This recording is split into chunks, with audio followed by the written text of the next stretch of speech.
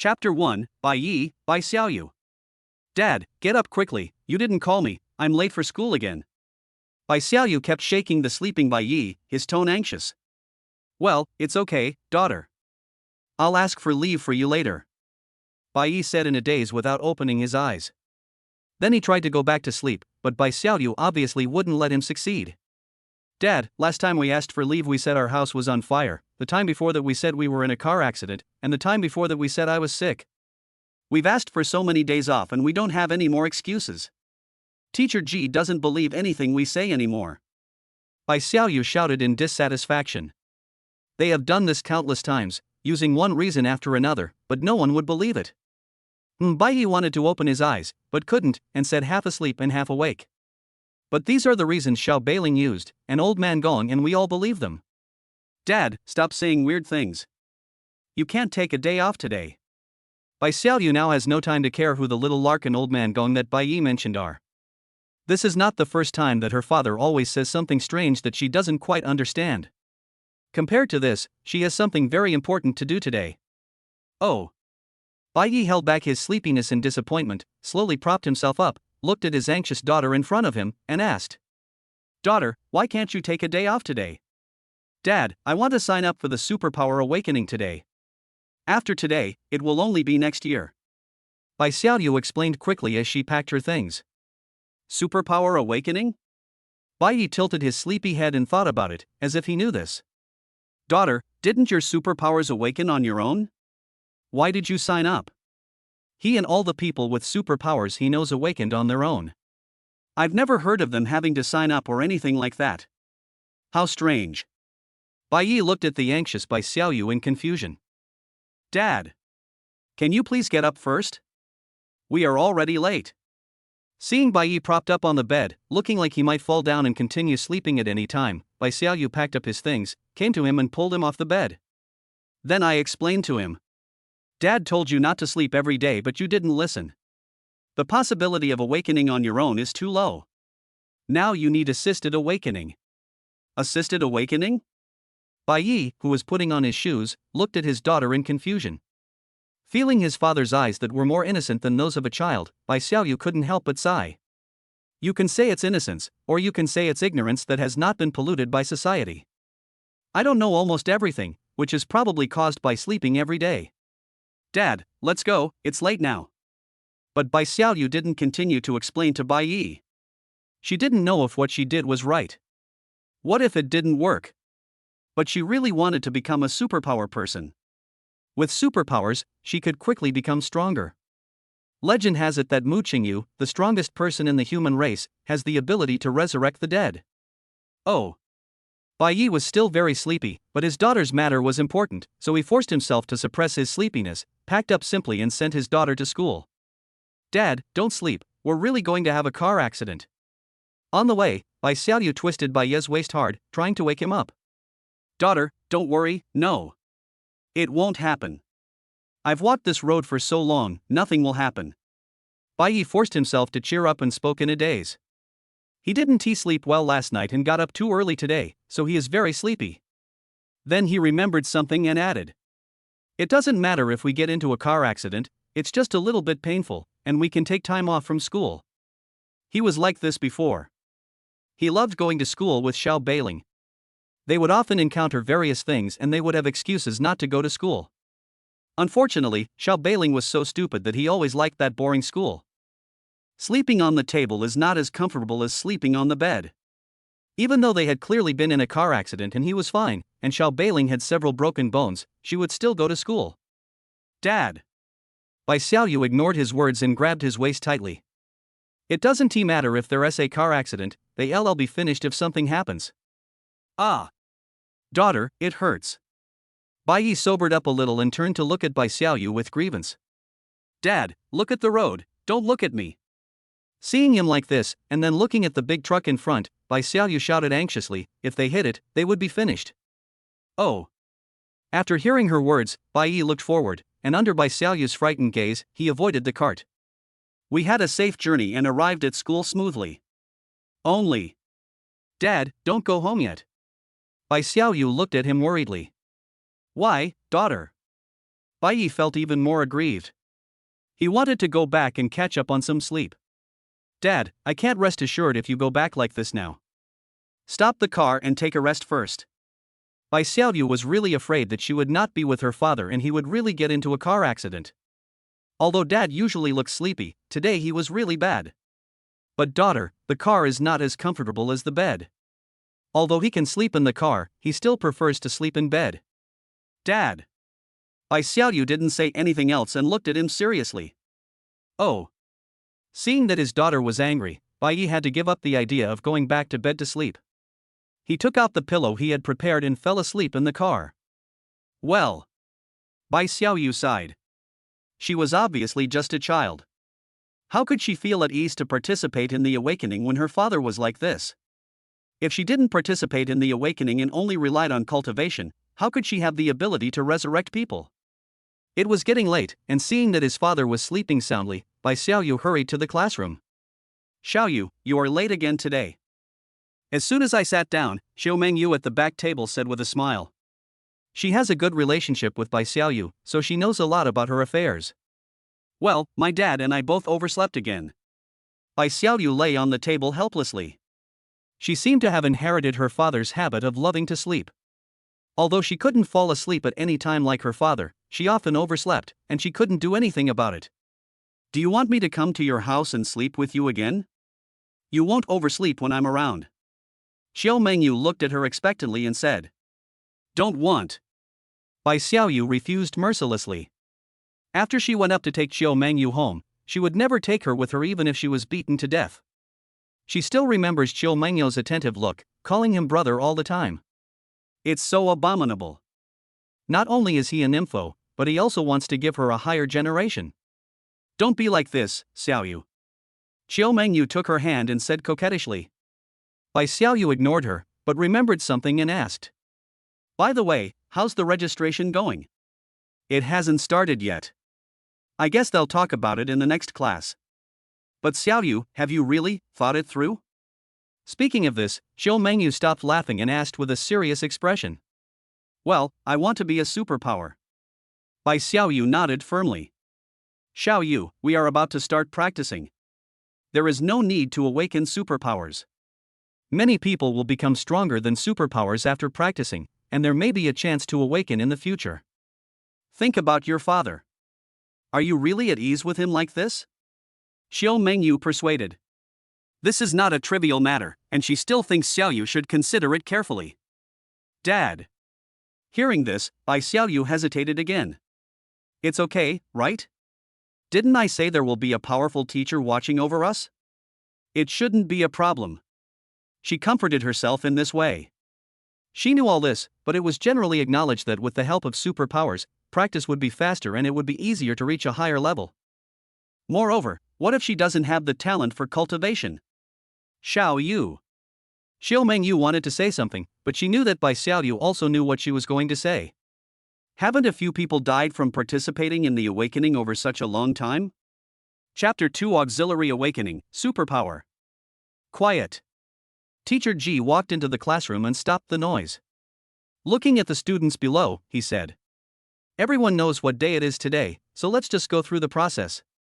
How many people want to participate in the auxiliary awakening? I.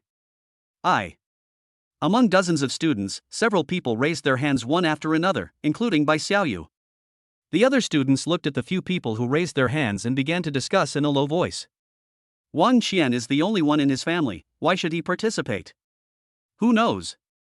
Maybe he thought that he was the only one left, so if he died, he died. Besides, it's not certain that he would die. Maybe he would be lucky and really awaken. What about Xin? Why should she participate? There's no need. Isn't her father a Jindan cultivator? She should have a talent for cultivation. Why would she take the risk? Don't you know? Xian's father died. He was on the news a few days ago. It was said that it was done by people from a foreign race. Ah. Then she is now. Shoo. Keep your voice down. Oh, what about Bai Xiaoyu? Why did she want to participate? She doesn't seem to have any reason, right? This is something that many people in the class don't understand. It seems that Bai Xiaoyu has no reason to take part in such an adventure. Wouldn't it be better for him to just wait patiently for practice in the future? I don't know. Maybe they just want to become superpowered. After all, although many people die every year, many people also successfully awaken their superpowers. Many people participate just for this reason. Quiet. Teacher Ji slapped the table and shouted. In an instant, the classroom became quiet again. Although you all know the rules, I still want to explain it. You are almost at the age to practice cultivation. Some of you have even started practicing. There is no need to take risks for such a thing. Practice can also make you very strong, surpassing many people with superpowers. It's just that your starting point is low. Also, people with superpowers don't necessarily have strong combat capabilities. I'm sure you all know that there have been many superpowers that are not very useful, and compared to the useful ones, the proportion of useless ones is very high. So, let me ask you again, do you still want to participate? Teacher Ji looked at the few people who had just raised their hands and spoke seriously. Although they all know these things, they still have to say what needs to be said and follow the process, but their wishes will not be interfered with. Every year, many people participate in the awakening of superpowers, and many people die. Therefore, the above requirement requires them to clearly understand the pros and cons before signing up and make a careful choice. Join. Several people nodded in unison. They all knew all this and had already gone through ideological struggles. Okay, except for Wang Xian, everyone else should bring your parents to sign the death certificate tomorrow. Teacher Ji did not try to persuade him. He respected the student's personal choice, told him what he was going to do, and continued with the class. Xiaoyu, have you told your father? Below, few students were listening to the class seriously. They were all discussing this matter. After all, after participating in the auxiliary awakening, they might not see them again for a while. If the awakening is successful, they will be assigned to other places to learn specialized things. If it fails, they will most likely be gone. Teacher Ji also knew that they were not in the mood to listen to the class, so he didn't pay any attention to it and let them chat, while continuing to talk about the content that he had already covered many times. Not yet. My dad doesn't seem to know what auxiliary awakening is. Thinking of her father's reaction when she talked about this matter today, Bai Xiaoyu said worriedly. At that time, she was worried that her father would not agree, so she had already thought of an excuse, but she didn't expect it to turn out like that in the end. But it doesn't matter, I have to tell him. Ah? How could you not know? Is there anyone who doesn't know this? Xiao Mengyu was very surprised. This kind of thing was basically common sense to everyone, how could there be someone who didn't know about it? Maybe I didn't understand because I sleep every day, or maybe I forgot. Bai Xiaoyu said helplessly. Besides being a sleepy person, Dad often forgets things, and she has gotten used to it. That's possible. Xiao Mengyu nodded, obviously she also agreed with this statement. She had met Xiaoyu's father. This reason might be difficult to apply to others, but if it was Xiaoyu's father, it might be very reasonable. Then, what if your father doesn't agree? Xiao Mengyu continued to ask. I don't know, maybe I can find a way to convince him. Bai Xiaoyu also knew that her father would never agree to this. She was actually hesitant. It would be better if she could just stay with her father forever. But, what if there really is a chance? Xiaoyu, why don't you just forget it? What if you have a great talent for cultivation and don't need so-called superpowers at all? Isn't it the same for our human race's strongest man, Mu Qingyu? He relied on his own powerful cultivation talent to become the strongest man in the human race, leaving those with superpowers far behind. Let's not take this risk, okay? Xiao Mengyu advised again. What if something goes wrong? This is what Bai Xiaoyu has always been worried about. What if her talent for cultivation is not good? Will she have no chance to become such a strong person? No chance. So, she didn't want to give up. No, let's think about awakening later. Anyway, superpowers are not like cultivation. It doesn't matter if it's later. If it doesn't work, I'll find you a technique for you to try first. Xiao Mengyu said anxiously.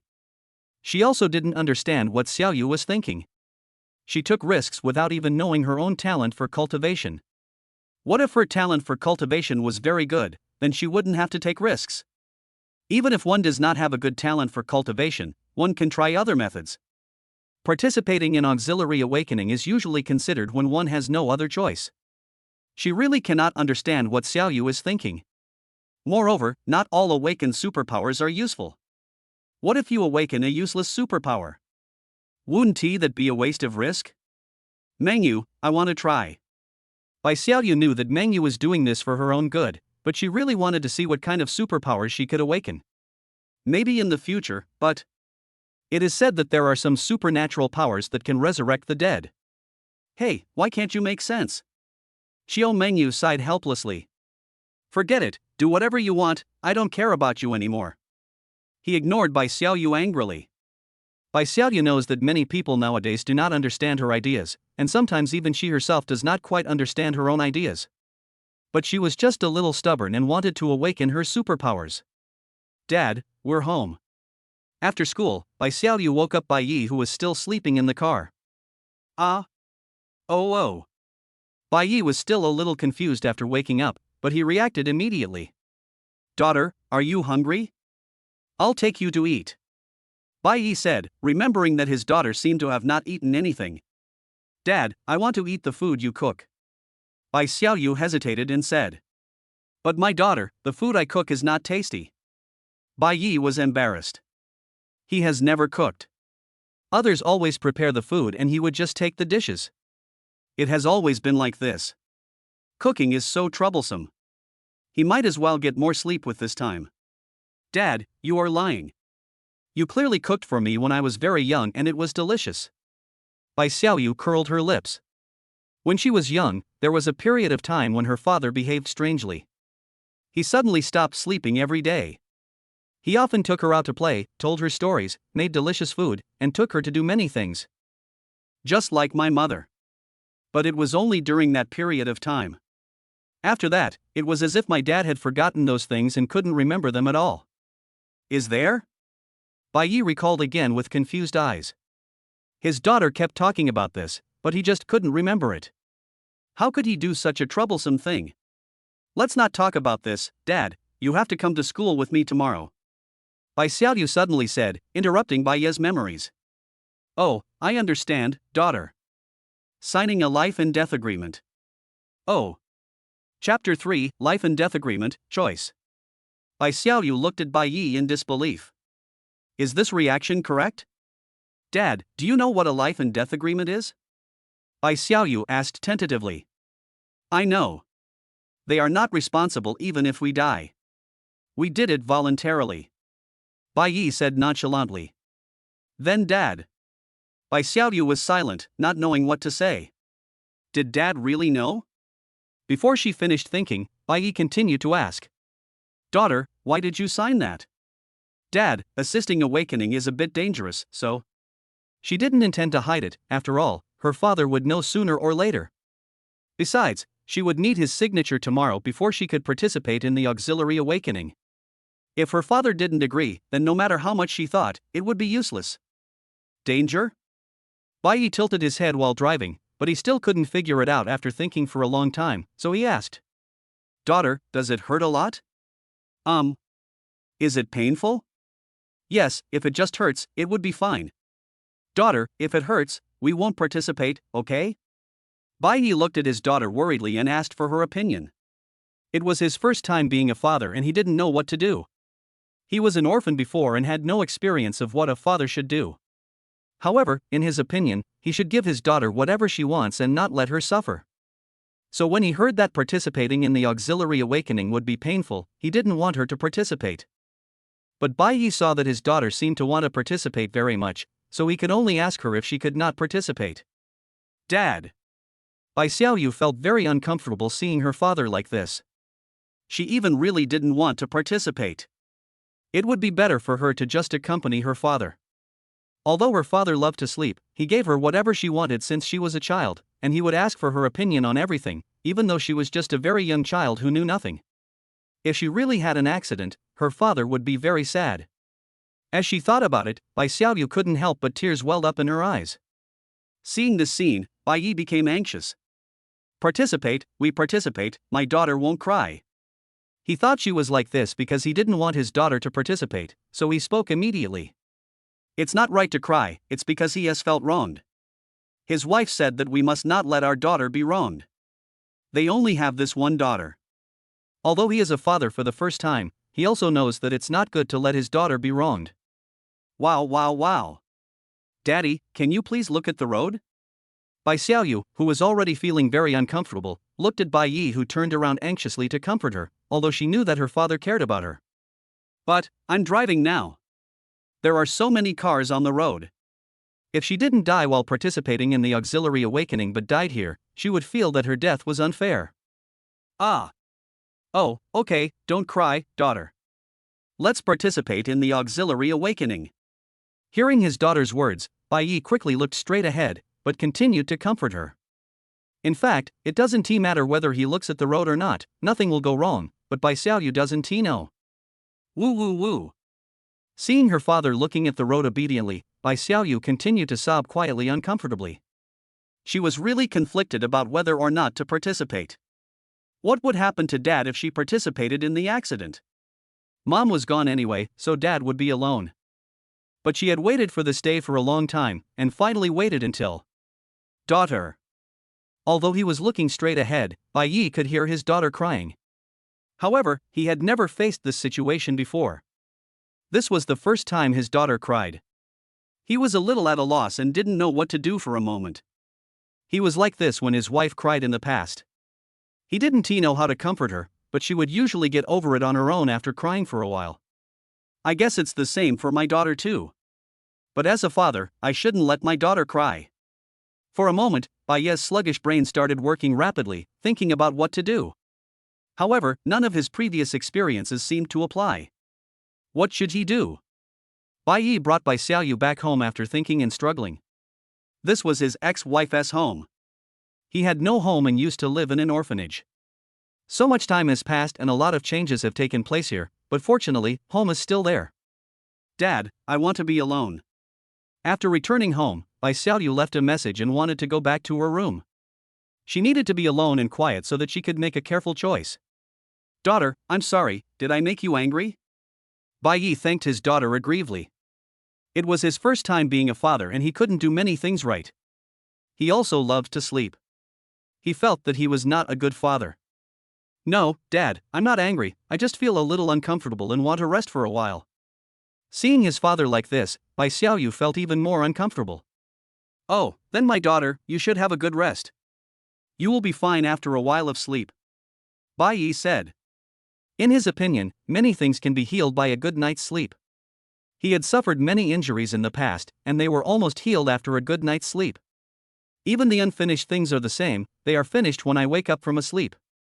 Well, Dad, are you going to work later? Bai Xiaoyu, who was about to close the door, suddenly remembered something and asked.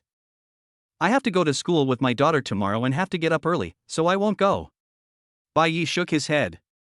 Although I will still be sleeping there, it will be more comfortable to sleep at home. In fact, he doesn't like going to work, but his wife said that he can't sleep every day while taking care of their daughter, so he should find something to do. So he found a job where he could sleep, and occasionally go to sleep at the workplace. Then Dad, go to bed early. After saying that, Bai Xiaoyu closed the door and buried herself in the quilt, feeling uncomfortable. Bai Yi stood at the door and thought for a while before going out to buy groceries. My daughter has eaten. Later in the evening, Bai Yi knocked on his children's door. Squeak. Bai Xiaoyu opened the door with red eyes and looked at her father, who looked very happy.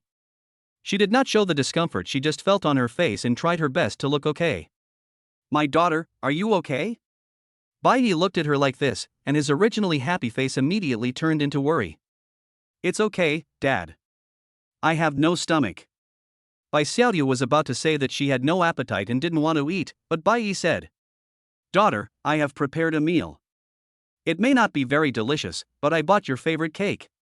When she heard her father say that the meal was ready, she followed him to eat even though she didn't really want to eat, because she didn't want to waste his kindness. But, Dad, what is this? Bai Xiaoyu pointed at the black thing in front of her and asked. This is tomato and egg. Bai Yi said embarrassedly. His daughter said she wanted to eat what he cooked, but he didn't know how to cook. However, he didn't want to make his daughter unhappy, so he tried to imitate his wife's cooking. But it's so strange. The steps are obviously the same, So why are the finished products so different? Bai Yi is puzzled. Bai Xiaoyu held the chopsticks and didn't know how to start. After thinking for a while, she might have to participate in the auxiliary awakening. It would be bad if something went wrong while eating it this time. Maybe the success rate would be even lower, so... Dad, let's eat cake. Good. Although he was a little disappointed, Bai Yi was still very happy to eat the cake. He, like his daughter, liked eating cake. Chapter 4, A Survival Aid Awakening. Brother Bai Yi. Xiao Mengyu happily greeted Bai Yi, who was coming with Bai Xiaoyu. Unfortunately, Bai Yi did not respond to her, and his head was pulled forward by Bai Xiaoyu. Xiaoyu, brother Bai Yi hasn't woken up yet? Helpless, he could only ask Bai Xiaoyu next to him. Bai Xiaoyu had already gotten used to Xiao Mengyu addressing him as dad and was too lazy to correct her. Xiaoyu, have you thought it over? Since Xiaoyu's father is here, the answer is obvious. Xiao Mengyu put away her smile and said worriedly. I've thought about it. I want to give it a try. Look at the bright side. It's not like I'm going to fail. What if I succeed? After thinking about it all night, Bai Xiaoyu decided that she should give it a try. She had been waiting for this day for a long time. No matter what, it would be good to give it a try. Otherwise, she was afraid that she would regret it later. Brother Bai Yi, agreed? Xiao Mengyu looked at Bai Yi, who was dozing off beside her, and asked hesitantly. Dad, respects my choice. Bai Xiaoyu said in a low voice. Looking at Bai Yi, who was still dozing off, Xiao Mengyu felt a little angry. How could he be so unreliable at the critical moment? The good impression that was originally bolstered by his good looks was instantly ruined. Mengyu, have the other people's parents arrived? Bai Xiaoyu asked. Except for Wang Qian, everyone is here. I don't know what they are thinking. What if?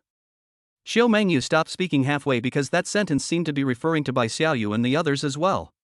Then let's go find Teacher Ji first, see you later. Because Bai Yi was sleeping, they arrived late, so the parents of other people had already arrived and they were considered latecomers. Bai Xiaoyu took Bai Yi and slowly came to Teacher Ji's office. There are already several people here, especially Ku Xian's mother, who is holding the life and death agreement and crying, and keeps persuading Ku Xian to forget it. Seeing Bai Xiaoyu and Bai Yi arriving, Teacher Ji came to them. Little fisherman dad. Ah!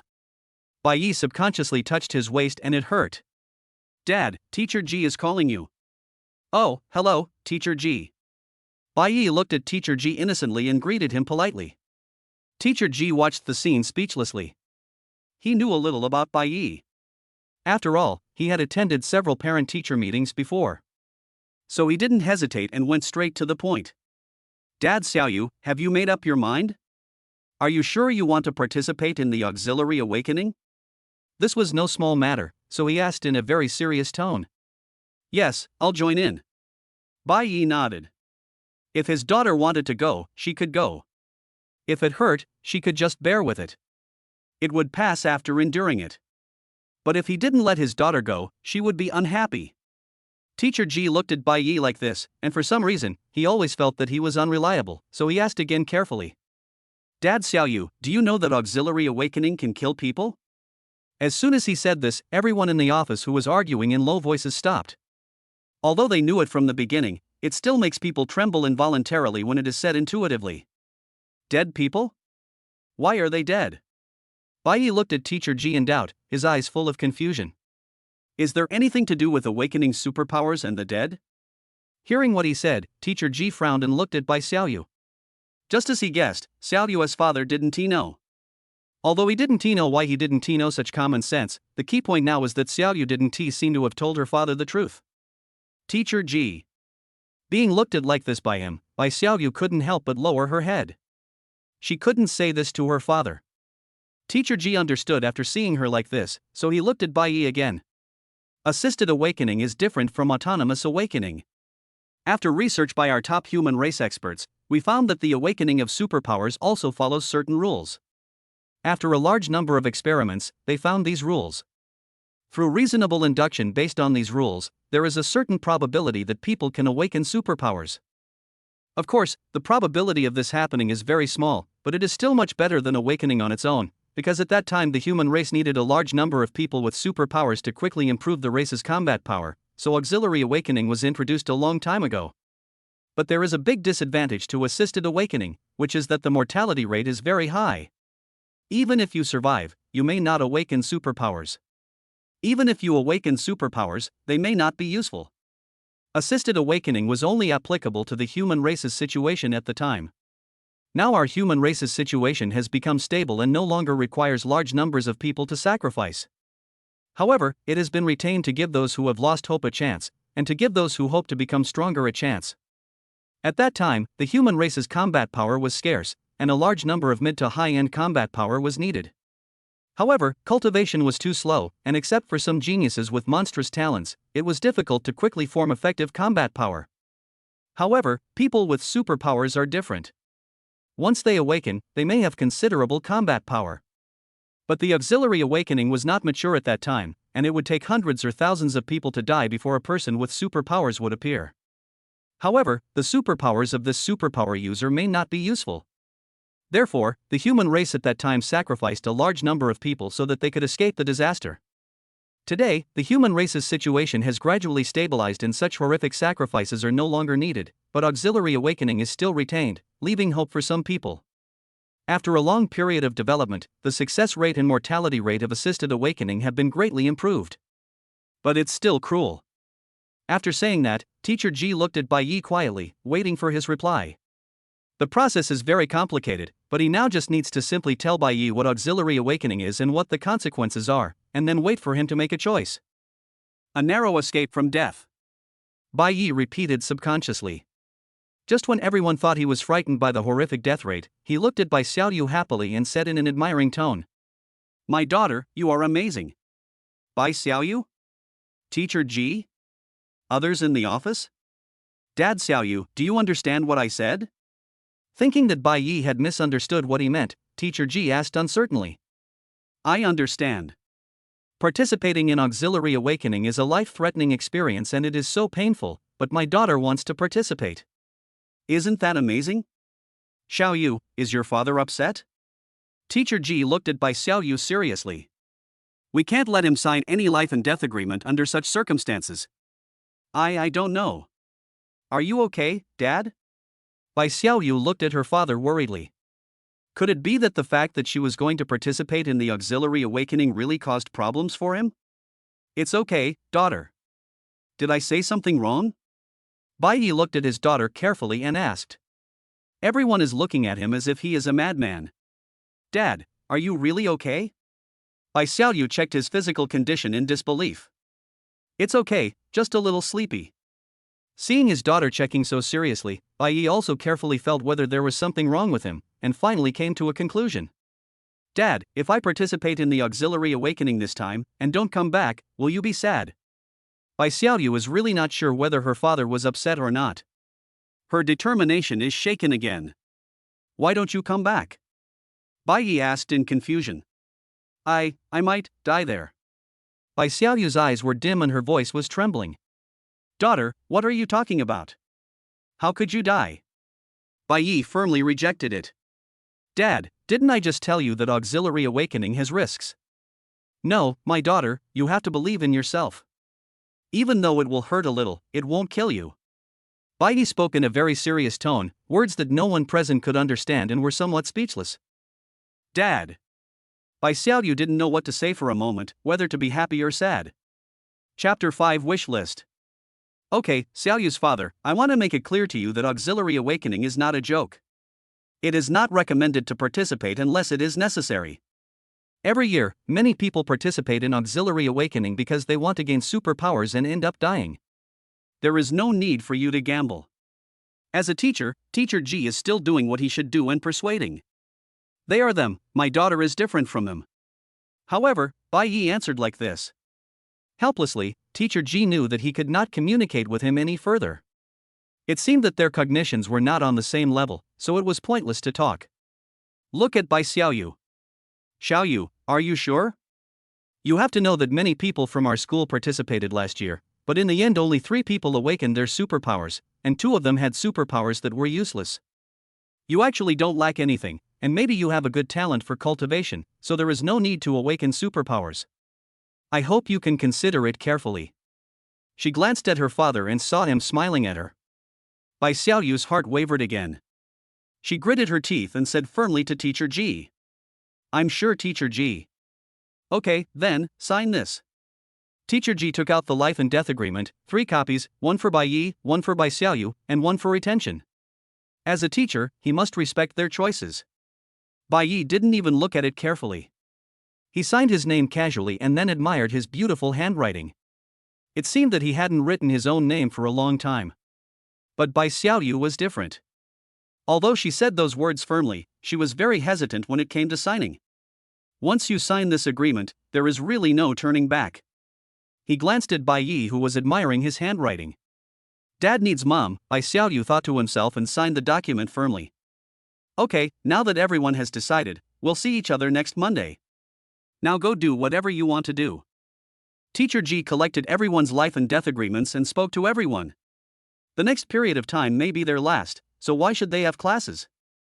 Usually, they are asked to do what they want to do at this time, which can be regarded as fulfilling their last wishes. Bai Yi and Bai Xiaoyu left school with different feelings. My daughter, that's great. You don't have to go to school these days. We can sleep until we wake up naturally every day. Bai Yi was very happy about this. Usually, he could only enjoy this treatment on weekends, but now the weekend was still several days away, which meant that he and his daughter could sleep in for several more days. He couldn't help but feel happy just thinking about it. However, unlike Bai Yi's happy mood, Bai Xiaoyu felt a little heavy in his heart, but he did not show it. Seeing that his father was happy, he was happy with him too. Well, Dad doesn't have to get up early these days. She didn't know whether her father was pretending to be happy or was really happy, but she couldn't be sad, as it would only make things worse. Dad, are we going out to play these days? Suddenly, Bai Xiaoyu asked. Going out to play? Bai Yi was stunned and a little hesitant. He finally had a day off and wanted to stay at home and sleep. It would be too troublesome to go out and play. However, looking at my daughter, she seems to want to go out and play. Well, let's go out and play. Where do you want to go, daughter? His wife told him that he shouldn't stay at home every day and should take his daughter out to play more often, but he almost forgot about it. I don't know either. She didn't really want to go out and play, but she wanted to spend more time with her dad. I know, take me with you. A familiar voice sounded. Xiao Mengyu was seen running towards them. Mengyu, why are you? Xiaoyu, take me with you, I want to go out and play too. Xiao Mengyu took Bai Xiaoyu's hand and acted coquettishly. But... Mengyu, don't you still have to go to class? Bai Xiaoyu hesitated. It's okay, Teacher Ji and I have asked for leave. Xiao Mengyu said indifferently. Teacher Ji knew about their relationship, so he gave Xiao Mengyu a day off as soon as she said that. Brother Bai Yi, can you take me with you? I want to play with you too. Before Bai Xiaoyu agreed, Xiao Mengyu started to act coquettishly towards Bai Yi. Oh, daughter, do you want to take her with you? However, Bai Yi looked at his daughter and asked. My wife said that if our daughter wants to grow up healthy and happy, she needs to make more friends. But up to now, Bai Yi knew that her only friend was Xiao Mengyu. He didn't know whether this was a good thing or not, but he had no experience in making friends, so he didn't know what to do. In the past, other people would take the initiative to give him gifts. Ah, brother Bai Yi, you are so annoying. Didn't you just tell me to call me Mengyu? However, Xiao Mengyu was somewhat dissatisfied with Bai Yi's address. After being so close for so long, why did he still feel so unfamiliar? Brother Bai Yi really made her sad. Under normal circumstances, Bai Xiaoyu might have argued with her and told her not to be obsessed with her father. But now, she was not in the mood. Dad, take Mengyu with you. After all, Mengyu is my best friend. If I leave, she will be very sad. This may be the last time they spend together. Oh, where are we going? Bai Yi looked at Xiao Mengyu and asked. She just said that she knew where to go, but Bai Yi and Bai Xiaoyu both had no idea, so it all depended on her. Look at this. Xiao Mengyu took out a list. Bai Xiaoyu. Let me take a look. Let's go to the alien exhibition hall first. I heard that some new alien specimens have been brought in recently. They are very interesting. Let's go take a look. Looking at the first thing, Xiao Mengyu said to the two of them. What's so good about that thing? Bai Yi expressed his confusion, asking why he had to go to see a pile of corpses. It was so boring, he might as well sleep at home. Brother Bai Yi, it would be good for us to know more about the alien races. If we encounter them in the future, we can prescribe the right medicine. Don't you think so, Xiaoyu? The purpose of these specimens is to popularize them. If they encounter some special alien races that they don't understand, they may still fail even if they are stronger than them. After all, many alien races have some strange abilities. Of course, these are not the most important things. The most important thing is curiosity. After all, Xiao Mengyu and Bai Xiaoyu were still young and had little experience. They were full of curiosity about things that they had only seen in books. It's just like going to the zoo, I'm always curious about things I'd never seen before. Especially since I heard that a new alien race that I have never seen before has been discovered, I have to go and see it. Bai Xiaoyu. Never mind, this would be really useful if I survive. Dad, let's go. He pulled Bai Ye's hand and said. Oh, okay. Since my daughter has said so, it would be boring wherever we go and it would be the same wherever we go, so let's go. Snort. Xiao Mengyu was very angry. Brother Bai Yi was really something and had no opinion of his own at all. Xiaoyu, I want to sleep with you these days. He ignored Bai Yi and said while holding Bai Xiaoyu's hand. Good. Bai Xiaoyu naturally knew what she meant, so she agreed. She also wants to say goodbye to Mengyu properly. Chapter 6 Nightmare. Brother Bai Yi, Xiaoyu, hurry up, it's just ahead. Xiao Mengyu shouted happily to the two people behind her. Here we come, Dad, don't sleep, we've arrived. Bai Xiaoyu helplessly called out to Bai Yi, who was half asleep and half awake as she was pulling him to walk. The original plan was to sleep until she woke up naturally, but Xiao Mengyu lived with her, so their plans were disrupted and they had to get up early in the morning. But it's better this way. If Dad really sleeps until he wakes up naturally, it will be troublesome. Oh. Bai Yi responded in a listless manner. I really want to sleep at home. My daughter doesn't have to go to school and he doesn't have to go to work, so why does he have to get up early? Brother Bai Yi, don't sleep.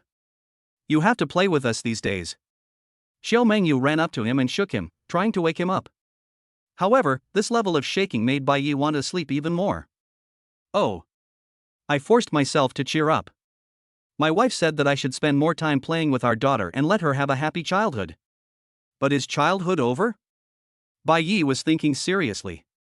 He was an orphan and didn't know how to raise a child or what childhood was. He spent his entire childhood sleeping, sometimes for several days at a time. If he hadn't been breathing, others would have thought he was dead. Let's go in quickly. I heard there are specimens of a new alien species. A lot of people came today. It will be bad if there are too many people later. Xiao Mengyu pushed the two of them and urged them. Mengyu, do you know what alien race it is? Bai Xiaoyu asked curiously as they walked. They had learned about many different races, but had only read about most of them in books and rarely seen them in person. Even if I have seen it, it would be a specimen that was brought back, and I have never seen a living one. Living beings are too dangerous for them. After all, many alien races have strange abilities, and it is difficult to guarantee that nothing will go wrong. Even if it is a corpse, it may be dangerous for ordinary people, but the specimens in the alien museum are generally fine. I heard it's called something like nightmare, and its ability is to make people have nightmares or something. It doesn't sound like it has much combat power. It's just a nightmare, and it won't kill anyone. Xiao Mengyu recalled. Nightmare? Hearing this, Bai Xiaoyu subconsciously looked at his father. This ability may not be a big deal to other people, but it is a disaster for someone like my dad who sleeps almost all day. I think so too. Let brother Bai Yi have more nightmares. See if he still sleeps in every day. Xiao Mengyu laughed. Obviously, she had thought about this as well. But I seldom dream. Bai Yi scratched his head and said innocently. He sleeps, but generally he seldom dreams, and only dreams on very special occasions. Then why do you sleep so long every day, brother Bai Yi? I thought you had some beautiful dream that made you linger so fondly. Xiao Mengyu rolled her eyes when she heard what he said. It's so boring just to think about sleeping for so long without dreaming. I don't know, but I just feel sleepy and want to sleep. Bai Yi didn't know either. It had been like this since he could remember. He felt sleepy most of the time. Looking at his father's innocent expression, Bai Xiaoyu sighed. Dad was able to find mom and be with her like this, it seems they really love each other. Let's not talk about this anymore, let's go in. While they were talking, they had already arrived at the gate of the Alien Museum. There are already a lot of people queuing here. For most people, this is probably the only place where they can come into contact with people of different races. Here they can satisfy their curiosity about other races. The three followed the team and slowly entered the museum. The Alien Museum is a very large place.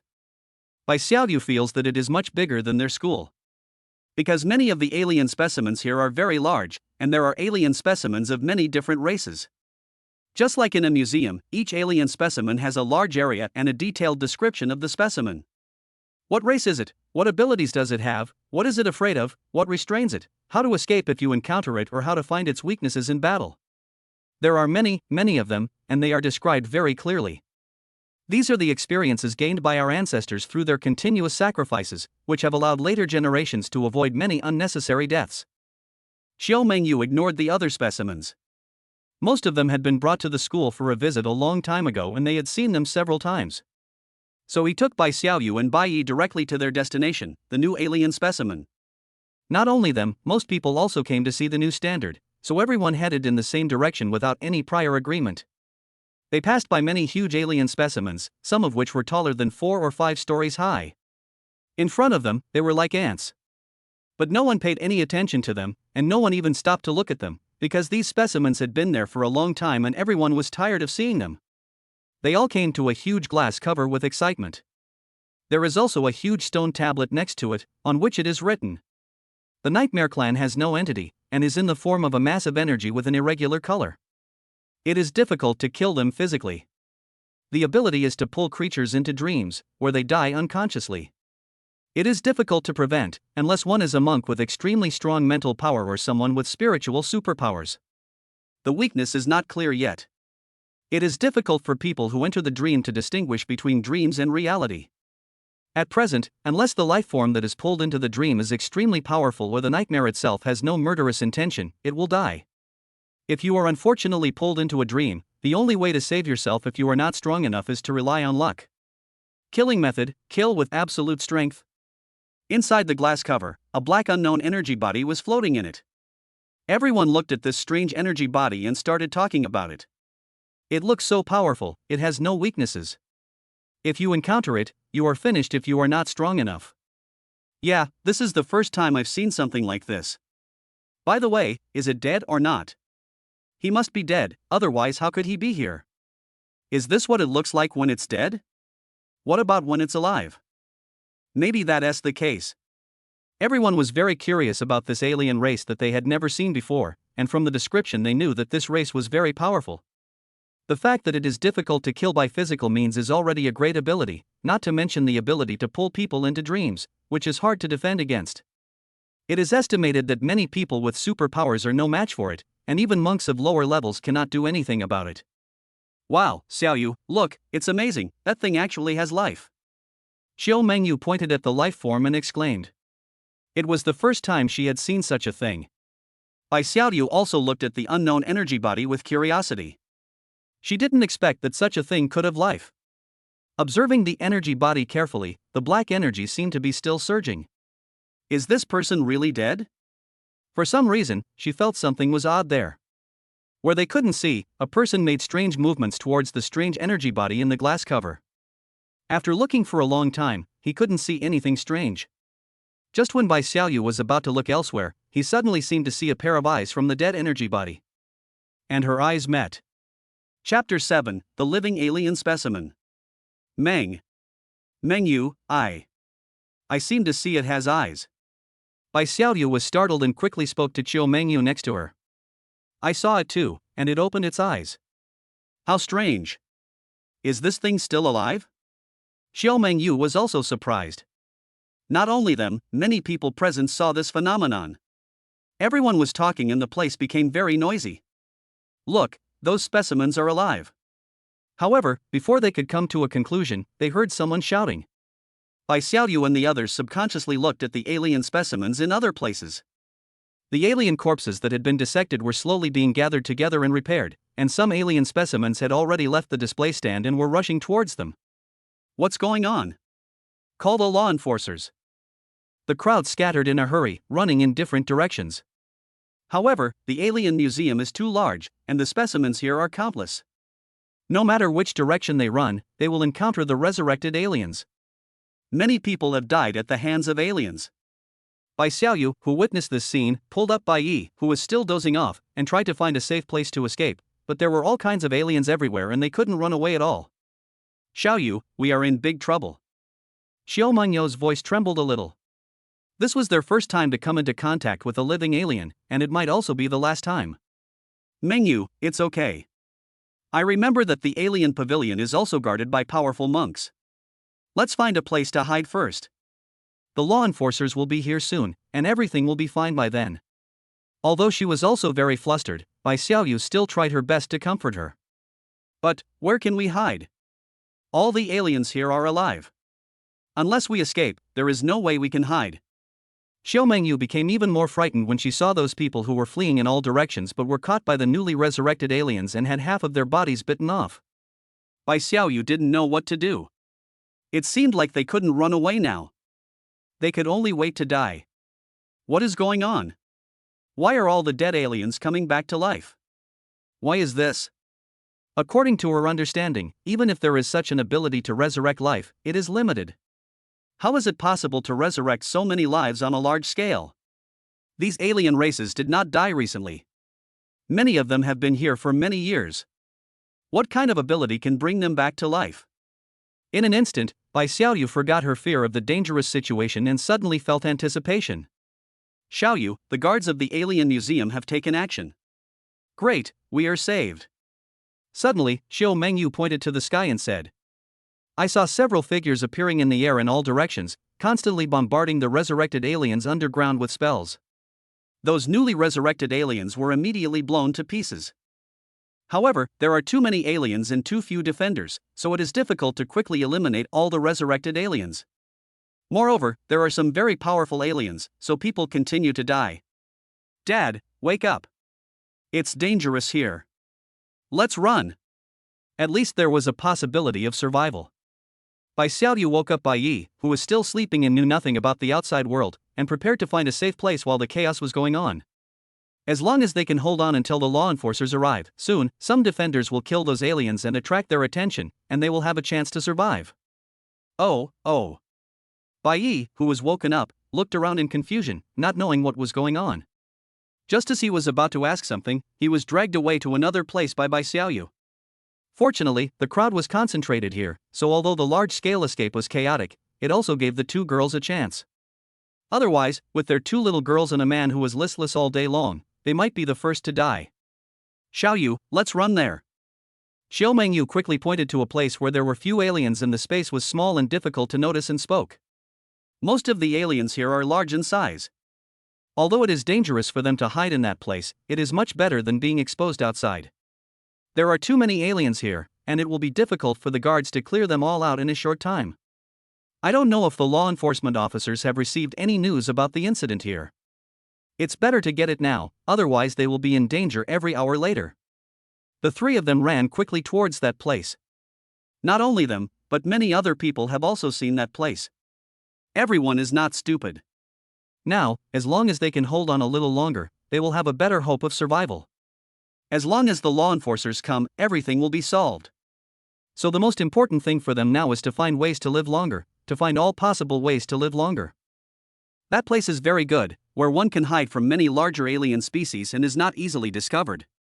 Many people ran in that direction with them. The guardians in the sky seem to have seen through their intentions, so they prioritized killing the aliens in that area to reduce casualties. Soon they entered the place as they wished and worked together to seal off the exposed area.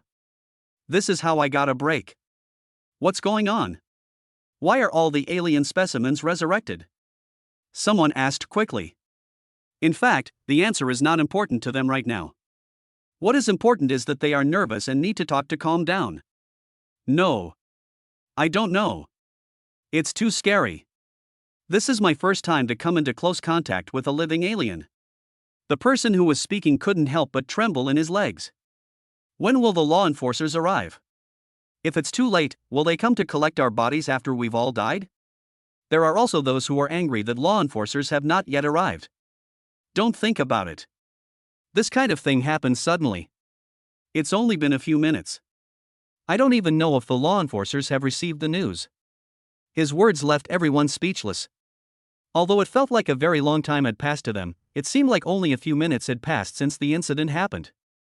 How could it be possible for the law enforcers to get the news so quickly? Don't worry too much, everyone.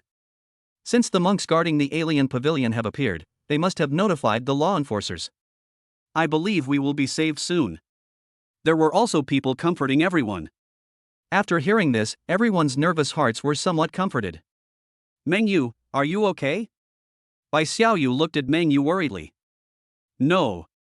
I'm fine, just a little scared. Xiao Meng Yu couldn't help but tremble. Just now, she was almost caught by an alien. Her heart almost got into her throat and she hasn't recovered yet. Dad, what about you? Seeing that she was fine, Bai Xiaoyu looked at Bai Yi, who was dozing off again with relief. Dad, are you really indifferent to occasions? Ah. Me? I'm fine. Hearing his daughter calling him, Bai Yi quickly perked up and answered. Bai Xiaoyu was helpless. What would her father do if something unexpected happened to her? With his personality, he would be dangerous even if it wasn't this dangerous. Xiaoyu, it's over. Those monks from the alien pavilion seem to be surrounded. Xiao Mengyu suddenly exclaimed. The others hurried over to check the situation through the gaps. I saw many powerful and flying aliens surrounding the monks in the alien pavilion and constantly attacking them. There were too many aliens and some of them could not resist and had no time to care about the other ordinary people who were still on the ground. For a moment, the atmosphere became tense again. Chapter 8, Death in the White Night. Because the number of specimens was too large and many of the alien races were very powerful, soon even the monks in the alien races museum had no time to take care of them and they themselves fell into the quagmire. The place where everyone was hiding was no exception and was soon found by many alien races. Those shelters were vulnerable in front of them. But the good news is that since the place where everyone was hiding was very small, many aliens could not get in. But there were also several smaller alien species that broke in. Any of you who have practiced, can you kill them? Seeing the foreigners breaking in, the crowd couldn't help but panic and shouted loudly. Does anyone remember how to deal with these aliens? Come up with a solution quickly, or we'll all be finished. Someone remembered that there was a detailed introduction to every alien specimen in the museum, including their weaknesses and coping methods. Even ordinary people like them could kill some of the aliens according to the corresponding methods. They hoped that the aliens before them were the kind of beings they could kill. Who can remember so many? Even if we can remember, we have nothing. Yes, there are very detailed records in the museum, but who knows how many specimens there are in this exotic museum, and who can remember them all? What should we do then? The others said anxiously. They are about the same size as us. If we fight, we might still have a chance. Someone said through gritted teeth. But they have special abilities. How can we possibly defeat them?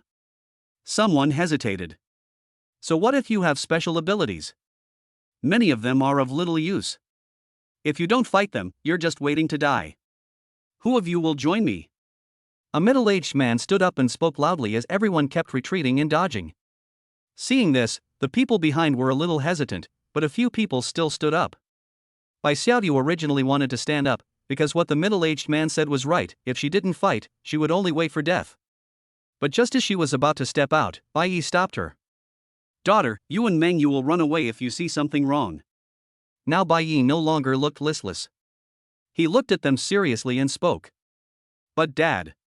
Before Bai Xiaoyu could say something, Bai Yi had already rushed out and rushed towards the aliens together with those people. He took a wooden stick that he had picked up from somewhere and hit the alien hard. These alien races are slightly smaller than humans, some are like cats and some are like lizards, so they feel they have a chance. After all, not all alien races are very strong. The good news is that they can inflict damage on these aliens. The bad news is that the damage was not serious and it angered the aliens. Several people took the sharp points of the broken wooden sticks and kept stabbing the eyes of the aliens regardless of their own injuries. This is the weakness of most creatures, and these aliens are no exception. With their concerted efforts, they killed several intruding aliens at the cost of 2 deaths and serious injuries to the rest. In fact, many alien races are just like ordinary people, not that strong. However, most of the time ordinary people cannot come into contact with them. In addition, they have always been afraid of alien races and dare not attack them. They always think that they are no match for them and do not have the courage to take action. Fortunately, in the face of life and death crisis, most people overcame their fear and killed these intruding aliens. However, the casualties were quite high, and Dad. Brother Bai Yi. Bai Xiaoyu and Xiao Mengyu hugged Bai Yi and covered his neck tightly, trying to stop the blood from flowing. But it was in vain, the vitality of the White Knight was fading away rapidly. Just now, when he was stabbing the cat-like alien, his neck was cut by its sharp claws. The huge wound meant that he had no chance of survival.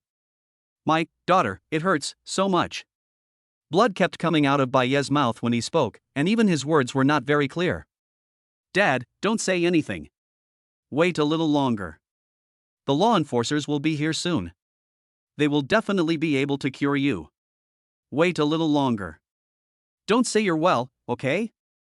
Bai Xiaoyu cried and begged. Bai Yi's condition is very bad now.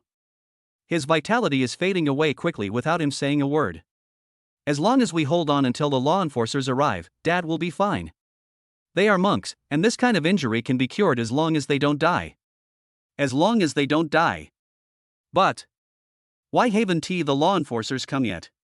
Do you have a doctor? Please help my dad, please. She helplessly begged for help from people around her. However, no one responded to her. The others really wanted to help. After all, it was because of Bai Yi that they escaped a crisis. However, they could do nothing about this kind of injury, they were just ordinary people. Bai Xiaoyu's crying became louder and louder, and she suddenly hated the law enforcers for not coming.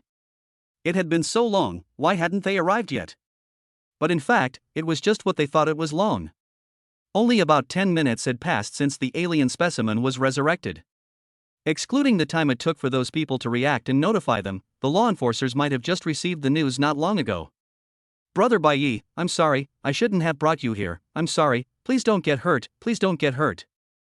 Xiao Mengyu also cried and begged continuously. All this is because of her. If she hadn't said she wanted to come here, they wouldn't have encountered this kind of thing, and Bai Yi wouldn't be like this. It's all her fault. She was extremely regretful now. Why did she come here? Couldn't she go somewhere else? Why did she have to come here? Bai Yi wanted to comfort them, but his vision became increasingly blurry, and his strength became increasingly weaker, until he completely disappeared.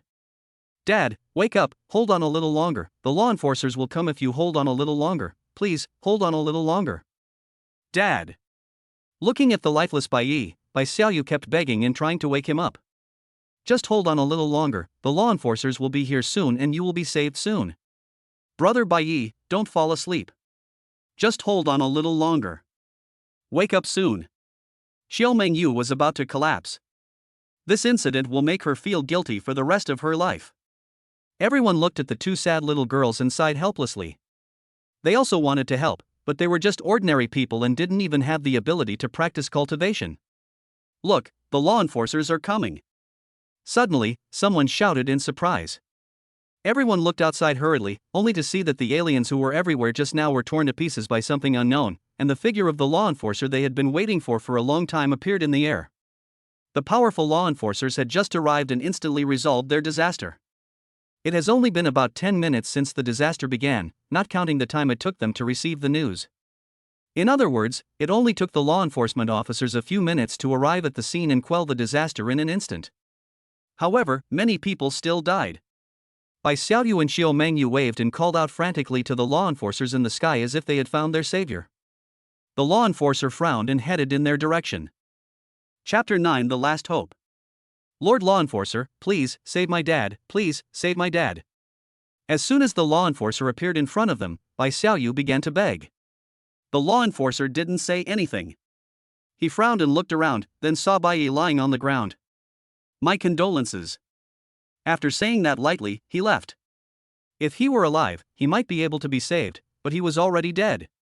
He was just a cultivator in the nascent soul stage and did not have the ability to bring the dead back to life. After the problem is solved, he still has other things to do. Naturally, other people will come to deal with these things later. His task is only to eliminate the danger. Don't want. Seeing the law enforcer disappear, Bai Xiaoyu was a little overwhelmed. His only hope was gone, and things seemed to have become a foregone conclusion. Most of the survivors were cheering, only some who had lost their loved ones and friends were grieving. They regretted why they came here today. Other law enforcers arrived one after another and began to clean up the battlefield. After understanding the situation and comforting the survivors, they let them leave. Bai Xiaoyu walked home carrying Bai Ye's body with a sad look on her face. Xiao Mengyu followed her crying, saying sorry all the time. After returning home, looking at Xiao Mengyu standing at the door with a guilty look on her face and saying sorry, Bai Xiaoyu said to her tiredly, "Mengyu, it's late, you should go back, I want to be alone for some quiet time." "I'm sorry, Xiaoyu, I'm sorry, I didn't mean it, I really didn't mean it." Xiao Mengyu kept crying the whole way and kept apologizing in a sobbing voice. "I don't blame you.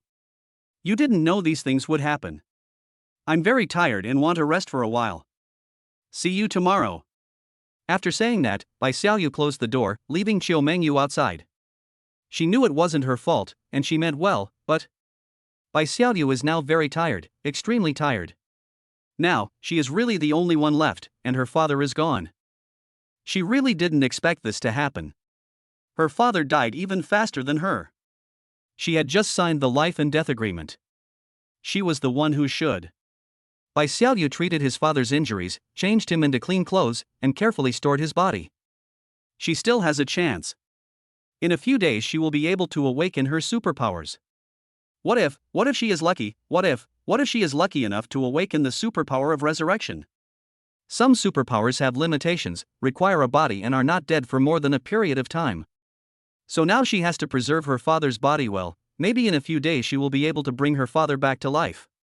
If she fails, it doesn't matter. Her parents are gone anyway, so what's the point of her being alone? Because she only had her father since she was young, she always wanted to have her mother's company. The more she doesn't have something, the more precious it seems. Especially after knowing that others have mothers and knowing that there is the ability to resurrect people, this has become her obsession. She has always hoped that she would have the ability to resurrect people and bring her mother back to life. In this way, she will have a father and a mother. In this way, she can enjoy her mother's company every day.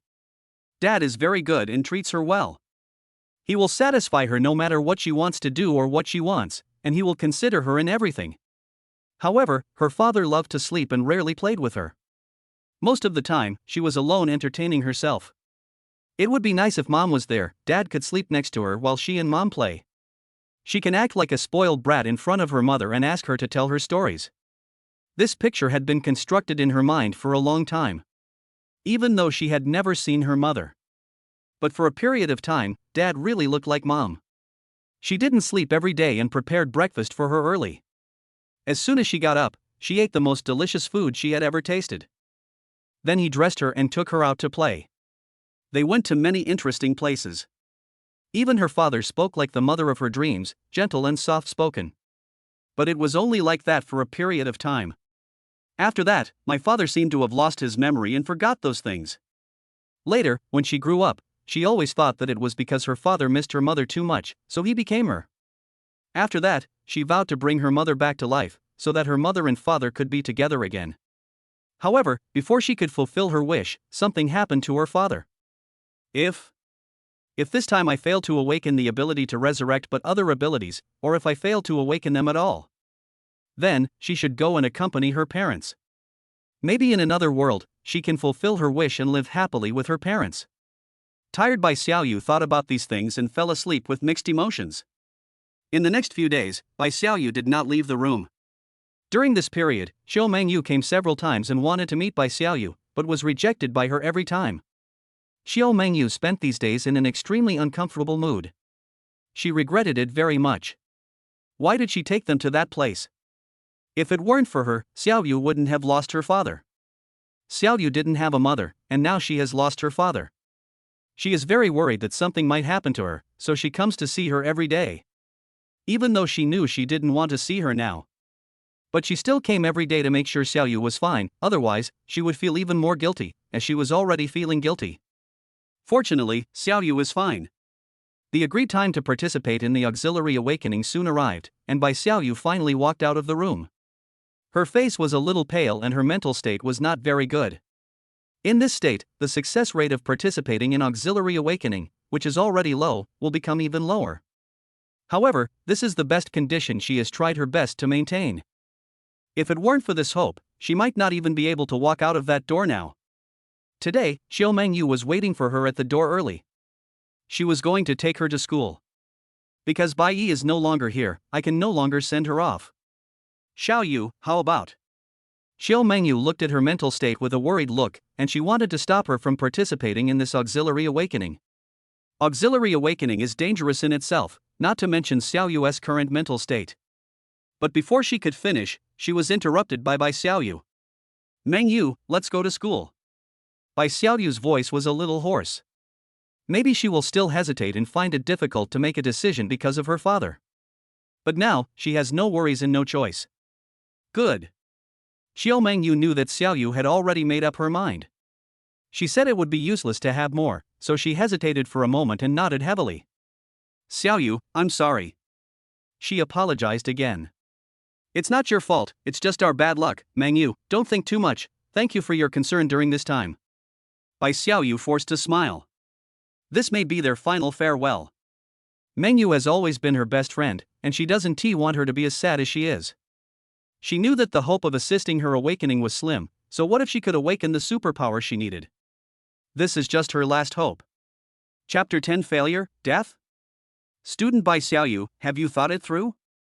At school, before sending them to the car, Teacher Ji finally asked. He already knew what happened in her family. Now Bai Xiaoyu was just like Wang Xian, alone and without any worries. He also felt very sorry. It was difficult for her to encounter such a thing at this time. Thank you, teacher. I have thought it through. Bai Xiaoyu nodded firmly. She had no way out and no choice. Now she has only this one way, failure means death. Well, I hope everyone can come back safely. Having said this, Teacher Ji could only speak to everyone in the car. It doesn't matter whether you get superpowers or not, the best thing is to come back alive, although the mortality rate of failure is very high. The place for auxiliary awakening is not in the school. It is only opened at a specific time every year. Now, except for the driver, everyone in the car is going to participate in the auxiliary awakening. There were more than 20 people, all with different expressions on their faces. Some were expectant, some were afraid, some were indifferent, there were all kinds, but most of them just sat in their seats and said nothing. Under the gaze of many people, the vehicle slowly started off. Goodbye. Looking at Xiao Mengyu standing there and saying goodbye to her in tears, Bai Xiaoyu couldn't help but shed tears. This was most likely her last farewell to her. In fact, she had fantasized about this scene a long time ago, and ever since she made that decision, she knew that this day would come. In fact, Bai Xiaoyu was also a little scared. That's death. How can I not be afraid? However, some things overcame her fear and made her make the choice without hesitation even though she was afraid. She had imagined what she would say to Xiao Mengyu to comfort her that day, and had thought of many, many words. But in the end, they said nothing and just said goodbye. They shed tears for each other and were sad where the other could not see. Looking at the people and houses constantly receding outside the window, looking at the parents and children walking warmly on the street, looking at everything outside, Bai Xiaoyu's eyes are full of yearning and nostalgia. However, I was still ready to leave without hesitation. Time keeps passing. Bai Xiaoyu gently brushed across the huge wound on his body, feeling sad. Dad is right, it hurts so much. If only Mom were here. Bai Xiaoyu's eyes began to blur and his vitality was slowly fading away. Sure enough, superpowers are not so easy to awaken, and she is not the lucky one. Now she is dying and cannot awaken the superpower she wants, and she has not even awakened a useless superpower. Did Dad feel the same pain at that time? Maybe it was even more painful than this. This is what Bai Xiaoyu is thinking now. Suddenly I felt so useless. I always thought I was unique. How could superpowers be awakened so easily? Moreover, there are only a few superpowers that can resurrect throughout the history of the human race. How could I awaken them? Really, so arrogant. Bai Xiaoyu laughed at herself. I have always wanted to revive my mother by awakening my superpowers, but it is not easy to awaken such superpowers. What on earth am I thinking? Why can't I see the reality clearly? But, it's good like this now, I can go and be with my parents. I just don't know if I can find them if I go down there. I should be able to find them. Daddy is adorably sleeping, So maybe he is waiting for me there. What about my mother? Would she be there? My mother had passed away a long time ago. She might have gone very far away. It might be hard to find her. No, I can't let Dad sleep in any longer. I have to find Mom as soon as possible, otherwise it will be harder to find her if she goes further away. After finding his mother, he will be allowed to sleep in, and then they can be together in another way. Would Meng Yu be very sad? Like her, they only have one good friend. After she left, she went back to being the same as before, alone again. It shouldn't happen. Meng Yu is a very good person. She will probably make new friends, many, many friends. Meng Yu's father seems to be a very powerful cultivator. Maybe she also has a very powerful talent for cultivation. When the time comes, she will also become a very powerful cultivator and meet very powerful friends. That's great. It's a pity that I can't see it.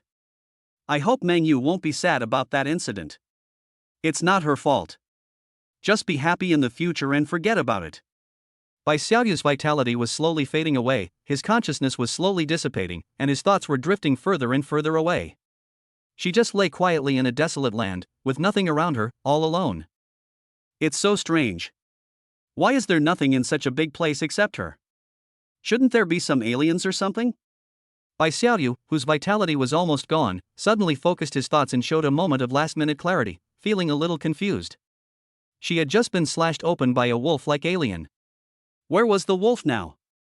Wasn't it preparing to eat her? Could it be that he thought she wasn't tasty and didn't have much meat left? Why is it so quiet all of a sudden? How strange.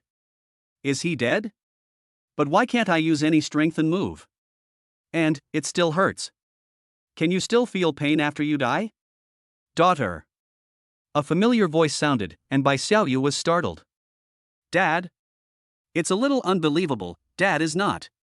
Is this really the world after death? But why is she like this? But none of that matters right now. Dad, where are you? Bai Xiaoyu wanted to call out loudly, but no sound came out. Her body seemed to be already dead. Daughter. Bai Ye's voice rang out again. It was clearly a soft call, but it seemed to come from all directions, huge and loud. The huge sound even caused the heaven and earth to shake and shatter. Bai Xiaoyu didn't know what was going on. She just kept trying to tell her father that she was here, but she couldn't make any sound. She could only watch everything anxiously. The sky and the earth shattered like glass, and strong light shone in, making it difficult for Bai Xiaoyu to see clearly what was happening outside. Chapter 11 Nightmare, figured it out. Daughter. When Bai Xiaoyu got used to the strong light, she saw Bai Yi gently rocking her. That's great, Dad, you're okay. Bai Xiaoyu hugged him excitedly. Her excitement at this moment was self-evident. Some things are only realized how precious they are when they are lost. Fortunately, they are back. Although I don't know what happened, it doesn't matter. Dad is still here, which is more important than anything else. Now, she suddenly figured it out. I'm fine, just a little sleepy. Daughter, did you have a nightmare? Bai Yi asked after feeling his own situation. Yeah, I had a terrible nightmare. I'm so scared of Dad. Bai Xiaoyu hugged her father tightly, fearing that she would lose him again. It's okay, daughter. It's just a nightmare. Let's wake up and go back to sleep. Maybe it will be a good dream. Bai Yi spoke to her based on his rich experience. Although he seldom dreams, he still has a say after sleeping so much. In his experience, dreams are unlikely to be related or overlap. As long as you fall asleep again, it will most likely become a different dream. However, according to his experience, a nightmare is usually followed by another nightmare, and it takes several sleep resurgences before it can turn into a sweet dream. Of course, if you sleep on a very comfortable and soft big bed, you will definitely have a good dream. Xiaoyu, have you fallen into the trap of that nightmare? Qiu Mengyu asked worriedly. Nightmare? Bai Xiaoyu's confused eyes suddenly became clear. Oh, yes, nightmare. Mengyu, what just happened? Bai Xiaoyu asked quickly. She suddenly remembered something. She seemed to see the dead nightmare open its eyes, and she even looked into its eyes. They were surprised at first, but then all the specimens in the alien museum came back to life, and they didn't have time to think about it, so they forgot about it for the time being. Now, when he suddenly heard this familiar name, Bai Xiaoyu instantly guessed a possibility in his mind. Looking at the specimens of dead objects around him, they were completely different from what he remembered. They had not been resurrected at all, and the alien museum had not been destroyed because of the resurrection of these aliens. Therefore, everything that just happened to her was a dream. When she looked into the nightmare's eyes, she was inadvertently pulled into the dream, and the dream was so real that she couldn't distinguish it at all. What happened next was seamlessly connected. How could she possibly doubt that she was in a dream? What's more, everything in it is so real, the pain, the emotions, everything is so real that it makes people unable to distinguish whether it is a dream or reality. Look, that person seemed to have done something just now, and then the nightmare came back to life for a moment, but was soon discovered by the monks of the alien pavilion. Now that person has been arrested. I heard from them that he seemed to be a member of the alien cult. Xiao Mengyu pointed at a person who was being escorted out and said, "Alive?" When Bai Xiaoyu heard this, her heart trembled suddenly. She was a little scared of this now, and couldn't help but think of the horrifying scene of all these specimens coming to life. Well, but he only survived for a while, and was soon killed by the monks from the alien pavilion, and they also captured that person. Xiao Mengyu explained. That's good, that's good. Bai Xiaoyu breathed a sigh of relief. It would be good if only Nightmare came back to life, it would be the end if all of them came back to life. So, what she saw were dreams created by nightmares. She was saying, how could there be such a miraculous ability that could revive these corpses that have been dead for who knows how long, and in such large numbers? If this ability really existed, the human race would have lost long ago. How could the human race still exist today? However, after knowing that this was fake, I couldn't help feeling a little disappointed. If it is true, does that mean that my mother can also be resurrected? Xiaoyu, what happened to you just now? No matter how we called you, you wouldn't wake up. We were so scared that we thought you were possessed by the power of nightmare. I was about to call those monks to help you check it out. Xiao Mengyu looked at her worriedly and asked. Xiaoyu just acted very strangely, as if something had happened. It's okay. Maybe I didn't sleep well last night and was too sleepy. I couldn't help falling asleep. In the end, Bai Xiaoyu still didn't tell the truth. Anyway, I'm glad that everything is fine. I won't let you worry. Yeah? Xiao Mengyu said suspiciously. You're almost like brother Bai Yi.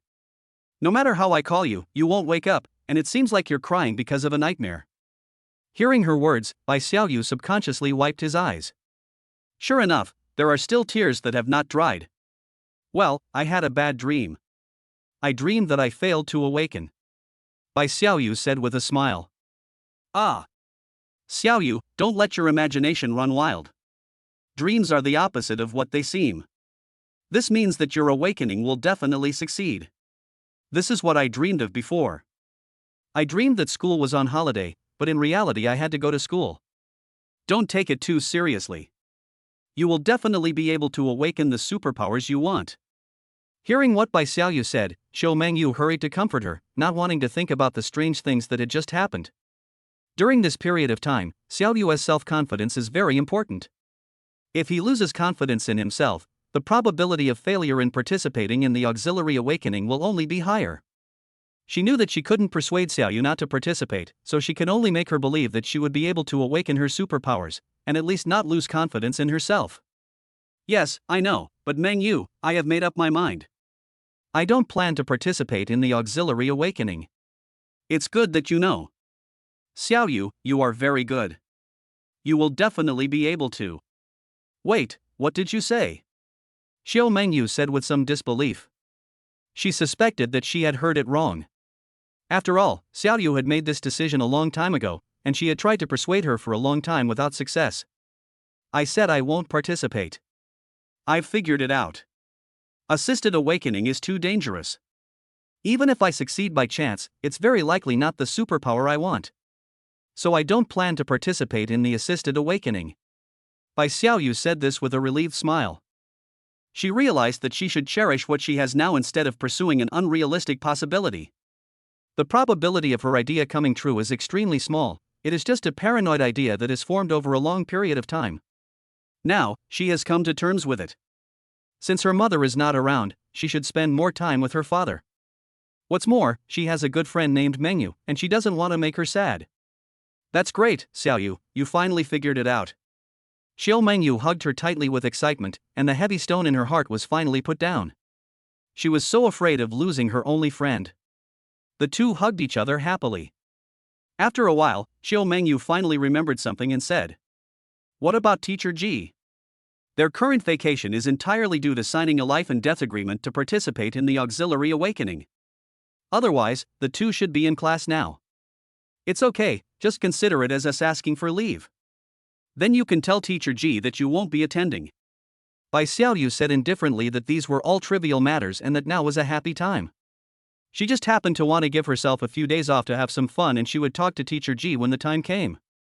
Anyway, she still had a chance to regret before getting on the bus. Otherwise, their vacation might be gone. 2. Xiao Mengyu didn't care and put the matter behind her. The worst that can happen is just skipping classes. It's not the first time. The two happily discussed where to go for fun.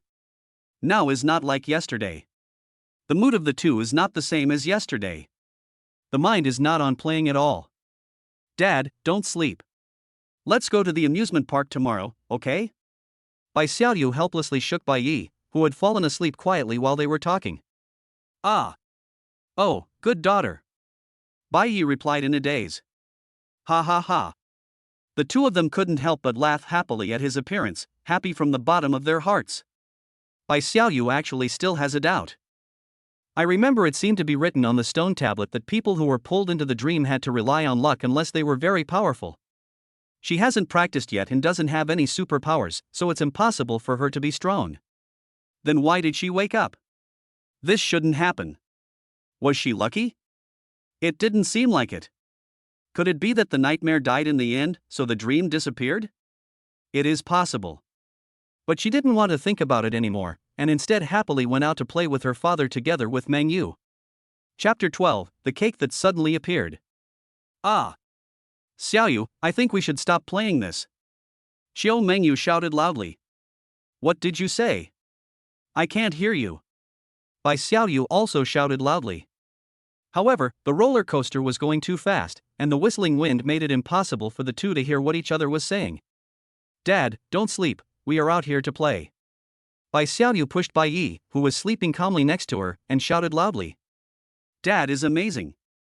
He can even sleep in such an environment."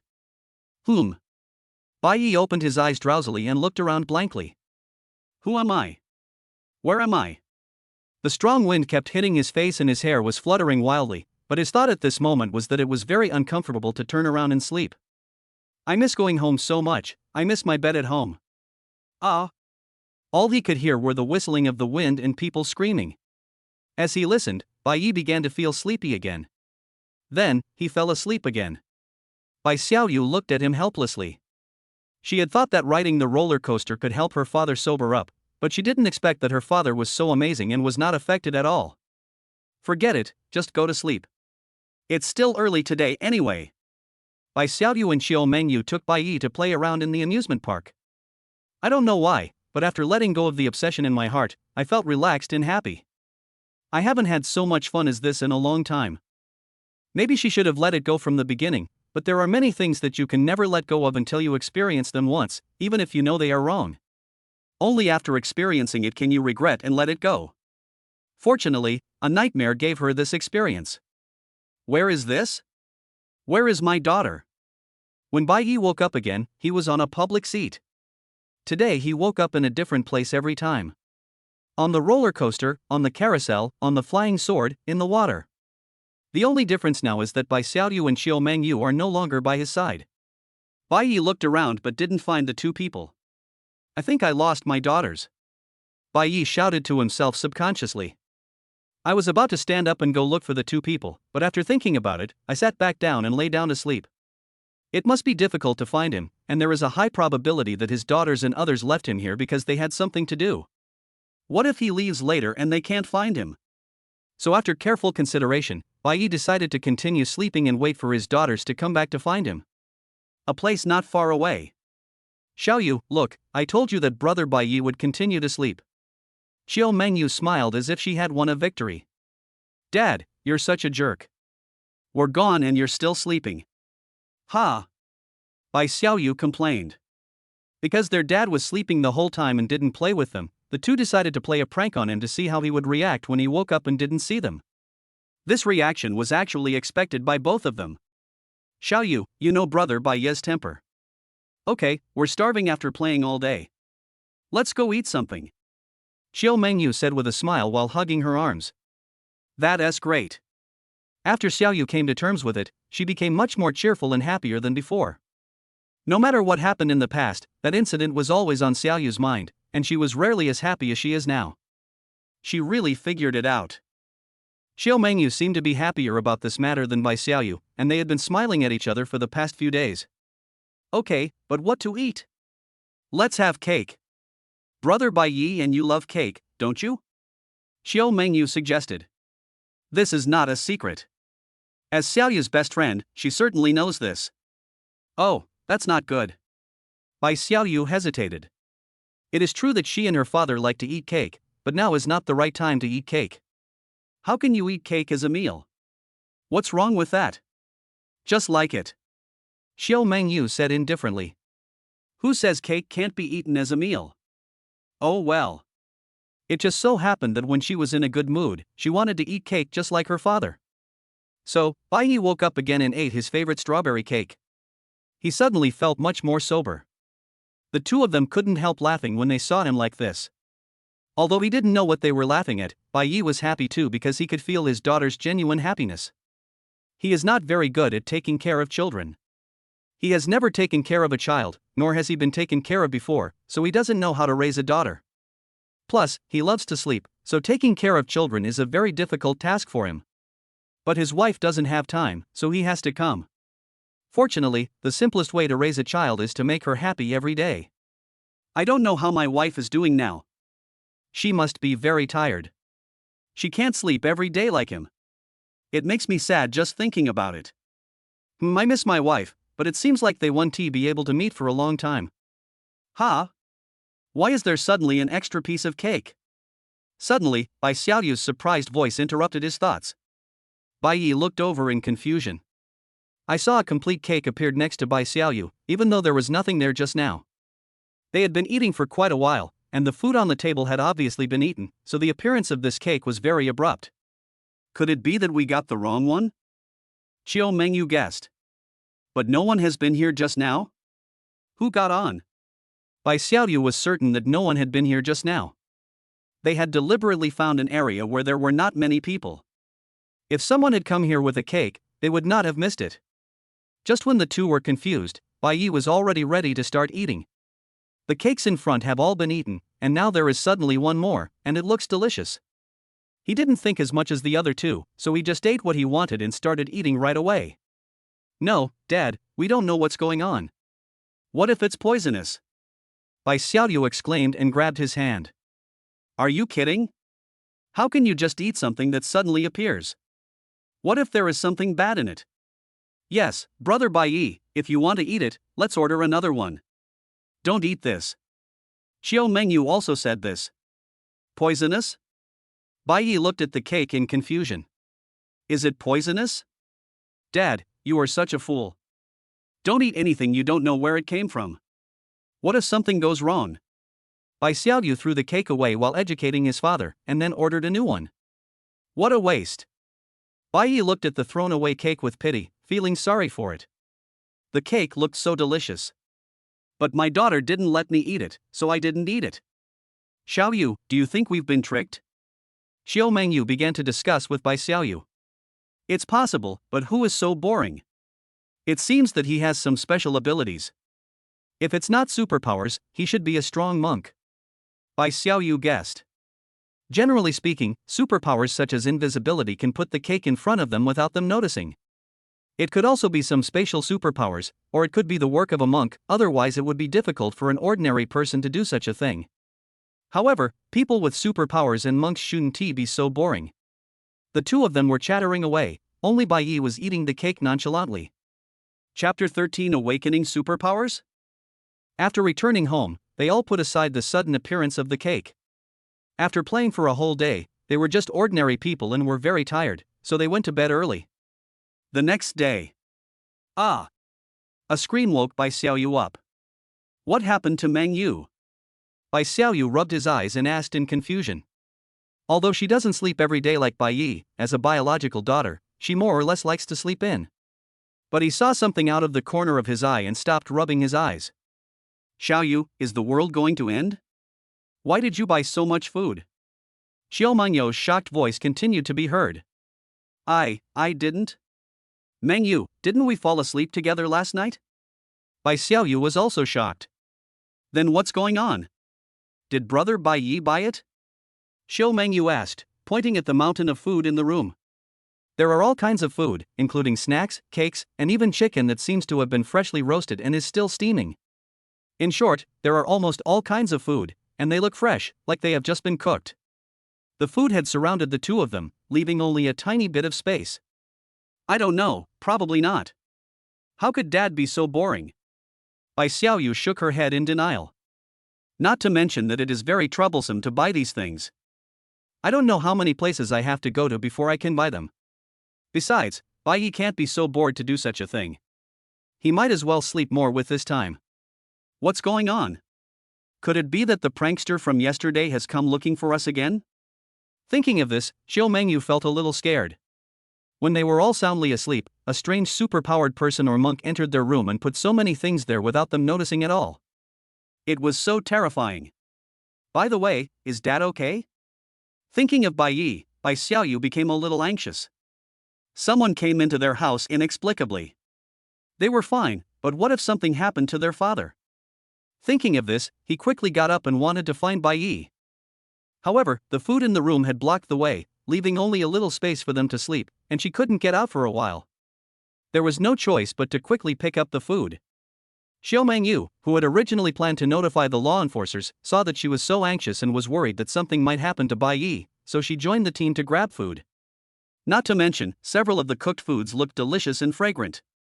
While picking them up, Xiao Mengyu couldn't help but want to taste them. However, considering that these things come from unknown sources, it is better not to eat them. Soon, the two of them made a way through the pile of food and left the room. Fortunately, it seemed that only their room was like this, and the living room remained the same as before, with nothing unusual. The two of them hurried to Bai Yi's door, pushed it open without knocking, and walked in. Dad! Brother Bai Yi! Shouted anxiously. However, looking at Bai Yi sleeping soundly on the bed, the two of them breathed a sigh of relief. Fortunately, brother Bai Yi is fine. Xiaoyu, I think it was just a prank. Seeing that we didn't take the bait yesterday, someone did this again. After feeling relieved, Xiao Mengyu guessed. This incident is very similar to the one from yesterday, except it's even worse now and it's already trespassing. Besides, they slept so soundly last night. If that person had any bad thoughts, wouldn't it be? Xiao Mengyu felt a little chilly just thinking about it. Xiaoyu, wait a minute. I'll tell my dad about this. He dared to play a trick on us. I'm going to teach him a lesson today. Xiao Mengyu angrily took out a communication talisman, and was stopped by Bai Xiaoyu just as she was about to complain. Wait a minute, Mengyu, we don't know what happened yet, so let's not bother Uncle for now. I'll ask Dad first to see if he knows what's going on. Mengyu's father is a very busy man. How could she go to him for such a small matter? What if it was just a prank? Wouldn't that trouble her father to make a long trip? As he spoke, Bai Xiaoyu came to the sleeping Bai Yi and rocked him gently. Dad, wake up. Dad. Let me sleep a little longer. Bai Yi, who was sleeping soundly, was disturbed. She didn't even open her eyes, reached out to push away the hand that was shaking her, and continued to sleep. Dad. Bai Xiaoyu pinched his nose angrily. After a while, Bai Yi woke up, looked at his daughter and asked aggrievedly. Daughter, don't you have to go to school today? Dad, this isn't about school. Did you buy anything last night? Although she knew it was most likely not her father who did it, she still confirmed it. Buying things? Bai Yi tilted his head in thought. His mind was still a bit confused after he just woke up. He sorted it out for a long time before replying. No, I went to bed as soon as I got home. He went to bed earlier than the other two and just woke up now. Dad, do you know if anyone came to our house last night? Bai Xiaoyu asked again. Have no idea. Bai Yi shook his head in confusion, feeling so sleepy. Well. Seeing her father like this, Bai Xiaoyu sighed, knowing that she couldn't get any useful information from him. She was about to go back to see what happened to the food, but Bai Yi got there first. Daughter, is it time for dinner? Bai Yi sniffed his nose, stood up happily and prepared to go out. He smelled a delicious aroma. Dad, you can't eat those things. Bai Xiaoyu held him back helplessly. Ah? Why? Bai Yi looked at him in confusion. I don't know where those things came from. They might be poisonous. Dad, don't eat them carelessly. If you're hungry, I'll cook for you now. Bai Xiaoyu said helplessly. But daughter, didn't you make those things? Bai Yi asked in confusion. Dad, what are you thinking about? Look at me, can I do this? Bai Xiaoyu pulled him to the pile of food, took out a well-packaged bag of food and said. However, her words not only failed to dispel Bai Ye's doubts, but made him look at her even more puzzled. But daughter, you did all this. Brother Bai Yi, I testify that Xiao Yu and I were sleeping. How could we possibly make so many things? Look at these. Can we make them in one night? Seeing that Bai Yi was not interested, Xiao Mengyu could only point at the mountain of food and speak. However, Bai Ye's next words left the two of them stunned. Daughter, isn't this your superpower? These words made Bai Xiaoyu, who was about to continue explaining to him, stand there in a daze. Superpower? What superpower? Dad, are you confused because of sleep? I haven't participated in the auxiliary awakening yet. Where does the superpower come from? That's right, brother Bai Yi, you are sleepy. Where did Xiaoyu get his superpowers? Xiao Mengyu also echoed from the side. But daughter, this is what your superpowers did. Seeing that both of them were looking at him in denial, Bai Yi pointed at the food and said innocently. Seeing his father so determined, Bai Xiaoyu suddenly began to doubt himself. Do I really have superpowers? Looking at his hands, he subconsciously clenched his fists. As soon as the thought came to his mind, a piece of cake exactly the same as yesterday appeared in front of them. Chapter 14, Autonomous Awakening, Alchemy Competition. Oh my god. Xiaoyu, you really have awakened your superpowers. Xiao Mengyu was the first to exclaim. The piece of cake suddenly appeared in Bai Xiaoyu's hand so vividly that even she couldn't help but be stunned for a moment. This is my superpower? Bai Xiaoyu looked at the cake in her hand in confusion, feeling a little bit unbelievable and disappointed at the same time. She didn't expect that she would awaken her superpowers without participating in auxiliary awakening. It was an extremely rare autonomous awakening. However, this is not the kind of superpower she wants. Seeing that her expression was not right, Xiao Mengyu stopped smiling. She suddenly remembered Xiaoyu's purpose in awakening her superpowers. Xiao Yu. She didn't know what to say to comfort Xiaoyu. I'm fine, this superpower is pretty good. Bai Xiaoyu forced a smile. It would be better to just stop her from thinking about it, so that she can be at ease with her dad. Anyway, I have thought about it before, just think of it as an additional ability that will save me from having to cook in the future, which is good. Daughter, can we eat now? Bai Yi, who was standing by, didn't know what was on their minds and asked carefully. Well, you can eat now, Dad. Bai Xiaoyu smiled and handed him the cake. She already felt that this was her own creation, there was nothing wrong with it, it was just an ordinary cake, maybe it tasted better. Daughter, your superpowers are amazing. Bai Yi happily took the cake and started eating it. Seeing his father like this, Bai Xiaoyu felt that this superpower seemed pretty good. But what exactly is this superpower of hers? When did it awaken? What is its specific ability? Is it really just conjuring food? She may need to explore these things slowly on her own. I heard that this is the case when superpowers are first awakened. Except for some abilities that can directly clarify their specific functions, most of them need to be explored slowly. Perhaps, it's not as simple as just turning into food. Bai Xiaoyu comforted herself in this way. Bai Yi didn't think too much about it. It was just a superpower. It was a very normal thing for him, not surprising. But he likes this ability very much. With this superpower, he can have food to eat when he goes to some special places. In the past, he and his wife were almost starving to death when they were trapped in those places. His wife is a monk and doesn't need to eat, but he is not. If he doesn't eat, he will be hungry, and when he is hungry, he can't even sleep well. So in Bai Ye's opinion, his daughter's superpower is very powerful. After picking out some of his favorite foods from the pile, Bai Yi happily returned to his room and was about to eat and go to sleep, but was stopped by Qiu Mengyu. Brother Bai Yi, you want to go back to sleep again? Didn't we agree to go to the alchemy competition today? Hold him and don't let him go. Brother Bai Yi finally got up. If he goes back to sleep, it will be difficult to wake him up later. The alchemy competition is a competition between cultivators. It is one of their plans for the past few days. It just so happens that today is the day for the alchemy competition, which is held every few years. So she and Xiaoyu agreed to go together to broaden their horizons. They had eaten the elixir before, but had never personally seen the process of making it. They heard it was quite interesting. They will also practice in the future, so just think of it as previewing their lessons in advance.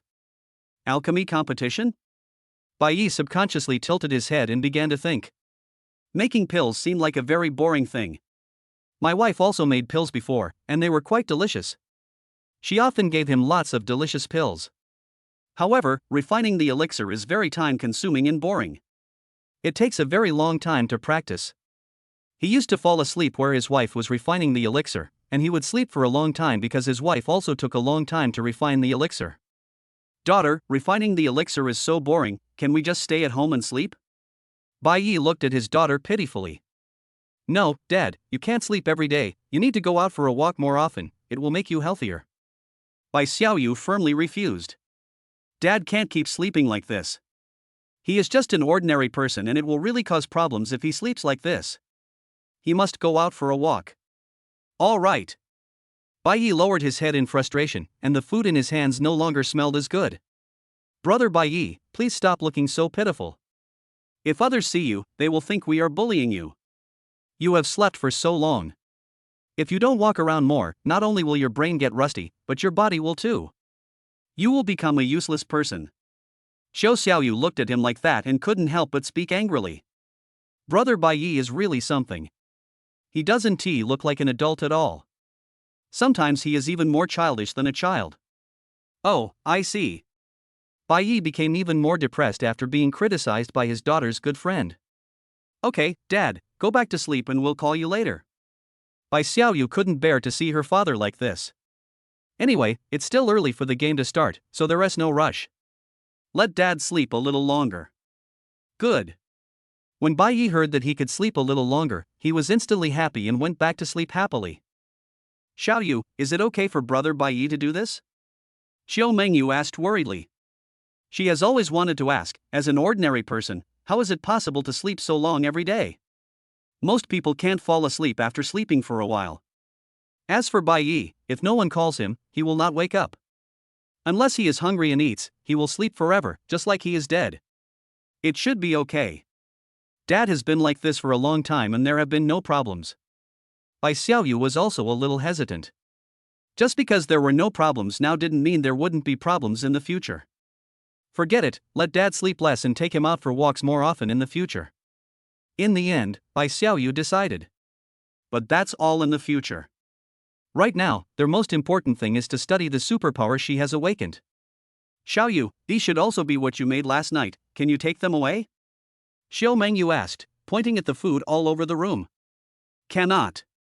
Bai Xiaoyu shook her head. She felt that she could only conjure up food now, and had no ability to conjure up food again. Ah, then it will take us a long time to clean these up. This is what Xiu Mengyu is worried about. They are just two ordinary little girls. With so many things, they don't know how long it will take to pack them up. They still have to live in them. It's okay, Mengyu, we'll do it slowly when we get back. Bai Xiaoyu felt helpless about this. She didn't do it on purpose and she didn't even know when she did it. Xiaoyu, I heard that when you first awaken your superpowers, you will temporarily lose control of your superpowers. Is this the case with you now? Well, that should be it. My superpowers probably awakened yesterday, but they are out of control. Bai Xiaoyu nodded. This would explain the sudden appearance of that extra piece of cake yesterday. They were scared and thought they were being targeted by some super-powered person or monk. As for the food in the house, it was probably produced by her uncontrolled superpowers after she fell asleep last night. Xiao Mengyu suddenly remembered something, looked at Bai Xiaoyu and said hesitantly. Oh, Xiaoyu, I heard that most of the self-awakenings occur when one is between life and death. You. Auxiliary awakening probably uses the same principle, which is why the mortality rate is very high. Because no one can control how dead you have to be before your superpowers awaken, or whether you can awaken them at all. I just awakened yesterday. Haven't we always been together? What kind of life or death thing could have happened? What are you thinking, Meng Yu? Maybe I awakened in some other way. Bai Xiaoyu said to her with a smile. That's right. Xiaoyu was with them yesterday, so how could they not know about something life-threatening that might have happened? Between life and death? Yesterday? That dream. Bai Xiaoyu thought secretly in her heart.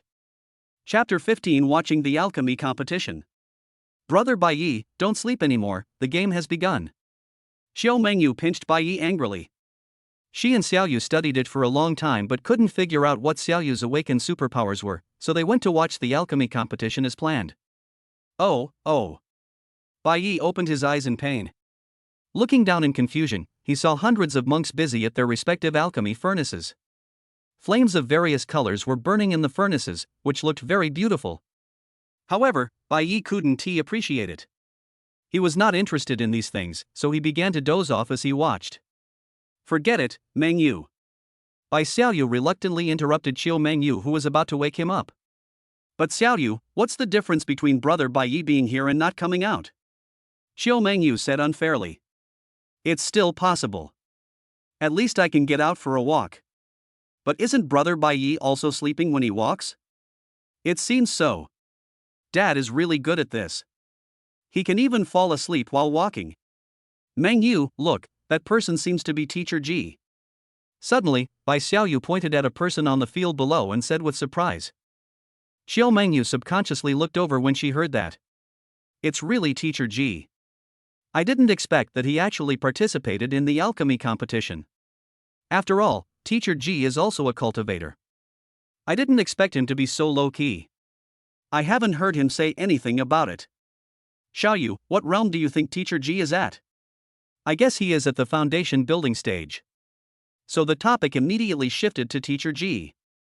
Mengyu, have you forgotten that only cultivators at the qi refining stage can participate in this competition? Bai Xiaoyu looked at her speechlessly.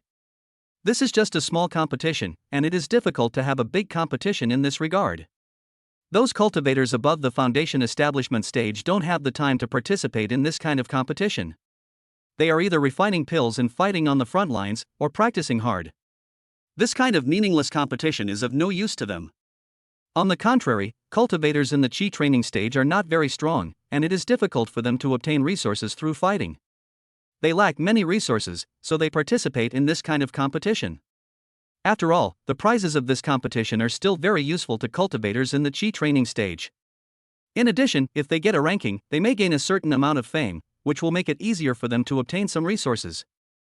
Ah. It seems so. It seems that Mr. G's talent is not very good. He has not yet established a foundation at this age. She almost forgot about this and said with some regret. It's already pretty good. Most people don't have the talent for cultivation. Teacher Ji has surpassed many people. Bai Xiaoyu said. It is not easy to become a cultivator. Not even 1 out of 10 people can practice. She feels that Teacher Ji is already very powerful. Even they themselves are not sure whether they have the talent for cultivation. If not, they can only live as mortals in peace in the future. She is not completely mortal, at least she has superpowers, although she doesn't seem to have much fighting ability.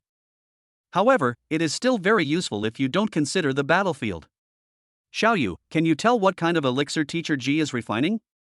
Looking at the materials used, it seems to be hemostatic pills, which is considered to be a relatively good pill that a qi refining cultivator can refine. Although the two are not monks yet, most of the courses in school are centered around cultivation, so they know a lot. So Teacher Ji's ability in alchemy is quite strong. Xiao Mengyu smiled happily as she looked at Teacher Ji, who was concentrating on making the elixir. Bai Xiaoyu nodded and began to observe them refining the elixir attentively. This is also a skill they need to master when they come into contact with spiritual practice in the future. Although not all cultivators need to know how to make pills, as one of the best abilities to assist in cultivation, cultivators with high levels of cultivation basically all have the ability to make pills. This kind of competition is generally difficult to attract real monks to watch, and it is mainly for people who have not yet become monks or cannot become monks. Compared to those who can become monks, ordinary people still make up the majority. They have an almost crazy obsession with this field that they cannot get involved in, so there are all kinds of low-level monks participating in various performances to satisfy their curiosity and earn certain cultivation resources. After all, Qi refining realm cultivators have very few ways to obtain resources. If they want to quickly improve their cultivation, they have to obtain as many resources as possible. The alchemy competition is a good platform. Most of the pills refined by the Qi refining cultivators are suitable for ordinary people. For example, some simple pills for healing injuries and diseases may not be of much use to cultivators, but they are like elixirs to ordinary people. Therefore, if they perform well here, many people will be willing to cooperate with them, and resources will come along. Moreover, the rewards of this competition are also very good for them. The ordinary people on the stage watched very seriously. Perhaps in the eyes of the cultivators, this was nothing, but in their eyes, it was an unattainable magic. The moment they lose their talent, they are basically destined to be ordinary people. The monks in the audience were also very serious and worked hard to complete the pills they wanted to refine. The pill has not yet taken shape, but its faint fragrance has already wafted throughout the arena. Many people inhale the fragrance of these elixirs vigorously, hoping to gain some benefits from them. If it were a high-level elixir, it might be possible, but unfortunately, these are only the lowest-level elixirs, and the uses of the elixirs themselves are limited, not to mention the fragrance of the elixirs. Xiaoyu, can we be like them in the future? They are so amazing. Xiao Mengyu looked at the monks who were controlling the fire with envy. This kind of supernatural ability always has a fatal temptation to ordinary people, and she is no exception. Well, Mengyu, you will definitely be like them in the future, and even better than them. Bai Xiaoyu nodded affirmatively. She was not trying to comfort or say nice things. Mengyu's father was a very powerful cultivator. Mengyu must have a talent for cultivation, and that talent should be very good. By then, she would definitely be much more powerful than these people. As for myself, Bai Xiaoyu is not very confident. Dad is just an ordinary person, and mom should be the same, so she may not have much talent for cultivation. This is also the reason why she was obsessed with awakening her superpowers at the beginning. Well, Xiaoyu, we will definitely become very powerful monks in the future, just like Senior Mu, and suppress all alien races for the human race. Xiao Mengyu did not understand the hidden meaning of Bai Xiaoyu's words, but spoke proudly with an expectant tone. The Senior Mu she mentioned is the strongest person in the human race, the idol and goal of all human beings. It is also because of her that the human race has a peaceful life today. All human beings will understand from the moment they are born that there is such a powerful existence who has opened up a way for survival for the human race and led the human race to move forward. It is precisely because of her existence that many alien races today have not been able to pose a real fatal threat to the human race. She is the goal of all monks and the idol of all human beings. While she was bragging, some of the monks below had already started to complete refining the pills. The moment they saw the elixir, both Xiao Mengyu and Bai Xiaoyu suddenly thought of something. Small fishing. Dream excellence. Chapter 16 Terrifying Superpowers. You thought of that, too? Xiao Mengyu said in surprise.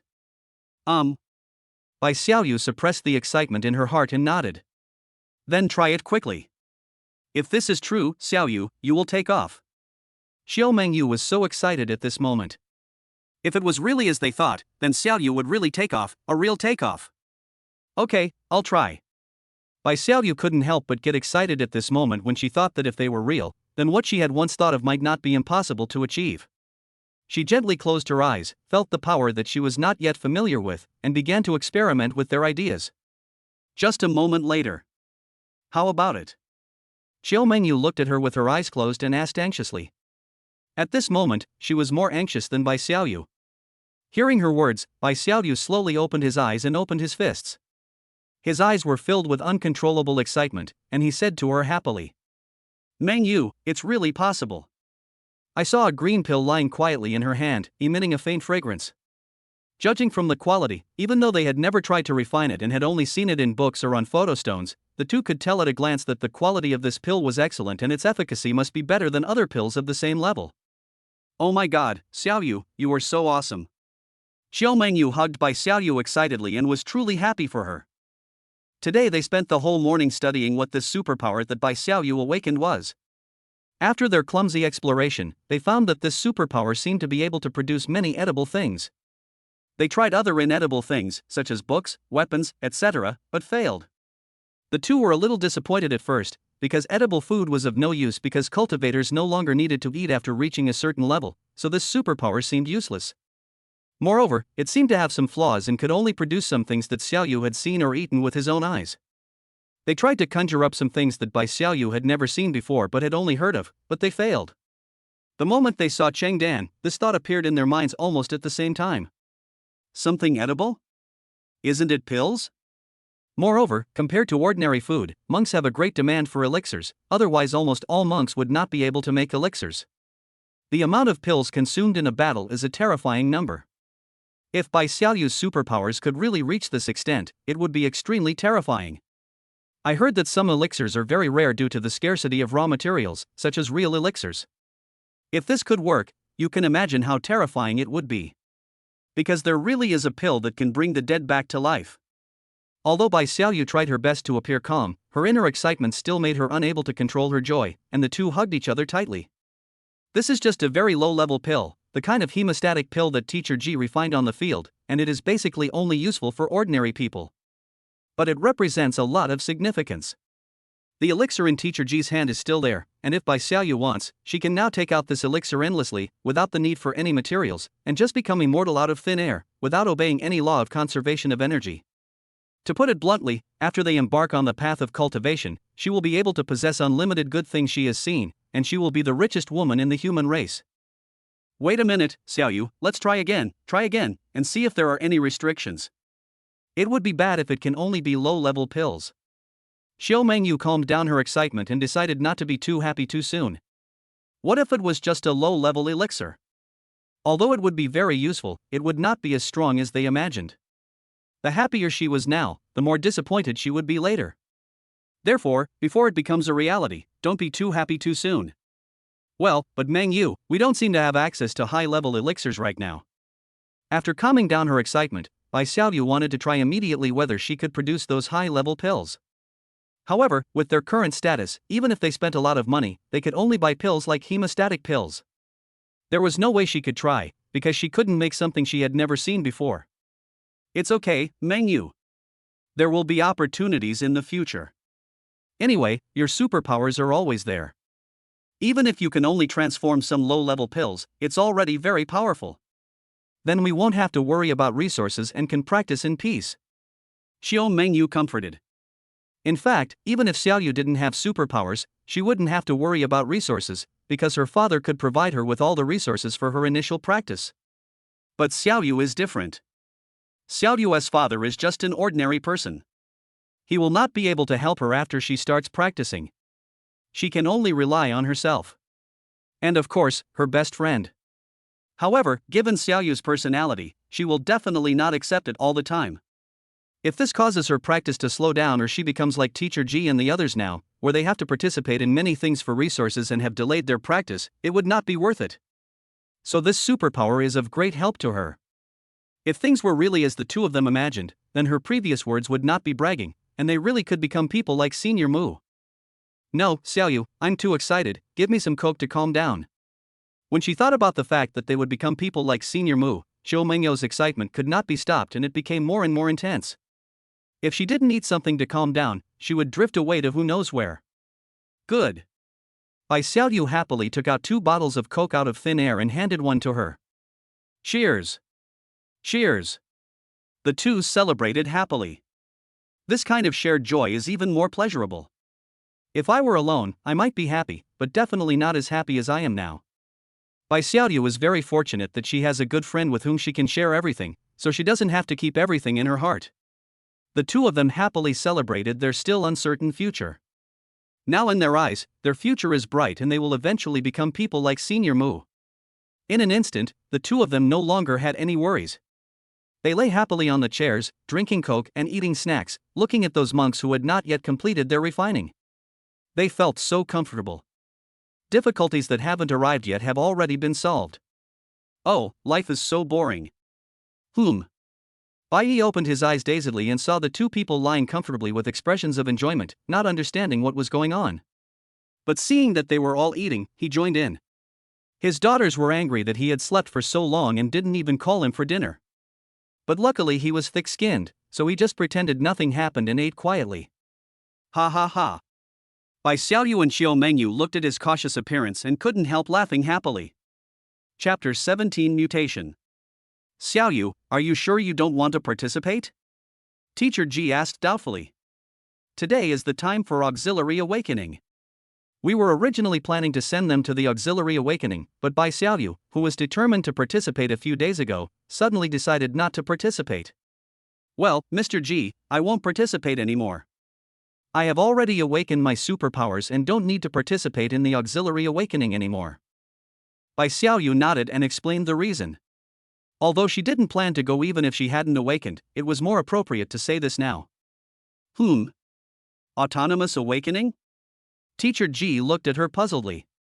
Autonomous awakening is a very rare example, with perhaps only a few people in the entire human race every year. He didn't expect that one of them would be his student. I awakened 2 days ago. I didn't expect it. Teacher Ji, I already have superpowers, so I don't need to participate in the auxiliary awakening. Well, you already have superpowers, so you don't need to participate. In that case, you don't need to go. I will report your situation later. By then, even if you don't have the talent for cultivation, you should be able to choose a better academy. Why participate in auxiliary awakening when you have already awakened? It would be a big loss if you die. As long as one has superpowers, he or she can be admitted to some colleges as an exception, regardless of whether or not one has the talent for cultivation, or how good the talent for cultivation is. Thank you, teacher. Bai Xiaoyu thanked him sincerely. It's okay, this is your own talent, others can't envy it. I hope everyone who goes there this time can come back safely. Teacher Ji looked at the people getting on the bus and said with a somewhat gloomy tone. It's okay, Teacher Ji, everyone will come back safely. Seeing that he was in a bad mood, Bai Xiaoyu tried to comfort him. She also had such an experience in the dream that the nightmare pulled her into. So, at this moment, she could personally feel the pressure of the people in the car. That final farewell, with the determination to die, gambled on the slightest possibility of awakening. Really, kind of silly. However, most of the people who choose to go have no worries, and it is their best option now. For example, the little girl named Kuexayan, she originally had a father who was a powerful man in the Jindan stage, and her future could have been very bright. But now, he chose to gamble on the pitifully low probability. Watching the vehicle leave, Bai Xiaoyu recalled the experience in that dream. Unfortunately, the final result did not appear in the dream, and she didn't know how many of them would return safely, or whether they would never return. Even if it appeared, the dream would not be accurate, so now she could only wish them a safe return. Bai Xiaoyu returned to the classroom, causing another stir. Hey, I remember Bai Xiaoyu also participated in the auxiliary awakening? Why is she back? Yeah, is it over so soon? Why haven't Wang Qian and Kuexayan come back yet? Someone asked doubtfully. Are you stupid? You just left, how could you come back? Bai Xiaoyu must have changed her mind and didn't want to participate, so she came back. Someone said with contempt. Ah. Didn't I hear that she had already brought her father to sign a life and death agreement? Why is she suddenly not participating now? Who told you that you have to participate after signing a life and death agreement? That thing is just used to prove that you are seeking death. It is useless. If you don't want to die, then don't go. No, I mean, she has made up her mind to awaken and sign the life and death agreement, why is she suddenly unwilling to go? Who knows? Maybe he just doesn't want to die. Bai Xiaoyu ignored their discussion and walked to her seat and sat down. Xiaoyu, ignore them. If they knew that you have awakened superpowers, they would be jealous to death.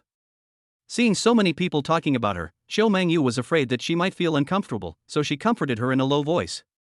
Don't worry, Mengyu, I'm not that weak. Bai Xiaoyu said helplessly.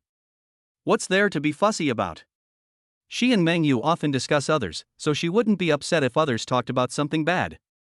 The discussion lasted only a short while before the class continued. This is their last semester of courses. After this semester, they will begin to practice. Of course, only those with talent for cultivation can come into contact with them. Those without talent for cultivation may have to part ways with them. The world is cruel. There is a world for monks, and naturally there is also a world for ordinary people. However, it is very difficult for ordinary people to integrate into the world of monks. The lifespan of monks is very long, and an ordinary person's entire life may be just a period of their seclusion. Suddenly, in the middle of class, their vision went dark. Huh? What happened? Is there a power outage? A student asked doubtfully. If your brain is useless, just replace it. It's daytime now, and there's a power outage. The lights are not on. It must be dark now. The other students looked down on him. It's dark? Isn't it morning now? Why is it dark? Who knows? Why don't you turn on the light first? It's so dark. Yes, turn on the light, I can't see anything. The students below started to make noise. Be quiet, turn on the lights.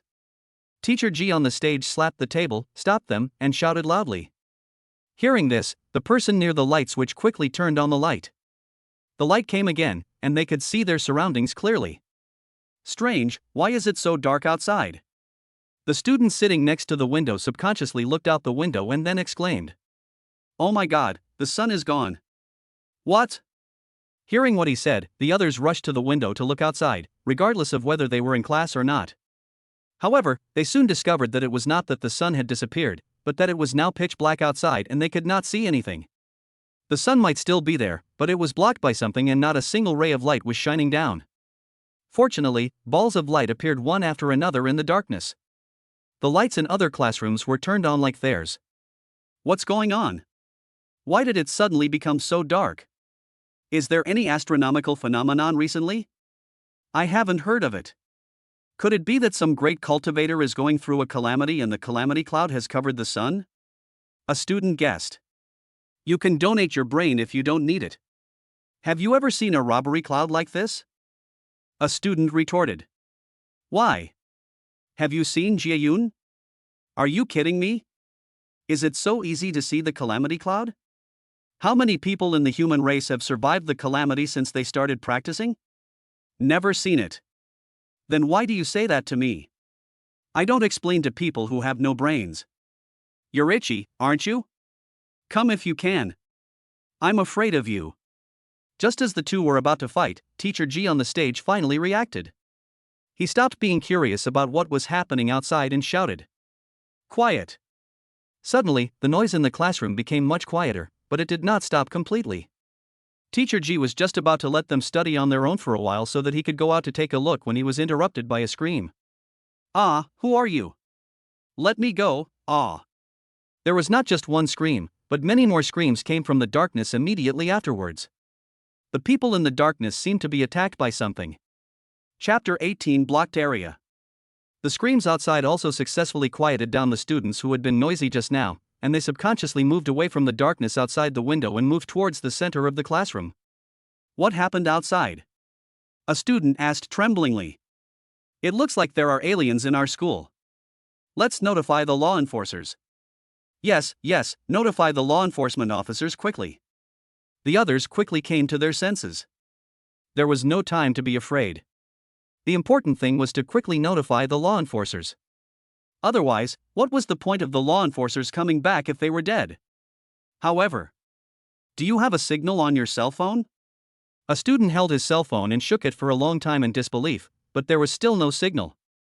He began to feel fear and placed his last hope on other people. Mine doesn't have any either. Weird, why is there no signal all of a sudden? Mine too. It seems like something is interfering with the magnetic field here. It's over. They seem to be well prepared. We are doomed. After these words were spoken, the students, who had just been frightened but still relatively calm, became completely panicked. No, I don't want to die. What should I do? Who of you has an idea? Think of one quickly. I don't want to die. If I die like this, I might as well participate in the auxiliary awakening. What if I'm lucky enough to awaken? Some students couldn't help crying. They don't participate in the auxiliary awakening because they are afraid of death. If they had known this would happen, they might as well have participated in the auxiliary awakening. They are going to die anyway, but the auxiliary awakening at least gives them the possibility of survival, and they might even make a profit if they awaken. The classroom began to become noisy, with everyone saying that they didn't want to die yet and begging the law enforcers to come and save them. The voices were filled with despair. Coupled with the screams outside that never stopped, the atmosphere became even more eerie. Okay, be quiet, don't make noise. As a teacher, Mr. G looked at the situation and scolded loudly. The desperate students heard his scolding, and even though they were facing death, they subconsciously stopped making noise out of their long-standing respect and fear for their teacher. Seeing that they had quieted down, Teacher G slowly took out a communication charm from his clothes. The moment they saw the communication symbol, the students who had been desperate suddenly became excited. Great! I didn't expect that Teacher G is a monk. We are saved. Yes, that is a communication symbol that only monks can use. We are saved. Although they have not practiced cultivation, they have learned a lot of basic knowledge about cultivation and know a lot about cultivators. Communication symbol, one of the most basic symbol translations, and also the most commonly used symbol translation by monks. They also didn't expect that Teacher G, who had taught them for so long, was actually a monk. You know, although there are quite a few monks, there are not too many. In their school, there must be monks among the teachers, but they just don't know which teachers they are. Now Teacher G suddenly did this, giving many of them an unexpected surprise. Bai Xiaoyu and Xiaomengyu were fine. They had known a few days ago that Teacher G was a cultivator, so they didn't react too much. The two also knew that Teacher G was a low-level cultivator with poor talent, and he might be stuck in a certain realm for his entire life. His strength was stronger than that of ordinary people, but generally not that much stronger. However, compared to many people who have no talent for cultivation, this is already a very good thing. Teacher G ignored the excited crowd and circulated the spiritual power in his body, trying to activate the communication talisman to notify the law enforcers. But strangely, the communication symbol remained silent for a long time. Teacher G stopped inputting spiritual energy, frowned and looked at the darkness outside where screams continued. Teacher G, have you notified the law enforcers? When will they arrive? Could you please ask them to come faster? Seeing that he did not use the communication symbol again, the students asked hurriedly. This is their only lifeline now, and only law enforcement officers can give them a sense of security. However, Teacher G did not answer them, but just looked at the darkness outside and thought with his head down. Teacher G, what's wrong? Aren't the law enforcers coming? How can they not come? So many people have died here. If they don't come, we will die too. How can they do this? They can't do this. Teacher G, why don't you notify my father? My father is also a monk. You can ask him to save us. Yes, Teacher G, my mother is a foundation-building cultivator. Can you tell her to come and save us? Seeing his strange behavior, the students suddenly panicked. They didn't understand the situation and their minds became confused and anxious because of fear. They thought that the law enforcers were unwilling to come and became even more desperate. But this is impossible. It is impossible for the law enforcers to receive the news of the appearance of aliens and not suppress them. It is just that their minds are no longer able to think calmly. The fear has made them lose some of their rationality. Students whose parents are monks are now begging Teacher G to help notify their parents, hoping that their parents can come to rescue them. They didn't know what was going on, but when they heard the screams outside, they couldn't help but tremble, hoping to leave here immediately. The noisy noises made Teacher G, who was already a little irritated, even more annoyed, but he still forced himself to calm down and think of countermeasures. Finally, looking at the darkness outside, Teacher G made up his mind. Be quiet, I'm going to go out and check the situation. Don't run around, stay in the classroom. After saying that, he looked at Bai Xiaoyu alone. Xiaoyu, can you help protect everyone? Although Bai Xiaoyu had just told him that she had awakened her superpowers. But superpowers are personal privacy, so he didn't ask her what superpower she had awakened. Now he is not sure whether Bai Xiaoyu's superpowers are useful or whether she has combat effectiveness, but now he can only place his hopes on her. Teacher G. Bai Xiaoyu was a little embarrassed.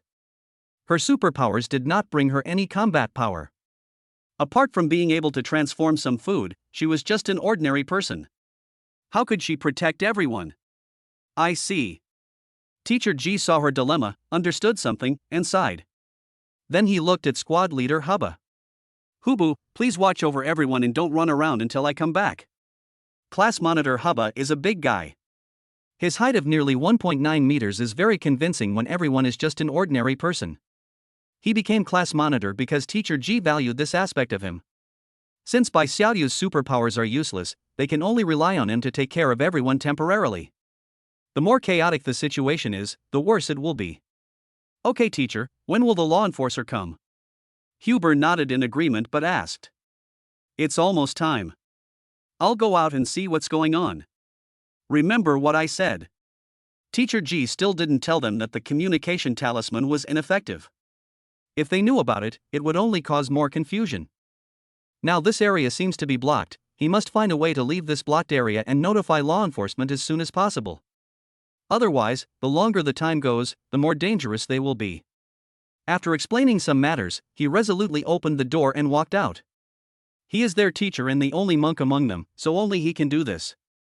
Chapter 19 Crisis. Everyone be quiet, the law enforcers will be here soon, don't make any noise now, just wait patiently. As soon as Teacher G left, Huber shouted loudly. But it seems to be useless. How do you know the law enforcers are coming soon? That's right. The law enforcers are coming soon. Why is Teacher G going out? It's so dangerous outside now. Isn't it better to wait here? Did he think there was danger so he just ran away without caring about us? As soon as these words were spoken, dozens of people suddenly became chaotic. They all seemed to agree that Teacher G saw the danger and ran away without caring about them. Bang! Shut up, didn't you hear me? I told you to be quiet. Huber slammed the table hard, making a loud noise that drowned out the noise of everyone's discussions, and then shouted. However, this can only suppress the voices of some people. Who are you to take care of us? We are all in danger now. Are you responsible for our safety?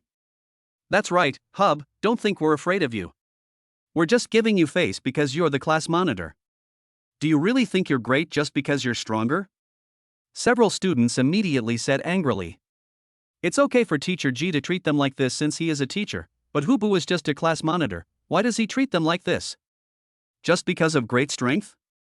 Are you kidding? This is the world of cultivators. As long as they start practicing and enter the chi refining stage after a while, no matter how strong he is, can he be compared to them? So people don't really care about his deterrent power. Their provocative words made Hub very angry, but he remained calm and did not take action. Instead, he said, What? Is it useful for you to yell here? What if you attract aliens? If you want to die, don't drag us down. As soon as he said this, the others suddenly became much quieter. They were also enlightened by Hub's words.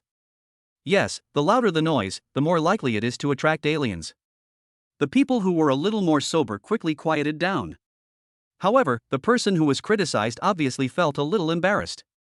Although he knew that what he said was right, he was still very unhappy. After thinking for a while, he walked towards the light switch and said, Sound will attract aliens, but light won't? It's so dark in other places, but it's so bright here, won't it attract more aliens? After saying that, he pressed the switch without hesitation and turned off the lights before anyone could react. In an instant, the classroom fell into darkness and nothing could be seen. Coupled with the screams outside that never stopped, the atmosphere became particularly creepy. Guaningjie, you are crazy. Hubba yelled angrily and tried to turn on the light by feeling. Am I wrong? Now as long as we don't make any noise, it won't be easy for those aliens to find us, right? The voice of the man who turned off the lights, Guaningjie, rang out in the darkness. Guaningjie is right. With the lights on, it will be easy for the aliens to find us. But if we turn off the lights and don't make any noise, it won't be that easy for the aliens to find us. The other students suddenly agreed. Everyone felt that what Guaningjie said made sense. If there was light in a dark place, wouldn't it be a clear sign to the aliens where you are? If they were all black, they would be hard to find. It's the same everywhere anyway, so the chances of them being exposed would be much smaller. What if the aliens come in? We can't see anything, won't we die faster? At least if we can see, we can still fight back. If we can't see anything, won't we just die? Hubba said a little angrily. Are you kidding? This is the most insecure way. You can't see anything and don't know how you died. Instead of this, it is better to turn on the lights so that he can resist. You're laughing. You want to fight with the aliens? Are you just a bunch of brawn but no brains? Do you think the aliens are as afraid of your strength as we are? Hubu's words caused Guaning Jie to laugh. If you keep talking too much, I'll teach you a lesson. I don't know if I can beat the aliens, but I'll definitely beat you. Hubba was also a young man, and he had been provoked all the time, so how could he keep the temper to continue talking to him nicely? He just yelled and cursed loudly. Don't be like this, squad leader.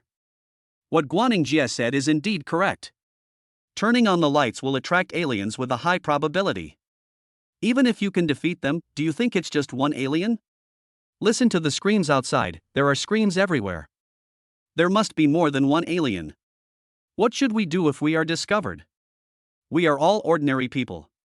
We are not as strong as you. If the aliens come, we will die. How about this, we turn off the lights first, and then if the aliens really come, we can turn them on immediately. It will be in time by then, and the risk will be smaller. Zhang Yu came out and persuaded. He did not deny that Hube could not defeat the aliens, nor did he say that the two of them were wrong. He made a rational analysis and proposal. After hearing what he said, Huber also stopped. No matter how angry he was, he could not put himself in danger. What Zhang Yu said was right. It would not be too late to turn on the lights after the aliens really arrived. Compared to keeping the lights on and exposing his position, this would be much less risky and would not delay him from resisting at that time. So I didn't say anything and agreed with what he said. Everyone breathed a sigh of relief when they saw the two of them stopped making trouble. Otherwise, if they continue like this, they might attract foreign invaders. Then the classroom began to become quiet, with only the sound of very faint conversations. Xiaoyu, what should we do? We are so unlucky. How could we suddenly encounter such a thing?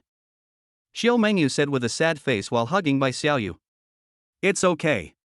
Didn't the squad leader say that the law enforcers will be here soon? Bai Xiaoyu comforted in a low voice. Xiaoyu, he lied to you. Teacher Ji's communication charm is useless. I saw my father use the communication charm, and it was not like that. Teacher Ji did not notify the law enforcers at all. Xiao Mengyu said in her ear with a tearful tone. She didn't know why Teacher Ji didn't notify the law enforcers, but she knew that this matter must not be told now, otherwise it would be over once everyone knew it, and the more chaos there was, the faster they would die. But even so, if the law enforcers don't come, they will just be waiting to die here. It's just the difference between dying early and dying late. What? Her words shocked Bai Xiaoyu. Bai Xiaoyu really didn't know the truth. She had never come into contact with this thing. She had only seen it in books and only showed them the real thing when she was explaining it. But why did Teacher Ji do this? In an instant, she was also confused. She knew the whole story and didn't understand why Teacher Ji didn't notify the law enforcers. If he encountered a powerful alien race, he would die with his level of cultivation. So, Xiaoyu, what should we do? I don't want to die. Xiao Mengyu was really scared. She was afraid of death, so she would not participate in the auxiliary awakening. Moreover, she will definitely become a monk and have a bright future, so she doesn't have to gamble on the luck of auxiliary awakening. But now, even if she doesn't participate, she will die. Mengyu, don't worry, there will be a way. Bai Xiaoyu was also confused at this moment, not knowing what to do. She didn't want to die either. She finally let it go and wanted to spend more time with her father. Chapter 20, Confession of Superpowers. Everyone started to become very quiet in the darkness, especially after hearing the screams outside. They dared not speak anymore, for fear of attracting unknown aliens outside. As time passed, the fear in their hearts continued to accumulate. Finally, a student in the darkness couldn't help but whispered. Class monitor, do you know where Teacher Ji went? Why hasn't he come back yet? I don't know, but they must be trying to save us. We just need to stay still and don't run around. Hubba said in a muffled voice. But monitor, Teacher Ji has been out for a long time. He is a cultivator and should have come back a long time ago. Do you think, will he leave on his own and not care about us? A hesitant voice sounded in the darkness, because he also doubted what he said. Everyone knew that Teacher Ji was not that kind of person. However, in the current situation, they can no longer think rationally and take everything into consideration. The others did not speak or refute, seeming to agree. Don't talk nonsense, Teacher Ji is not that kind of person. He must have gone to find law enforcers to save us. Huber angrily directed the direction of the speech. It's just that everyone can only hear his anger but can't see him. Class monitor, I'm not saying this, but we all know how fast the law enforcers are. It's been almost half an hour since Teacher G used the communication symbol to contact the law enforcers. If they really received the message, it's impossible that they haven't arrived yet. In our entire city, no matter where we are, the law enforcers should be here in a few minutes at most. But look, have the law enforcers come? Another voice sounded in the darkness. The already quiet classroom became even quieter, and Hubu didn't know what to say to comfort everyone. Class monitor, I have no doubt that Teacher G didn't care about us and ran away. We all know that Teacher G is not that kind of person. I am now suspicious of another possibility. Do you think it is possible that Teacher G encountered an alien race outside and has already? He didn't finish his words, but everyone knew what he meant. Impossible, absolutely impossible. Teacher G is a cultivator, how could that be possible? This is impossible. In the darkness, voices of disbelief were heard from other students. They had a strong belief in monks and did not believe that Teacher G, a monk, would meet with danger at the hands of aliens. Only. Everyone should know that although Teacher G is a cultivator, how high do you think the cultivation level of a cultivator who can teach here can be? Everyone should know that not all cultivators are strong. There are countless cultivators who have poor talents and are always in the chi training stage. Our school is like this. There are only a few cultivator teachers, and they are the kind of cultivators who have poor talents and are always in the chi training stage. Teacher G is one of them. What makes you think that a cultivator in the chi training stage can do anything? He is not much stronger than us, so why won't he die at the hands of aliens? His words made the already devastated students even more shaky. I had hoped that the law enforcers would come back to save them. Teacher G was a cultivator and would come back to save them. So what can we do? Apart from staying here obediently, what else can we do? Go out? Do you dare to go out? Hubba growled in a low voice, losing control of his emotions. They were already terrified when facing aliens, and now faced with this situation, he began to lose control. Squad leader, I don't mean anything else. I'm saying this to tell everyone that we can't count on others to save us now. We need to save ourselves. We are all in a crowd, so it's better to think of a solution together than to wait for death. The voice in the darkness spoke again. What can we do? Tell me, what can we do? We are all ordinary people, without even a monk. What can we do? Tell me, what can we do? Hubba shouted out of control. Squad leader, keep your voice down. If we attract aliens, we'll be finished. Yes, squad leader, we can think of a solution slowly. If we attract aliens, we won't have the chance to think of one. Seeing him speak so loudly, the other students hurriedly tried to persuade him in a low voice. Class monitor, did Teacher G really not tell you anything else? Someone still asked in disbelief. I always feel that Teacher G must have told them and Huber something else behind their backs. What? Everything Teacher G said to me just now was said in front of you. Is there anything else? Hugu actually suppressed the irritability and fear in his heart and said dissatisfiedly. The classroom fell into silence again. After a while, another voice suddenly said. Speaking of which, why did Teacher G suddenly tell Bai Xiaoyu to protect us? And why did she tell the monitor after she asked her first? Isn't Bai Xiaoyu a girl? How can she protect us? They remembered the strange words that Teacher G said before he left, but they were so nervous and scared that they subconsciously ignored them. Thinking about it now, it seems very problematic. Yeah, isn't Bai Xiaoyu supposed to go to assist in awakening today? Why did she come back suddenly? Did something happen? Who knows? But then again, her luck is really bad. She thought she wouldn't have to die if she didn't participate. Now, maybe if she goes to awaken those few who are still alive, she will die with us. Don't go off topic. What's important now is why Teacher G just said that to Bai Xiaoyu.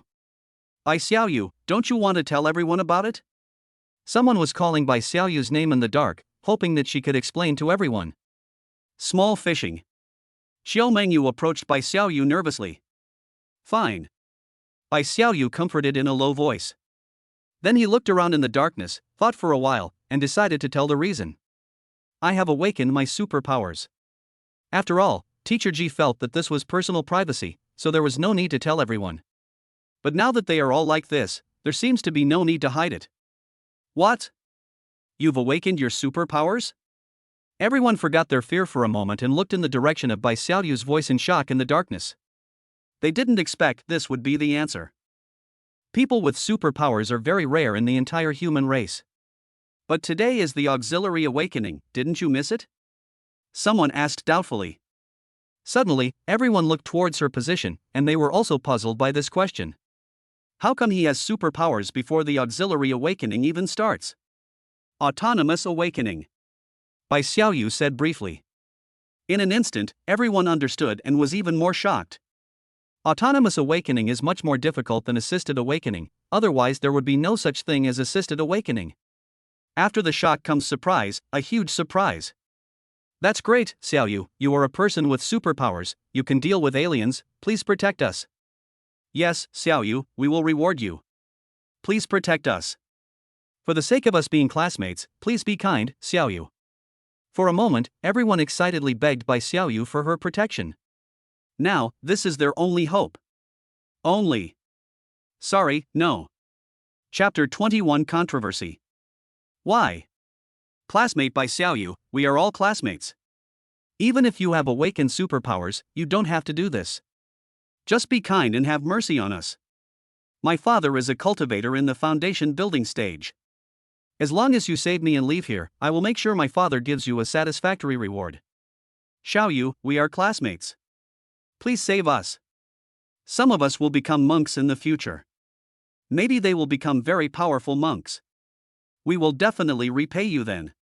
Bai Xiaoyu's refusal caused strong dissatisfaction among others. They valued their own lives and did not care whether Bai Xiaoyu was a person with superpowers who could easily kill them. Some attempted to morally blackmail her, some tried to use benefits to make her protect themselves, and some even wrote blank checks. They are not stupid and they know that this is not good for a person with superpowers.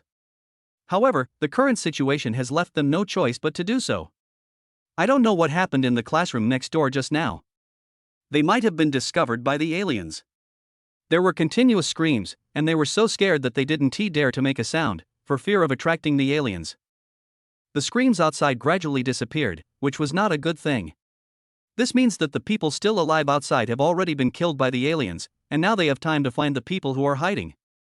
If they continue like this, they will die sooner or later. Now there is suddenly a person with superpowers, and this may be their only hope of survival. So no matter what method is used, whether it is moral kidnapping or anything else, as long as it works and can help you survive, it's fine. Everyone controlled their voices and kept begging Bai Xiaoyu, not giving her a chance to continue speaking. Will you be quiet? Xiao Mengyu, who was beside Bai Xiaoyu, couldn't help but whispered.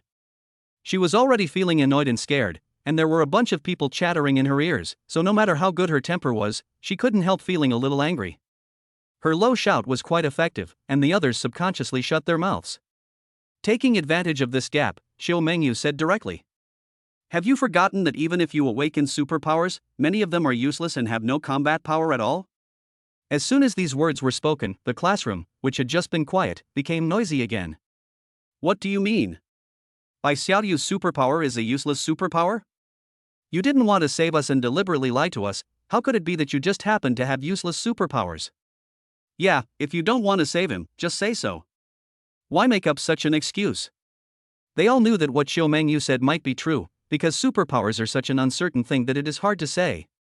There are really many superpowers that are useless and cannot provide any combat power. But now Bai Xiaoyu is their only hope, how could they believe her words so easily? Are you all mentally ill? If Xiaoyu really had the ability to fight, would she have to hide here with you? Xiao Mengyu said angrily. She knew what Xiaoyu's superpowers were, but she didn't know whether she would be able to fight in the future. But she definitely had no fighting ability at all now. That's why I felt desperate at the beginning. Everyone was discussing in noisy whispers again, because they realized that Xiao Mengyu did not seem to have lied, and if Bai Xiaoyu's superpowers were really powerful, she would not have been hiding here with them until now. Even if it does have combat capability, it probably isn't very strong. Okay, everyone, stop arguing. The most important thing for us now is to figure out how to get out, or notify law enforcement. Finally, the person who had just made the suggestion interrupted everyone. But his words instead caused complaints from others. What can we do? We are all ordinary people, and the only one with superpowers has no fighting ability. How do we notify the law enforcers? Even Teacher G's communication charm is useless, so how can we notify them? Should we run to notify them? Yeah, we're dead. It seems like the lights in the next classroom were never turned off. Now everyone is dead. If we're lucky, we can still live a little longer. Under the pressure of death, most of them find it difficult to think about problems calmly, and can only keep complaining to try to find comfort. Since we are all going to die, why don't we try to take a gamble? The man continued. Huang Ling, if you have something to say, just say it. Guaning Jie, who was standing next to the light bulb, couldn't help but speak. He was also afraid, especially after turning off the lights. The darkness made him feel insecure. But this method was proposed by him, and it seemed to be really useful, so he didn't dare to turn on the light, but the fear in his heart continued to grow. Now someone must go out and find a place with a signal to notify the law enforcers.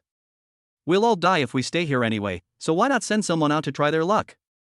If they succeed, none of us will have to die, right? Huang Ling didn't waste any words and spoke directly. Heh, I thought you had some good ideas, but this is it?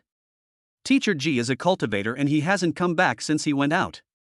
If nothing happened to him, why would he need us to go out? Wouldn't he notify the law enforcers? Do you think there is someone here who is more powerful than him, or are you more powerful than him? Can you survive if you go out? In the darkness, Guaning Jie taunted. What's the point of staying here and waiting to die? Go out and gamble, and there's still a chance of survival. Huang Ling did not get angry at his ridicule and asked back. Then go out and give it a try. It was your idea anyway. If you succeed, we will all be grateful to you. Guaning Jie continued.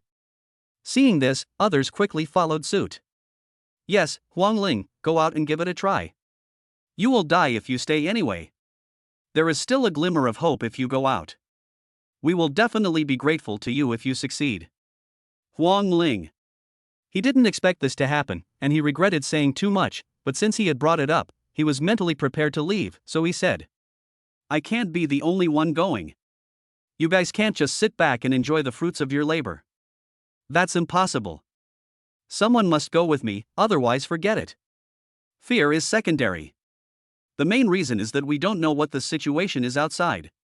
Going out rashly is tantamount to committing suicide. But if you have to go out, it's better to go out with more people so that you can feel safer. Whoever wants to go can go, I'm not going anyway. Guaning Jie spoke first.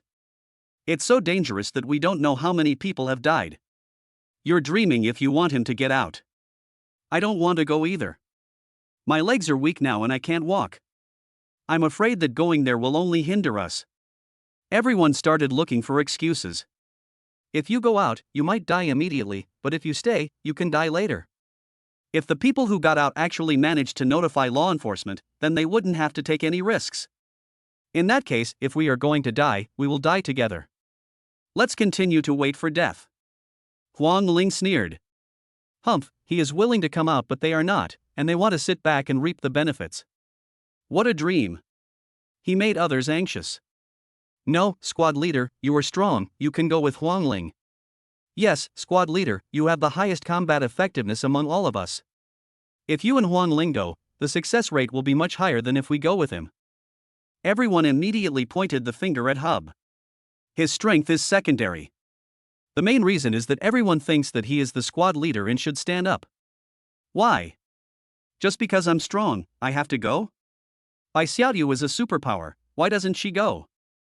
Hubba shouted loudly without caring whether he would be discovered by the aliens.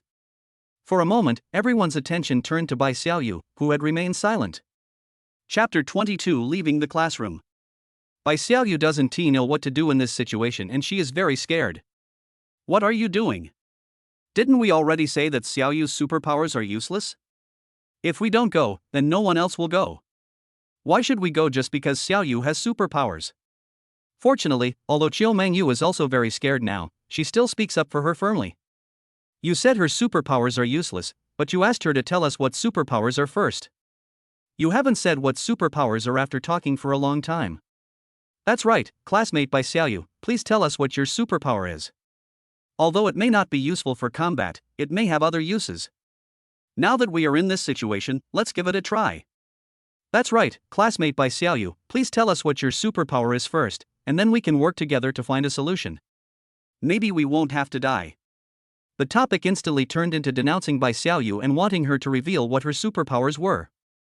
Everyone stared at her direction, without exception, and no one spoke for her except Xiao Mengyu. They all wanted to know what her superpowers were. Xiao Mengyu was about to argue with them, but was stopped by Xiaoyu. My superpower is very ordinary. I can conjure up some food.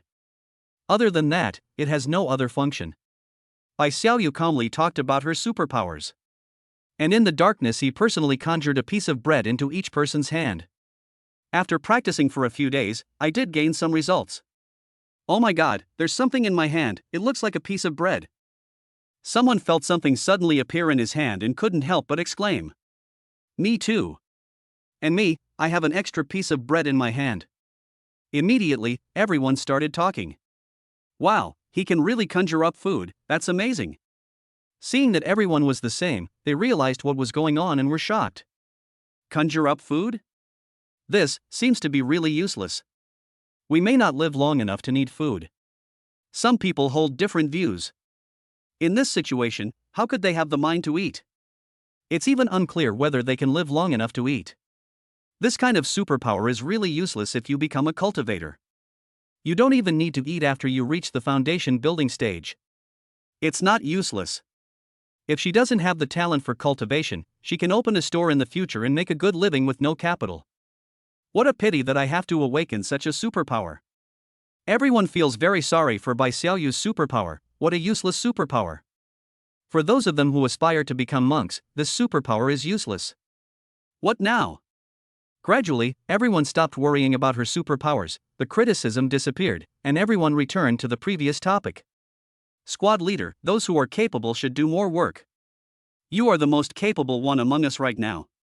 You and Huang Ling should go out and give it a try. Yes, squad leader, instead of waiting to die here, it is better to go out and fight. Maybe you can really run away. By then, we may die and you may still be alive. As they were talking, the spearhead was directed at Hubba again. Humph, impossible. Hub snorted. Humph, even if what they said made sense, he would not go. Why should they take risks while others sit back and reap the benefits? For a moment, there was noise again. Okay, how about this, we all draw lots, and the one who draws the lot goes, and if you don't agree, then everyone will die. Finally, someone suggested. After this was said, everyone was silent for a while, and then they whispered one after another. Good. Can. I agree. To be fair, no one should take advantage, but I don't agree. You can beat me if you want. I'm not leaving anyway. The worst that can happen is that I'll die here. Guan Yingjia's voice sounded again. You. Hub wanted to scold him for being shameless, but was stopped. Don't worry about him. It's useless for him to go out like that. He might stab us in the back. Let's do it ourselves. Good. In the end, everyone agreed. Although no one wanted to go and wanted others to go, if no one went, they would really be waiting to die. Everyone turned on their cell phones to make the light as dim as possible, and made a lot of small notes, 3 of which had the word out written on them. Now let's make a deal. The person who draws the out will go out and find a way to notify the law enforcers. Of course, if you encounter danger, you can come back as soon as possible, but don't bring any aliens with you. Before drawing lots, Huang Ling said seriously. Good. Everyone nodded in agreement, reaching an agreement that if they drew the lottery, they would die without taking anyone else with them. But before drawing lots, Huang Ling thought for a moment, picked out a piece of paper with the word out on it, and said to them. I came up with the idea. I'll take up a spot. You can pick 2 people to join me. His decision made others look at him with complicated expressions. Some were happy, some admired him, and some thought he was pretending. But no one said anything and started drawing lots in silence. Phew, not bad. Many people breathed a sigh of relief after looking at the note in their hands. Xiao Yu. Xiao Mengyu suddenly shouted in a trembling voice. What's wrong? Bai Xiaoyu looked at her in confusion, but reacted instantly and took the note from her hand, on which was clearly written the word out. Xiaoyu, I'm scared. Xiao Mengyu cried. Although she had prepared for the worst, she was still very scared when she was really picked. I'll go. Seeing her like this, Bai Xiaoyu didn't hesitate and stuffed the note in his hand into hers. Although she was also afraid, she was much better than Mengyu. But By Xiaoyu, you can't do this. We agreed that whoever gets the prize will go. You can't break the agreement. The person who saw them exchanging notes said quickly. Isn't it enough if someone goes? Why do you care so much? By Xiaoyu counterattacked. If you break the agreement casually, then what's the point of our agreement just now? Just don't abide by it. The man continued. You. Bai Xiaoyu wanted to say something but was stopped by Qiu Mengyu. Xiaoyu, I got it, I'll go. As he said this, he took the note back from Bai Xiaoyu. Mengyu. It's okay, Xiaoyu, I'm lucky, nothing will happen to me. Qiu Mengyu forced a smile. Don't be sentimental, time is running out, go quickly, or the aliens will find us soon. The others urged. So, Huangling stopped talking nonsense and walked out of the classroom carefully with Qiu Mengyu and a boy who drew the number out. Bai Xiaoyu looked at her worriedly, and suddenly she regretted why her awakened superpowers had no combat power at all. Now she was really embarrassed to face this situation. The person who had just exposed Bai Xiaoyu and the others for exchanging notes was relieved to see Bai Xiaoyu stay. No matter what, Bai Xiaoyu is a person with superpowers after all. Although she doesn't have much fighting ability, they feel a little safer with her, and who knows, she might be of use at some point in the future. Chapter 23, Teacher Ji is seriously injured. After Huangling took them away, the classroom returned to silence again, and even the sound of breathing could be heard clearly. Now, whether outside or inside, everything is quiet, which is more frightening than before when there were screams all the time. Time passed little by little, and everyone in the dark looked nervously in the direction of the classroom door, praying that Huangling and the others could notify the law enforcers and praying that the aliens would not discover them. Boom boom boom. After an unknown amount of time, there was a soft knock on the door. Who? The people in the classroom suddenly became tense and looked towards the door. Hubba at the door did not open it immediately, but cautiously held it open with force and asked in a low voice. Open the door, let. A weak voice sounded outside the door, but died down halfway through. It's Teacher Ji. Everyone became excited instantly, they recognized it was Teacher Ji's voice. Class monitor, open the door quickly. Something seems to have happened to Teacher Ji. Everyone urged anxiously. Teacher Ji is a cultivator. The arrival of a cultivator can bring them a great sense of security, even if the cultivator's realm is not high. Hubu was a little hesitant. In this situation, he didn't dare to open the door because he was not sure what was outside, even though he had just heard it clearly and it was Teacher Ji's voice. Class monitor, why don't you open the door? Teacher Ji seems to be in danger, let him in quickly. Seeing that Hubba didn't respond for a long time, the others couldn't help but continue urging him. Just by listening to their tone, they knew that Teacher Ji was definitely in a bad condition, so they were all very anxious and wanted to know what had happened to him. We are still not sure if that is Teacher Ji. Haven't you learned this? Many alien races can imitate people. What if it is an alien pretending to be one? Moreover, even if he is Teacher Ji, what if there are more than one out there? Huber asked rhetorically. When everyone heard what he said, they just thought it made sense, but then they heard Guaning Jia laugh. Sergeant, I'm telling you that you only have flesh and blood but no brains. If there really are aliens outside, what's the point of you guarding that door? You don't think a door can stop the aliens, do you? His words instantly awakened everyone, and they all spoke to Hubba.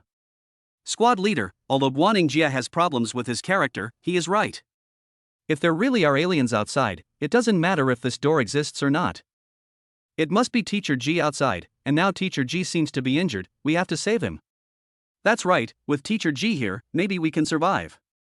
Captain, please open the door. Even if you don't open the door, you should first check what's going on. If it's really Teacher Ji, it won't be too late to open it later. Everyone shouted to him. Hubu wanted to refute Guaning Jie, but there was no way because he was right. He could only carefully open a gap and use the dim light from his mobile phone to check the situation outside. I saw Teacher Ji lying on the ground covered in blood, with many injuries on his body, and his clothes were torn. He seemed to have fainted and was lying on the ground motionless. How's the monitor? Is it Teacher Ji? The person behind asked hurriedly. Yes, but Mr. Ji is in a very bad condition now. Hub said. Are there any aliens out there? The others asked nervously. This is an issue that they are very concerned about.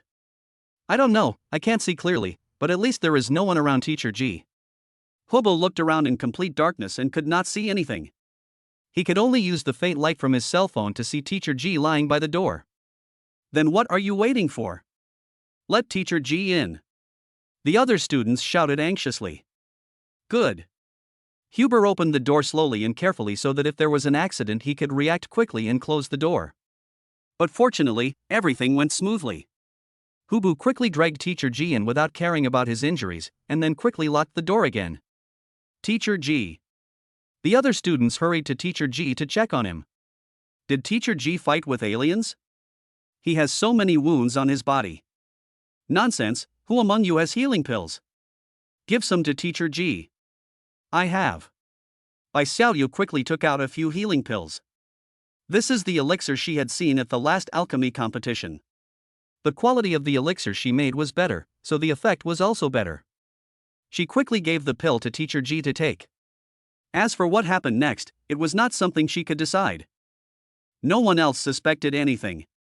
After all, many people now carry some healing pills with them in case of emergency, and no one would associate this with Bai Xiaoyu's superpowers.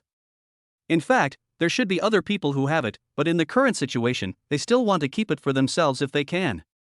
Otherwise, who knows what will happen next? Everyone breathed a sigh of relief, thinking that he would not die like this, but they didn't know when he would wake up. They began to discuss carefully again. It's over. Even Teacher G is no match for the aliens. If the law enforcers don't come, we're doomed. I don't know what kind of alien race it is. If I knew, maybe there would be a way. After all, some different races and people can still cope with it with the help of some things. Teacher G should know, but he can't wake up for a while.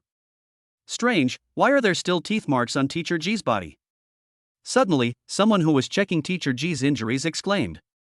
What's so strange about that? There are so many people bitten by aliens. The others didn't care. No, this looks like a human tooth mark. The man said again. Human? These words immediately attracted everyone's attention out of curiosity. It does look like a human. Could it be a humanoid alien? Everyone began to analyze the aliens based on their injuries. If they could determine what alien race the creature was from the injuries, then they might be able to come up with a plan to deal with it. However, after observing for a long time, they found nothing and were not sure which alien race they knew this was. We can only guess based on most of the injuries on his body that this might have been caused by a battle with a humanoid alien. Why is it humanoid? Because everyone thinks it is impossible for a real person to hurt a monk like this, unless that person is also a monk. But how could monks fight with their mouths? At this moment, Bai Xiaoyu looked at the injured and unconscious Teacher G, and thought of Mengyu who had left the classroom, and felt a great sense of uneasiness in his heart. Even Teacher G, who is a cultivator, is in this situation. If ordinary people like them encounter this situation, they will be killed instantly. What should I do? What should I do? Bai Xiaoyu really wanted to go out to look for them, but doing so would only lead to her death. It was too dark outside and it would be impossible to move forward without lighting. However, if you want to illuminate, it is equivalent to exposing yourself directly, making it easier for aliens to discover you. She became more and more annoyed about why she had awakened a superpower that had no combat power at all. But no one knew or cared about her current feelings. Everyone was discussing Teacher G's situation. This is their hope now. Even though Teacher G has been seriously injured, he can still bring them a great sense of security. Chapter 24, Back, one person died. Occasionally, a faint light could be seen somewhere in the dark classroom, but it was very weak and they did not dare to make it brighter for fear of attracting aliens. With the faint light, he treated Teacher G's injuries. I don't know when Mr. G will wake up. He has seen aliens. If we can get information from him, maybe we can be more relaxed. Looking at the unconscious Teacher G in the dim light, a student said. It's useless to know the news. Teacher G knows more than us. He is already like this, what else can we do? Now we just hope that Teacher G has notified the law enforcers. Other students said in the darkness. Then don't hope for the best. It's been almost half an hour since we rescued Teacher G. If the law enforcers had arrived earlier, it would have taken so long. That's right. With the speed of the law enforcers, they will definitely arrive in a few minutes as long as they receive the news. It seems that Teacher G has no way to notify the law enforcers.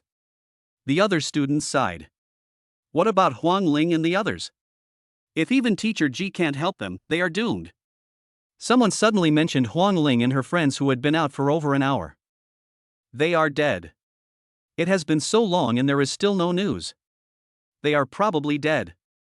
If they really got out, they would have notified the law enforcement officers long ago. The current situation must have caused an accident. Someone said in a gloomy tone.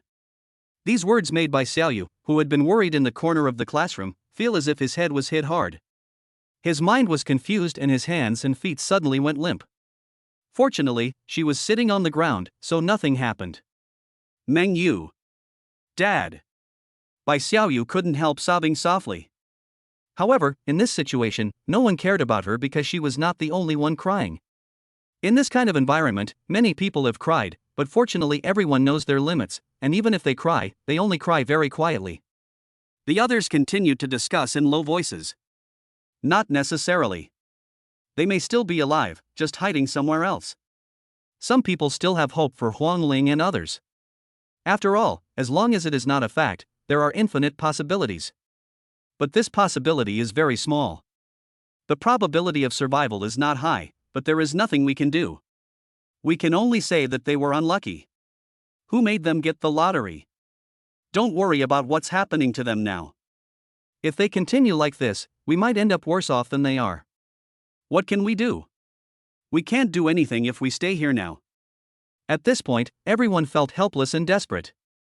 This feeling of waiting to die is more painful than dying itself. Does anyone have a way to wake Teacher G up quickly? Someone asked. Now the only hope may lie in Teacher G, but if he doesn't wake up, then it will be all over. No one replied. We are all just ordinary people. What can we do? But I do have a solution, but Guaning Jie, who was standing next to the light bulb, suddenly spoke hesitantly. What's the solution? Don't just say it, human lives are at stake, tell me quickly. The others immediately said anxiously. Seeing this, Guaning Jie no longer hesitated and said it directly. You guys have tried it just now, Teacher G is just fainted, he is not dead. Isn't the easiest way to wake up a fainted person is to give him some stimulation? Stimulate? Yeah, for example, one of you can try to slap Teacher G a few times, maybe he will wake up. If that doesn't work, stab his thigh with a knife. This will have a more obvious effect. As long as it hurts enough, I don't believe he won't wake up. Guaning Jie's voice floated into everyone's ears in the darkness, making them shudder with fear. Guaning Jie, how could you do this to Teacher G? Some people couldn't help but condemn. What did I do to him? Am I not giving you advice? It's your business whether to do it or not. What does it have to do with me? Don't falsely accuse me of everything, okay? Guaning Jie responded directly. You. The man wanted to say something else, but was stopped by others. Okay, stop arguing. Guaning Jie did say one thing, but it's better not to use it until the critical moment. Otherwise, Teacher G might be killed by us before he wakes up. Teacher G's physical condition is already poor. Although he has taken healing medicine, the effect of that kind of low-level medicine is not that fast and obvious. If he accidentally doesn't wake up and is injured and killed by them, I really don't know what to say. Yes, that's what I mean. Guaning Jie said quickly. There is no need for it now, for fear of accidents. However, if the aliens come to our door, we will not care about accidents at that time, as long as we can find a way to wake Teacher G up. Otherwise, you will die with nothing, and that will be the biggest loss. Don't worry about it for now, just listen. Suddenly, Hub stopped the arguing. They were subconsciously quiet, and then the familiar screams reached their ears again. But because the distance was a bit far, the sound they heard was a little smaller. It seems that they are from the classroom opposite. They have been discovered. Someone was carefully looking at the direction where the sound came from at the window. Although it was pitch black and nothing could be seen, it was still particularly creepy. It's over. They've been found even with the lights off. We're almost there too. Someone couldn't help but shudder. Like them, several classrooms that had just turned on the lights quickly turned them off again. However, he still suffered a murderous attack. Let's wake up Teacher G, maybe he has a solution.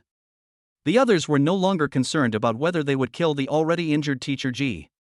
Someone like them had already met with an accident, and they were afraid that they would be the next. The screams from the other side kept destroying everyone's psychological defenses, making them more and more frightened. Pa pa pa.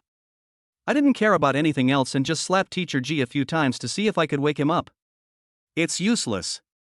Then he took out a pen, ready to try another method, and was about to poke Teacher G's thigh hard when he was suddenly interrupted by a quick and quiet knock on the door. It's us, open the door and let us in. Huang Ling's voice sounded outside the door. Great, it's Huang Ling and the others, they are fine and still alive. Everyone couldn't help but say happily.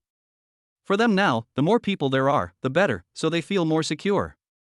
Besides, Huang Ling and the others have been living outside for such a long time, maybe they know something. Are there any aliens around you? For safety reasons, Huber did not rush to open the door, but asked in a low voice first. No, don't worry, we agreed not to bring any aliens here. Open the door and let us in first. Huang Ling's voice was hurried and her tone was full of anxiety. Squad leader, don't wait, let them in quickly. The others urged again. Helplessly, Huber could only open the classroom door again. Two figures rushed in quickly. Just as Hubu was about to close the door, he suddenly remembered something and asked. Why are there only two of you? He's dead, close the door. Without giving him a chance to continue speaking, Huang Ling urged nervously. What? Dead? What happened? Chapter 25 Not an alien? Huang Ling's words made the already tense atmosphere even more tense, and everyone asked what had happened. Bai Xiaoyu hurried to Qiu Mengyu. Mengyu, are you okay? Unfortunately, Qiu Mengyu didn't say anything and just stood there. It was impossible to see the expression on her face in the darkness, but Bai Xiaoyu felt that she was very strange, quite strange. Mengyu. She must have been frightened. She has been like this just now. Maybe she will be fine after a while. Huang Ling, who had been gasping for breath nervously after running in, spoke. Huang Ling, what happened to you guys out there? Why did Zhang Zhoming die? Was he killed by an alien race? What happened to Qiu Mengyu? Was she really just scared? Have you notified the law enforcers? When will they arrive? Everyone asked a bunch of questions one after another without giving Huang Ling a chance to answer. There's no way. They are all too nervous now and just want to know some news as soon as possible, preferably good news. Unfortunately, things did not go as planned. No, we can't go out. It's very dangerous outside. There's no way we can leave the school. Huang Ling slumped on the ground and said in despair. What's going on? What's outside? Tell me. Huber asked, grabbing his clothes and shaking them wildly. The others also looked at him nervously. They also wanted to know what was outside. I don't know, it's too dark, we can't see clearly. Huang Ling shook her head. Then what were you afraid of just now? How did Zhang Zhoming die? Huber continued to ask. It's people, other people. Huang Ling said with lingering fear. People? What do you mean? Isn't it a good thing to have people? Not good at all. Zhang Zhoming was killed by someone. If we hadn't run fast, we would have been killed by those people too. What? Everyone was shocked by his words and asked quickly. Who is that? Could it be that they were taught by a foreign race? No, they were students from our school. I knew a few of them. When I saw them, I wanted to ask them to find a way to escape together. But when they saw us, they treated us like food and wanted to eat us like crazy. Zhang Zhoming was eaten by them. If they hadn't eaten him, we wouldn't have been able to escape. Thinking back to this, Huang Ling still couldn't help feeling scared. That scene is so horrifying. Zhang Zhoming was eaten by them. When the others heard his words, they were unable to describe their feelings in words. They did not dare to imagine that scene. Having never been exposed to cruelty before, some of them could not accept this. Why? Why would they do that? Huber continued to ask unwillingly. How should I know? There are many people dead outside. It seems that they killed them all. There are so many of them. We can't run away. We can't run away at all. Huang Ling held her head and seemed to be a little overwhelmed. Huang Ling, can you please wake up? Are there aliens out there? If they are just humans, why should we be afraid? Huber suddenly raised his voice and shouted. Everyone reacted instantly. Yeah, if they are human, why should we be afraid? We are all ordinary people. We can find a way no matter how many of them there are. As long as they are not aliens, won't it be much simpler? That's right, we have a lot of people, at worst we can fight them, maybe a few of them can survive. You don't even need to fight. You can easily deal with it with some tools. Everyone seemed to have found hope and began to get excited. However, at this time, Guaningjie once again poured cold water on them. I say, are you all brainless? Teacher G is still lying there. He is a cultivator and he is like that. Who gave you the courage to say such things? For a moment, everyone subconsciously looked at Teacher G, who was lying on the ground. I was so excited when I heard it just now that I almost forgot about Teacher G. He is a cultivator and he is in such a state. Why do they think they can be a match for those people? Teacher G is back? Only then did Huangling see Teacher G lying on the ground. I came back earlier than you guys. You said there were people outside, so why was Teacher G like this? Teacher G is a cultivator. How many people must be outside to hurt him like this? Did you make a mistake? Huber questioned. How could we be wrong? We saw it with our own eyes. Also, look, this is where they scratched me when I was escaping just now. Huangling excitedly took off her clothes, revealing 5 bright red claw marks on her shoulders. It is easy to tell from the claw marks that this was caused by human hands. Even if the person who grabbed him is not necessarily a human, he is at least likely to be human-like. That. Hub looked at the scratches on his body and hesitated. Besides seeing people, did you see anything else? No, we didn't see the others. At least we ran into those people not long after we went out. We kept running away and only came back after we got rid of them. Huangling said. Originally, they didn't want to care about the agreement at all. What's the use of the agreement in the face of life and death? It's just that several roads were blocked at that time, so they had no choice but to run in other directions. It took a long time before they slowly ran back. Didn't you try to run out of the school? Hub asked. How can we run?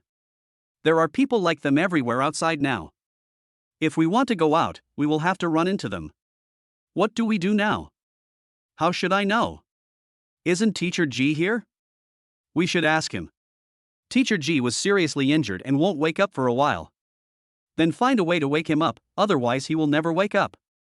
Huangling said without thinking.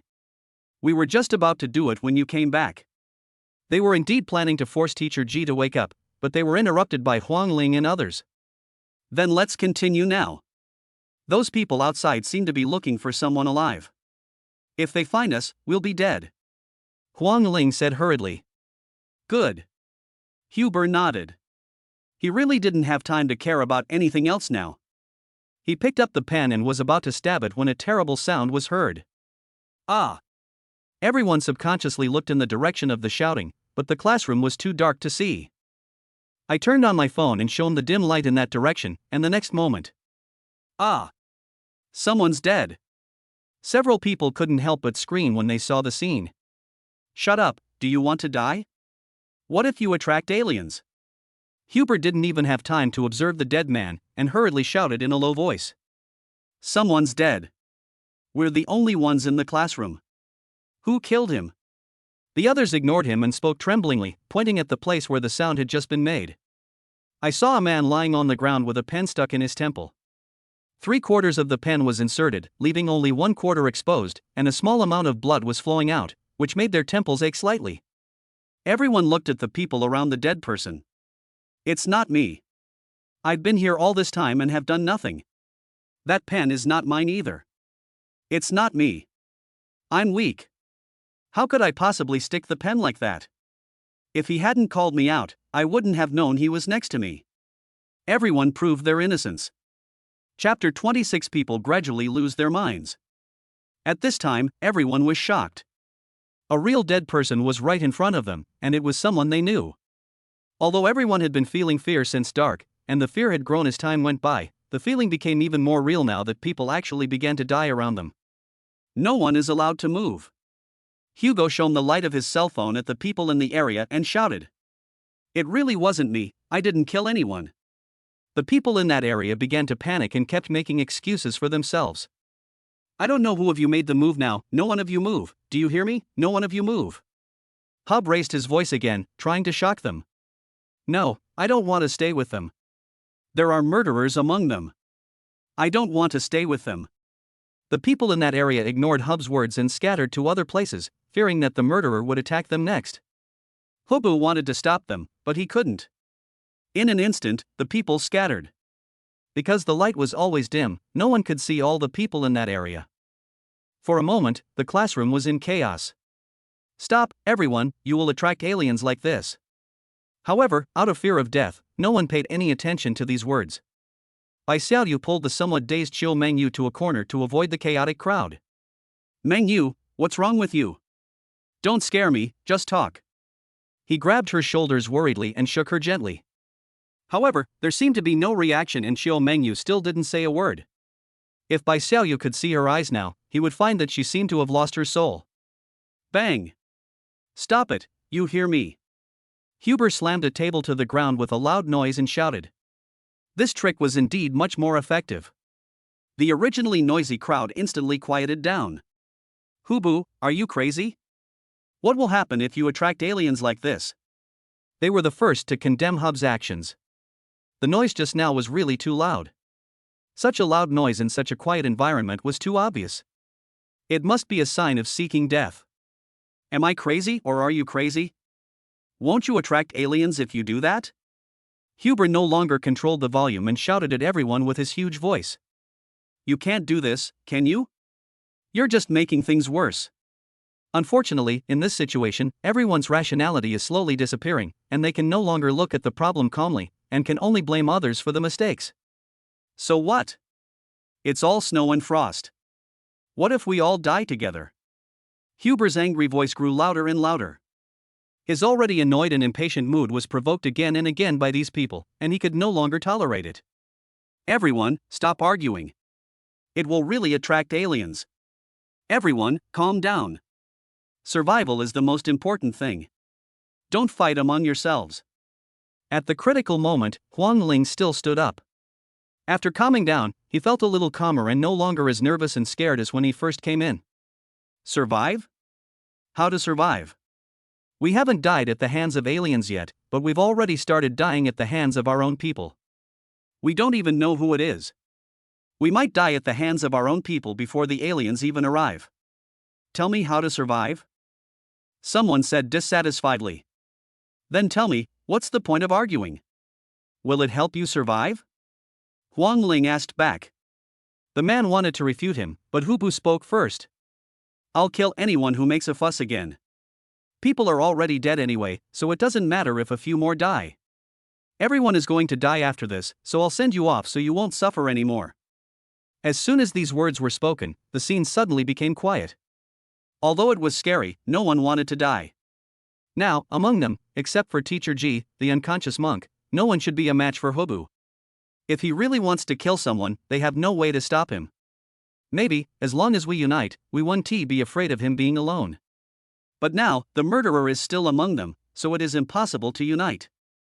Seeing that everyone had quieted down, Huber felt slightly satisfied. As the squad leader, whatever he says is useless. These people are like idiots. They can't see the situation clearly and keep making trouble. If he doesn't stand up, he will be killed by them sooner or later. Now, those who were standing with Wang Chao just now, please stand up, cried Hub, looking at them. The others looked at each other, but no one stood up. In an instant, the anger that had finally subsided was about to come out again. Suppressing the anger, Hubu continued. We need to find the murderer, but that doesn't mean you are the murderer just because you are standing with him. If everyone refuses to cooperate, we can only wait to die. Or, for my own safety, I will kill everyone I suspect.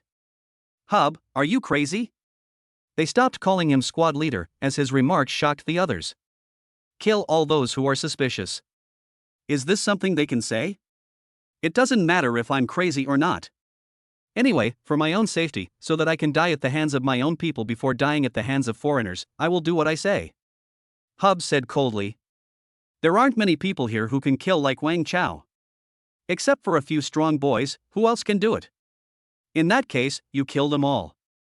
A girl spoke up. That's right, many of us can't do that, you can just kill the ones who can do it. Others followed suit. As long as they are not involved, it is better to kill the innocent than let them go. Why? I wasn't standing with Wang Chao just now. I was next to Teacher Ji when he spoke. How could it be me? One of the stronger boys said quickly. That's right, why? We are stronger and that's why we are stronger? If you do this, no one will live. Several other men also followed suit. Not only do they put the blame on them for no reason, but they also want to kill them. What do they think of them? Alright, can you please stop arguing? We're all going to die if this continues. The danger outside hasn't been resolved yet, and you're already like this. Do you still want to live? Huang Ling said angrily. I had just escaped from a dangerous environment outside and thought I was a little safer. He didn't expect that they just changed the wolf's den. If they were like this, he might as well find an empty classroom to hide in. It might be much safer than this. What about the murderer? Are we going to ignore him? What should we do if he continues to kill people? Someone asked. Don't worry about it for now. As long as Teacher Ji wakes up, everything will be fine. Let's wake Teacher Ji up first. Huang Ling's words reminded everyone. They were originally going to wake up Teacher Ji, but they were constantly interrupted and almost forgot about it. Good. Everyone finally reached a consensus and decided to wake up Teacher Ji first. Anyway, it's better to have a monk around. The pen was pointed at Teacher Ji's thigh again. Chapter 27 Shadow Clan. There was a sound of something piercing flesh, and blood flowed down Teacher Ji's thigh. It seemed to be effective. Although Teacher Ji did not wake up, his facial expression changed and he groaned, probably because he felt pain. It seems to be helpful, but not enough. The man who inserted the pen into Teacher Ji said. As he said this, he pulled out the pen violently, and a stream of blood gushed out. Teacher Ji groaned again, but he did not stop there. He quickly changed the place and stabbed again. Finally, the pain woke up the fainted Teacher Ji, and he subconsciously reached out to touch the place where he was stabbed. Awake, great, Teacher Ji is awake. Everyone was very excited and couldn't help but cheer. In the current situation, as long as they are not stupid, they all know that they need a prestigious person to preside over the situation. Hubba was not enough. Although he was the squad leader and was relatively big in build, and was considered the most powerful among them, it was still not enough. Only Teacher Ji, who has not only served as their teacher for several years, but is also a monk, has enough prestige in everyone's hearts, and everyone is more willing to listen to him. The person who had just beaten Teacher Ji was also very excited to see that Teacher Ji had woken up, and immediately used hemostatic powder to seal his wound. What happened? Teacher Ji endured the pain in his thigh and asked as he looked at the people surrounding him. Hubu gave him a brief account of the current situation. When he mentioned that a few people had returned, Teacher Ji said in shock. What? Someone from your group is back? Who is it? Quickly control them, no light. Control them? Why, Mr. Ji? Everyone asked in confusion. Control them first and then I'll explain to you. Quick, turn off all the lights. Teacher Ji said anxiously.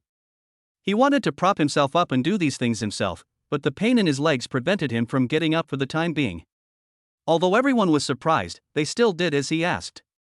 Everyone tied up Huang Ling first, and when they were about to tie up Chiu Mengyu as well, Bai Xiaoyu stopped them. Teacher Ji, Mengyu is in a bad condition now, why do you want to control her?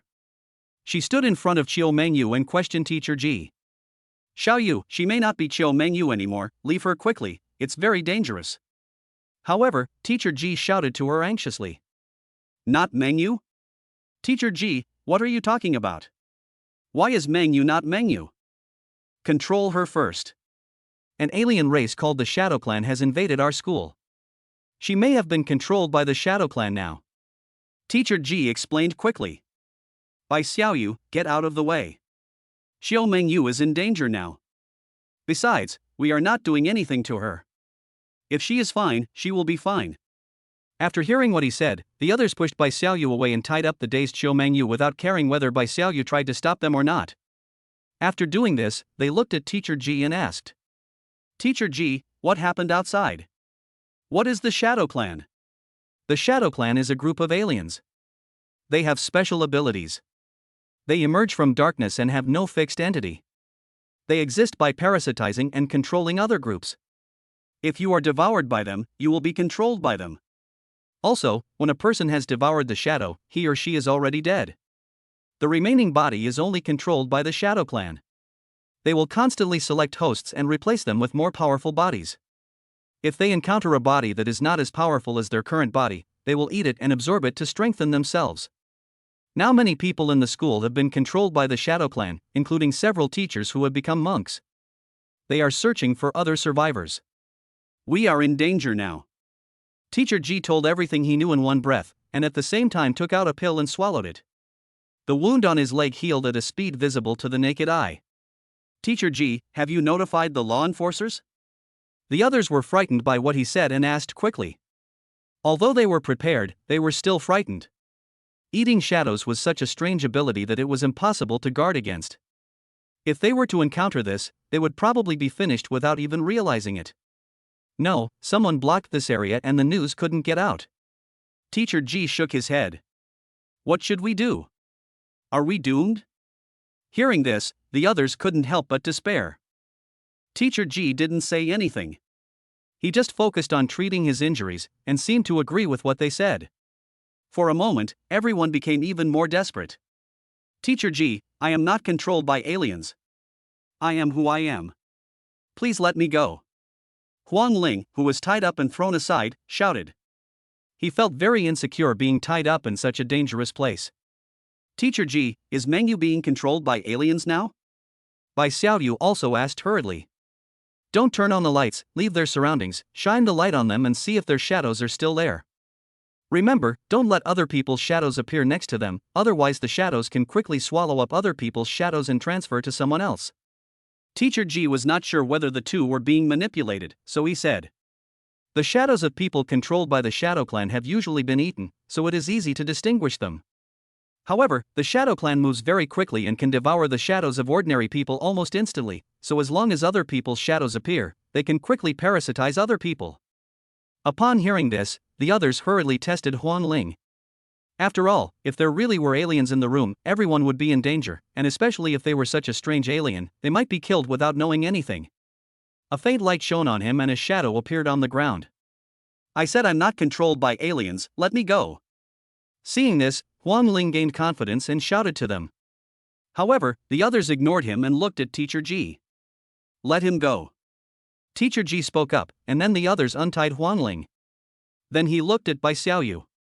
Bai Xiaoyu held the phone and was a little afraid to take pictures of Qiu Mengyu. Her strange behavior just now gave her a bad feeling, and she didn't dare to face this result. Bai Xiaoyu, stop wasting time and check if Qiu Mengyu has been controlled by the Shadow Clan.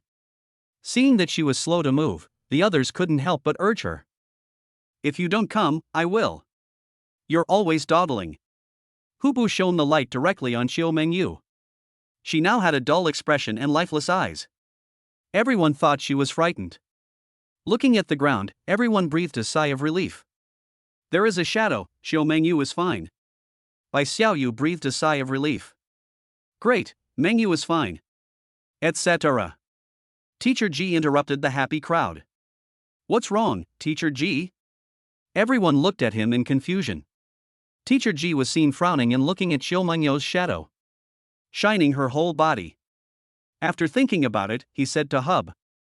Although Hubert didn't know what Teacher G meant, he still did as he was told. The light source moved further away, illuminating Qiu Mengyu's entire shadow.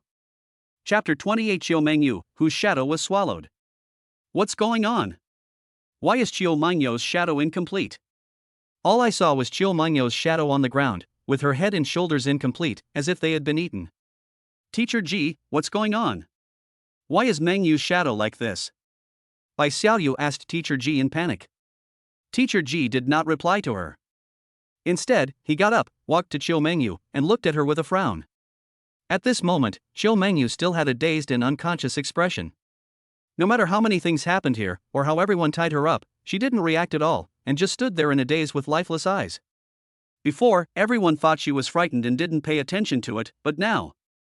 Although her shadow was not completely devoured by the Shadow Clan, her mind is now lost due to the incompleteness of her shadow. After observing for a long time, Teacher G came to a conclusion based on his experience. What should we do? Teacher Ji, please save Mengyu. Bai Xiaoyu pleaded with him. Feel sorry. Teacher Ji was silent for a while and sighed. He is just a cultivator in the Qi training stage. He has no way to deal with such things. Not to mention him, even if someone in the nascent soul stage or even the spirit transformation stage came, it would be useless. This kind of thing is irreversible. I guess she will just have to stay like this from now on. However, this was undoubtedly a bolt from the blue for Bai Xiaoyu. His already uncomfortable mood collapsed and he hugged Xiao Mengyu and cried quietly. Seeing her like this, Teacher Ji sighed but didn't say anything to comfort her. Their situation is not much better now. They may not even know if there will be a tomorrow. It is better to lose their mind than to die in pain while awake. Teacher Ji, you said Xiao Mengyu's shadow was swallowed by the Shadow Clan. Is that Shadow Clan still on her now? Huang Ling, who had already been untied, asked nervously. His words instantly made everyone nervous. They all moved away from Xiao Mengyu and tried their best to hide themselves in the darkness so as not to have any shadows. Only Bai Xiaoyu ignored all that and still held Xiao Mengyu tightly. I don't know. The Shadow Clan is a very mysterious group. It usually takes special means to discover it. Logically speaking, if the Shadow Clan is still on her, she shouldn't stop devouring his shadow. Teacher Ji looked at Xiao Mengyu, who remained in the same expression, and asked in confusion. How come there are some that have been swallowed a little and not the rest? By the way, you just said someone was killed? Suddenly, Teacher Ji remembered something and looked at Hubba and asked. Yes, Teacher Ji, Wang Chao is dead. Someone stabbed him in the temple with a pen. Hubba pointed at Wang Chao's body, which was pushed into the corner, and said. Teacher Ji hurried over to check on him, then turned around and said quickly to everyone. Some of you have been controlled by aliens. Keep your distance from each other and don't let them take advantage of you again. What? After hearing what Teacher Ji said, everyone realized that they should stay away from other people and find something to protect themselves. Teacher Ji, what happened? I guess Xiao Mengyu brought in a Shadow Tribe member. When she came in, the Shadow Tribe member had not yet completely devoured her shadow, and a better shadow appeared, so it chose to change its host. Teacher Ji analyzed quickly. After all, the Shadow Clan will look for powerful hosts when possessing something, so a girl like Xiao Mengyu wouldn't have much combat power even if she were possessed by her. So when there is a better option, it will change hosts without hesitation. This may be the reason why Xiao Mengyu's shadow is incomplete. What should we do then? The others didn't care how Xiao Mengyu became like that. What they were more worried about now was that they now had an alien here, a mysterious alien with strange abilities. In an instant, everyone felt that there was danger everywhere in the classroom. Don't worry. People controlled by the Shadow Clan are only slightly stronger than themselves. Most of their strength depends on the host. Don't move. Let's find the aliens first. Teacher Ji comforted everyone. Yes, everyone, don't move. Let's find the aliens first. Everything will be fine once we find them. Hugo also spoke loudly. Everyone stay where you are. We will shine the light on them one by one and we will soon be able to find the aliens. Why not just turn on the light? That would be faster. Otherwise, what if the alien explodes and continues killing people before being found? Someone suggested. Yes, it's so dark now. If that alien takes the opportunity to kill someone, we won't be able to do anything. Why don't we turn on the lights first? Others followed suit. No, there are not many people alive in the whole school now. Look for yourself, there are still people in a few places with lights on outside. Teacher Ji pointed to the lighted classrooms outside the window. There were people there when it just got dark, but they soon disappeared along with the screams. If they hadn't reacted quickly and turned off the lights, they might have ended up like them. Can't we just take a break for a while? No, once we light up here, it will most likely attract the Shadow Clan. They have already controlled a lot of monks. If we are discovered by them, we will surely die. Then I suggest that we should not be too scattered, otherwise it will be easy for the aliens to attack. Why don't we stand together and check and balance each other to avoid any harm to anyone? Someone suggested again. No, we girls are not as strong as you boys. If the alien-controlled person is next to us, won't we be dead? A girl immediately retorted. Also, Teacher Ji also said that the Shadow Clan can possess powerful hosts. Are we girls strong in front of you boys? So if we are to find one, we should look among you boys. I suspect it is among you. Especially the squad leader, he is the best among us, he is most likely to. As soon as these words were spoken, everyone looked towards Hub's position. What that girl said made sense. Teacher G said that the shadow had to possess a powerful host, and Hubu was definitely the strongest here. Me? Are you fucking crazy? If I were the alien Teacher G, I would have killed you guys when you were asleep. Do you think you can get away? The suspected Hubba said angrily. There is no point in talking to him, just ignore him and he keeps creating chaos. Now it's even more outrageous, he is trying to frame him. Oh, you are shameless when I give you some face. Do you really think you are invincible when I say you are so powerful? Don't you see how many people there are? Do you have the strength to kill us all? Yes, I think it's him, otherwise why would he be so anxious? Snap a picture of him and show his true colors. Everyone talked about it. Seeing them like this, Huber was really furious. Hubu, take a picture yourself. It's not a big deal. It will take only a short time to prove your innocence. We need to find this Shadow Clan member as soon as possible. Teacher G spoke. Helplessly, Teacher G had already spoken, and although Hubba was very reluctant, he still shone the light on himself. Look carefully, how could I be controlled by an alien race? The voice stopped abruptly. Hub looked at the ground in disbelief, his eyes wide open, and so did the others. Chapter 29 Two Shadow Tribes? Under the bright light, Hubba strangely had no shadow, as if the light passed through his body. How is this possible? How is this possible? Is this a mistake? How could I be controlled by an alien race? How could I be controlled by an alien race? Huber couldn't believe what he saw and kept talking to himself. Oh my god, it's really him, catch him. Others didn't expect the result to be like this. Not to mention Hubba's confident look just now, even they were just suspicious and did not really believe that he was controlled by aliens. But now the fact is before us, he has no shadow, his shadow has been swallowed by the aliens. Xiao Mengyu, who had part of her shadow devoured, became like that, but he was still safe and sound. The result was obvious. Everyone wanted to gather around and catch him. Don't come over here, no one is allowed to come over here, I am not controlled by aliens, I really am not controlled by aliens, I am just me. Huku held a wooden stick and swept it left and right, forcing back those who wanted to approach him, while shouting continuously. He seemed to think what he said was useless, and then looked at Teacher G. Teacher G, please believe me. I am really not controlled by aliens. I am who I am. I don't know what is going on now, but I am really who I am. I remember everything. Please tell them that I am not controlled by aliens. Teacher G, please tell them quickly.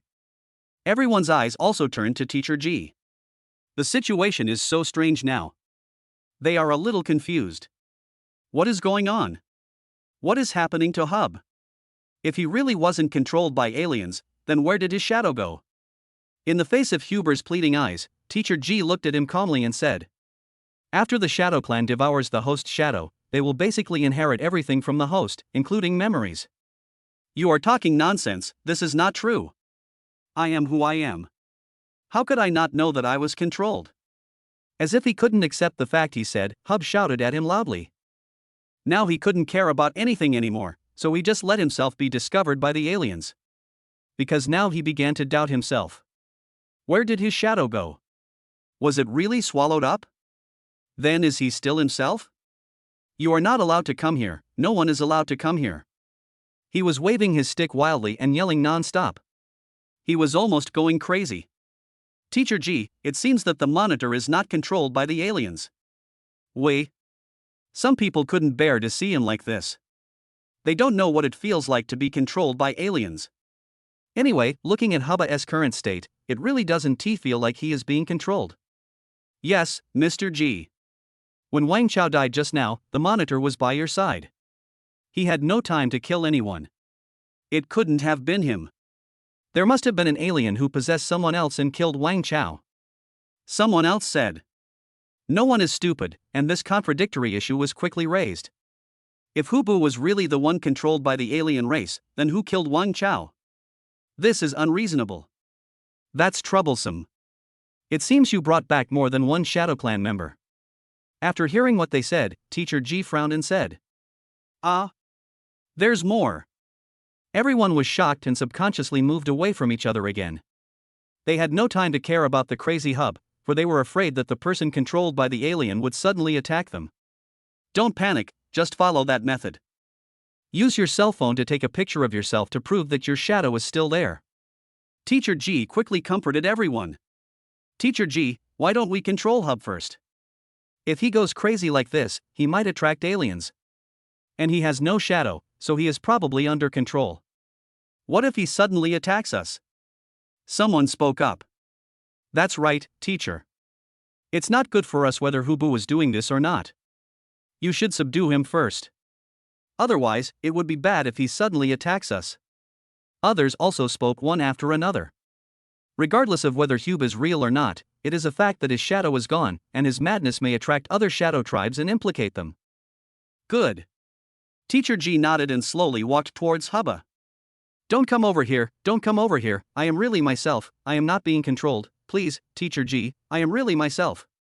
Seeing him walking towards him, Hubba stepped back in fear, waving the stick in his hand and begging.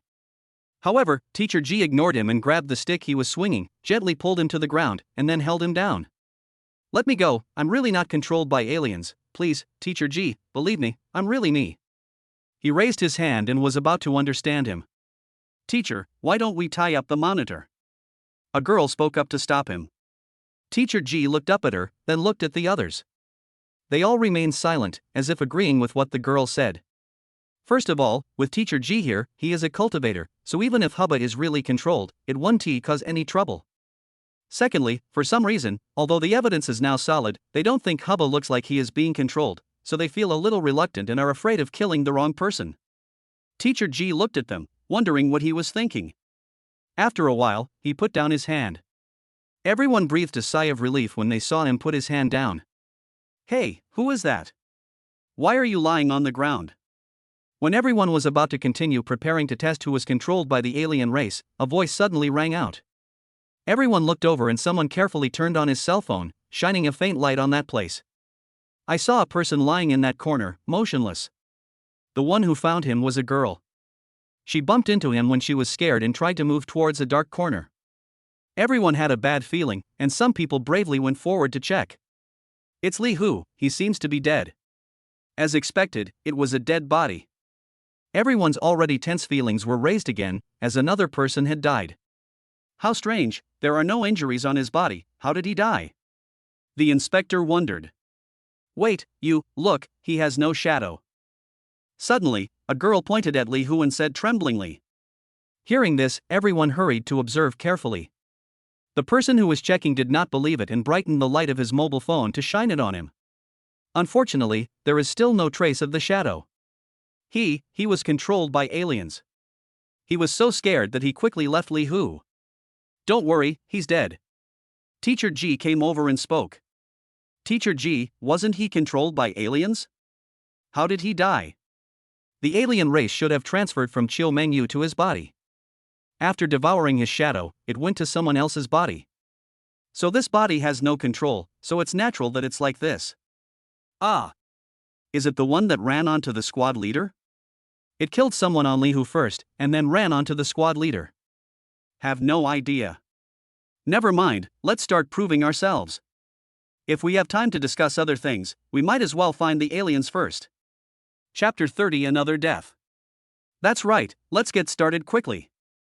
First, find the Shadow Clan. We also need to find a way to leave here. Teacher G nodded. Then they began to illuminate themselves one by one with the dim light from their mobile phones to prove that they were not controlled by the Shadow Clan. Bai Xiaoyu is no exception. Now, she is just an ordinary person without any fighting ability. Although she is sad now, she still has to do what she should do, otherwise everyone will exclude her. In this situation, being excluded is not a good thing. She still wants to see her father alive. Teacher G, all of our shadows are here. It seems that the Shadow Clan first controlled Li Hu, killed him, and then ran to Hubu.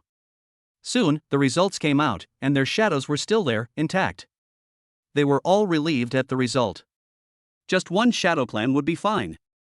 Well, that should be the case. Teacher G nodded, looked at the others, and after a round of inspection, he continued. In that case, we should find a way to leave here now. Now, basically everyone outside is controlled by the Shadow Clan, including many monks. The monks controlled by the Shadow Clan will be much stronger. In addition, the current environment outside, I can't get out by myself, let alone take you with me. The only way now is to notify law enforcement, but the entire school area has been blocked by an unknown force, so the news cannot be spread. Hearing this, everyone fell silent. Faced with this situation, as they were still students, they could do nothing. Why don't we just wait here? With Teacher G here, we can definitely hold out for a long time. As long as we can hold out until school is over, my dad will come to pick me up. My dad is a cultivator in the foundation establishment stage, and he will definitely be able to rescue me. A girl suddenly spoke up. Yes, this is a solution. We just need to hold on until school is over. By then, many parents will come to pick up their children, including many powerful monks. Even if they can't save them, they can notify the law enforcers to come. Others suddenly woke up. It's not like everyone hadn't thought about this method before, but just now they didn't think they could hold on until that time. But things are different now. With Teacher G here, they still have hope of holding on until that time. Now, this seems to be the only feasible solution. Do you have any other ideas? Teacher G asked the rest of the people. The others remained silent. They could not think of any other solution given their current situation. If they had a powerful monk, there would be many ways to deal with it, but unfortunately, they had nothing. The only monk is not very powerful, and there is also a super-powered person who has no fighting ability, so they don't have many choices. Okay, then let's wait until school is over. Everyone, cover up all the lights so that the Shadow Clan outside won't find out. Following Teacher G's words, everyone turned off the dim light shining on the ceiling, which was just enough to allow people to see blurry objects. The classroom fell into darkness again. Nothing could be seen except for the faint voices of other people. Bai Xiaoyu held Xiao Mengyu in his arms and quietly moved to a corner.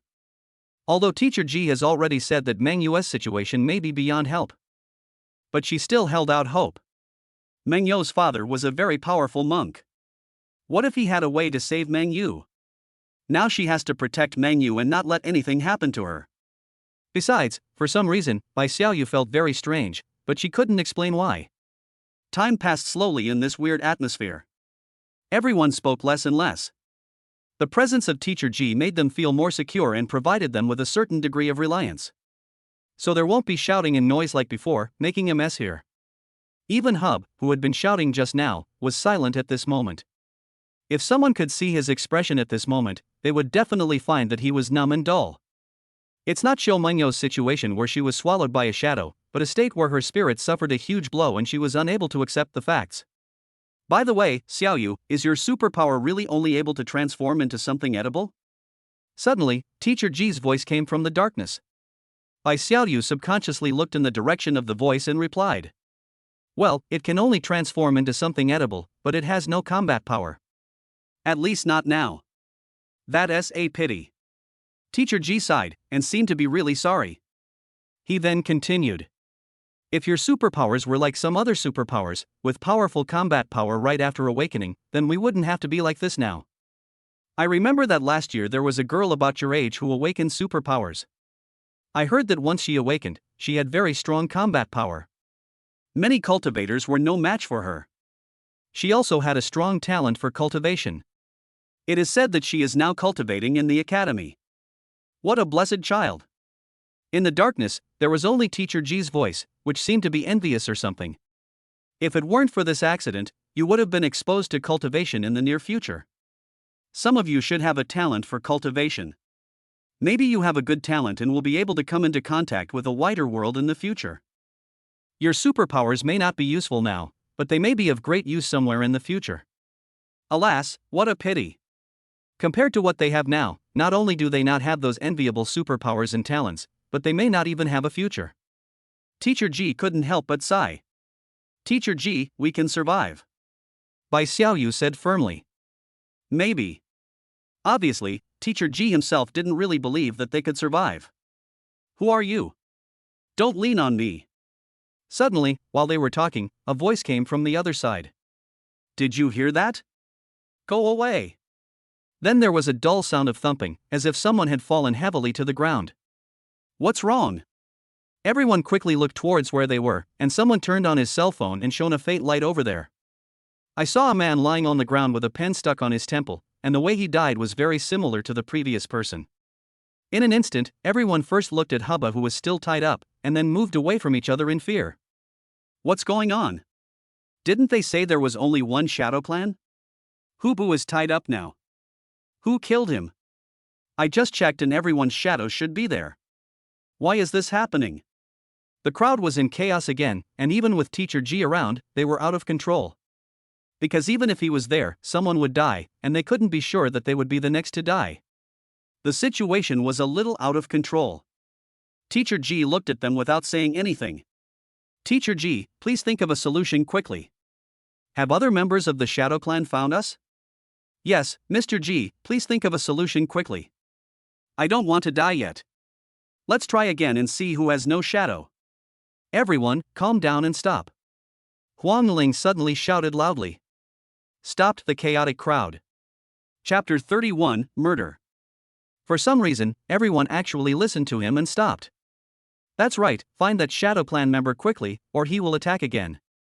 I'll go first. The man who was speaking immediately turned on his phone and shone it on himself, and his shadow instantly appeared behind him. It's your turn. Seeing this, the others started another round of testing. One person after another passed by, and just like the previous round, everyone had a shadow. But when it came to the last person shone the light on himself without hesitation, seeming very confident. But the strange thing was that the light actually shone through his body onto the ground. His eyes widened in disbelief. Just as he was about to explain, he saw other people rushing over. With the experience of Huber, they would never make the same mistake again and quickly trapped him. No, let me go, I am not controlled by aliens, let me go. The man struggled desperately, but unfortunately, several people were holding him down, so no matter how he struggled, it was useless. These Shadow Clan members are so stubborn. They are still like this even after being discovered one by one. Do they think we are stupid? Someone slapped him directly and said. Just like Hubu, he keeps pretending even after being discovered. The others did the same, coming up to punch, kick and yell at him. But the man kept wailing and defending himself by saying that it really was not him. It's a pity that people have died one after another. Now everyone is emotionally exhausted, and the evidence is conclusive. It's useless for him to say anything. People will only think that the Shadow Clan is cunning. Teacher G, how should we deal with him? After venting their fear, they looked at Teacher G, who had been standing aside without saying a word. Killed. Ah. Everyone was frightened by this sentence. Teacher G, are you really going to kill me? Someone asked hesitantly. What else? Wait for him to come and kill you? Keeping him here will be trouble for the Shadow Clan. If you don't kill him now, what if he accidentally runs onto someone else later? Teacher G looked at him and asked back. Yes, let's kill it. Otherwise, if one of us isn't paying attention and gets possessed by it, someone will die. We can't keep looking for it after someone dies. Others also thought it made sense, because no one knew if they would be the next person to be possessed. Even if everyone is very careful with light, it would be bad if you are not careful and reflect your own or someone else's shadow. Those who didn't speak also acquiesced, but they couldn't say it out loud. No, don't kill me, I really wasn't controlled by the aliens, please, Teacher G, you are a cultivator, please take another look, I really wasn't controlled by the aliens, and I didn't kill anyone, I just stayed there without moving, it's impossible for me to kill anyone. When the man heard that everyone was going to kill him, he immediately ignored the pain all over his body and shouted loudly. Unfortunately, Teacher G ignored him and said to everyone. You can't keep doing this. You must be decisive when you meet a foreign race, otherwise you will be the only ones to die in the end. I won't do anything to him. You need to overcome the fear in your heart, so come. What? We're coming? Everyone was shocked. Why did they do this? It was okay that they beat someone up just now, after all, beating someone is not a big deal. Moreover, everyone was too depressed and frightened and needed to vent, but that doesn't mean they can kill people, especially those they know. You can make your own choice. I don't care what happens next. It's up to you whether to kill or not. You can choose not to kill, but you will have to bear the consequences yourself. After Teacher G finished speaking, he stopped talking and let them make their own choice. Everyone looked at each other in the dim light. Kill? Someone asked everyone in a trembling voice. I don't know, you guys choose, I don't want to choose. Some girls simply choose to quit because they can't do such a thing. If we don't kill him, what will he do? He will come after us. Or, let's just kill him. Who will kill me? I can't kill you. I can't kill him either. My hands and feet are weak now. Some people are afraid of the Tao. The fear in his heart about this matter has already reflected in his physical condition. It is difficult for him to walk in this situation, so how can he kill someone? Let me do it. Finally, Huang Ling stood up. He didn't want to, but someone had to step up. How are you going to kill? Huang Ling didn't say anything. She took a towel, wet it with water, and slowly walked to the man. It's not me, Huang Ling, you know me, I really am not controlled by aliens, please don't.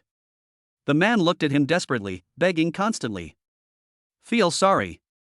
After Huang Ling apologized, she covered his mouth and nose with a towel. The man struggled violently, but was controlled by several people. His struggle was in vain and he couldn't even scream.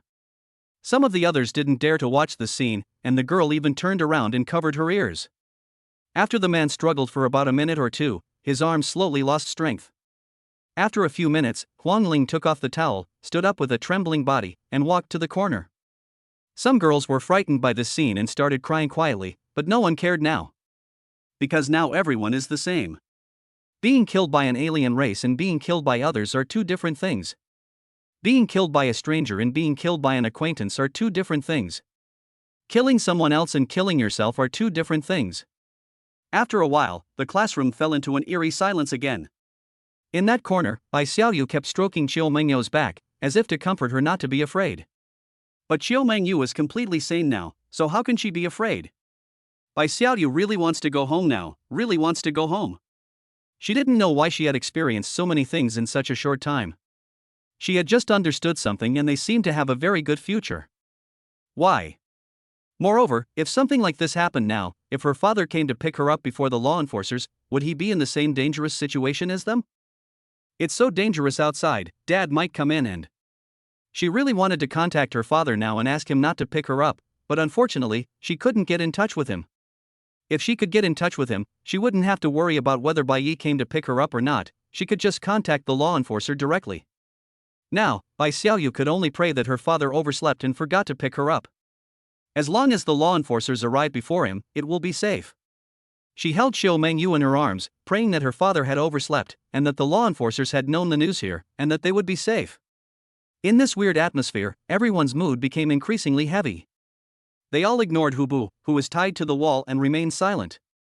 After seeing that man being killed by them, he dared not speak anymore, and only hoped that now, they would forget his existence. In fact, everyone is deliberately ignoring his existence. Because they really don't dare to kill people, nor do they want to kill people. Chapter 32, Death Again. No one knew what would happen next, nor did they know if they could survive. Anyway, they are in a very heavy mood now, and even take the dangerous situation they are in lightly a little. After calming down for a long time, Huang Ling finally felt better. Teacher Ji, is that Shadow Clan definitely dead? I asked Teacher Ji in the dark. Dead. Then, are there any other Shadow Clan members here? I think there should be. Teacher Ji paused and said. What? Another one? Who is it? Everyone was shocked by his answer. Several people had already died, so how could there be another one? Have no idea. The hearts that had finally felt a little relieved were now anxious again. Everyone was almost numb. This feeling of ups and downs was so uncomfortable. And it was not big ups and downs, but small ups and big downs. How about we keep ourselves in the spotlight, so we can tell who has lost their shadow at a glance? Someone suggested. However, his proposal was quickly rejected. You can take the photo if you want. I won't. Didn't Teacher Ji say that we are alive? Once our shadow appears, we may be swallowed by the Shadow Clan and controlled by them. What if we take the photo and get swallowed by the Shadow Clan? What should we do? What if there are still Shadow Clan here? If we don't find them, someone will die. Then I won't do it either. The crowd started arguing again. Okay, everyone stop arguing. Huang Ling yelled. It seemed that because he had killed someone, everyone was a little afraid of him and stopped.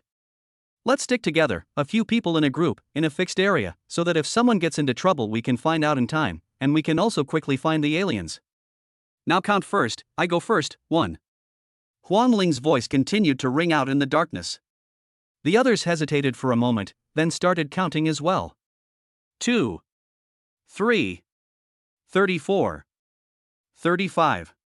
There was no sound after 35. Huang Ling couldn't help but frowned. There are 48 people in our class, including the 4 who participated in the auxiliary awakening.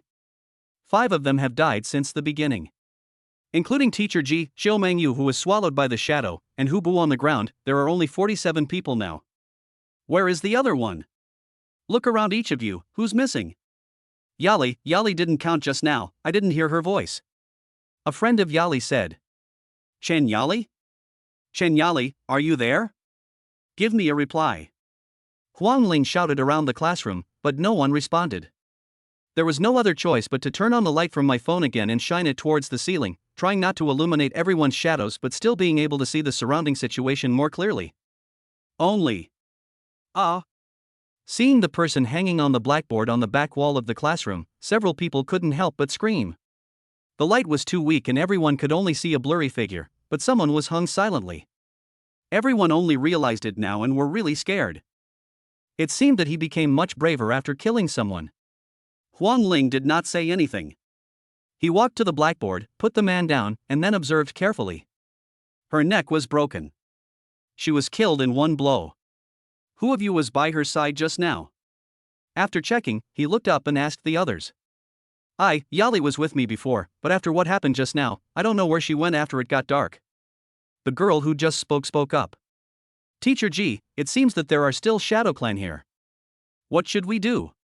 He looked at Teacher Ji who was sitting on the podium and asked. There is no other way, I can only find him and kill him. Teacher Ji said. But for some reason, Huang Ling felt that his tone seemed a little strange. What was it? She couldn't tell, but it shouldn't be this tone now. Let's do it again, everyone. Helplessly, Huang Ling could only speak to everyone. Is this really useful? We've searched several times, but people still die. Is it really necessary to continue looking? Someone questioned. There was no other way. After searching so many times, people still kept dying. They had begun to doubt whether this was any use. What can we do? Should we stop looking? Wait for the Shadow Clan to kill us one by one until they have killed us all? Huang Ling asked back expressionlessly. The man didn't say anything else, but he knew that Huang Ling was right. It was impossible for him to give up looking for it just because it was useless. Seeing that no one was talking, Huang Ling quietly shone the light on herself. A shadow appeared and then looked at the others. The others also quietly began to continue what they had already done several times. Found it.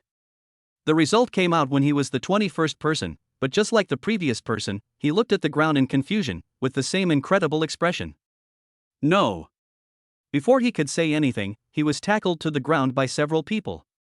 Wait, there's a problem. I'm not being controlled, there's a problem, Teacher Ji, there's something wrong with this method.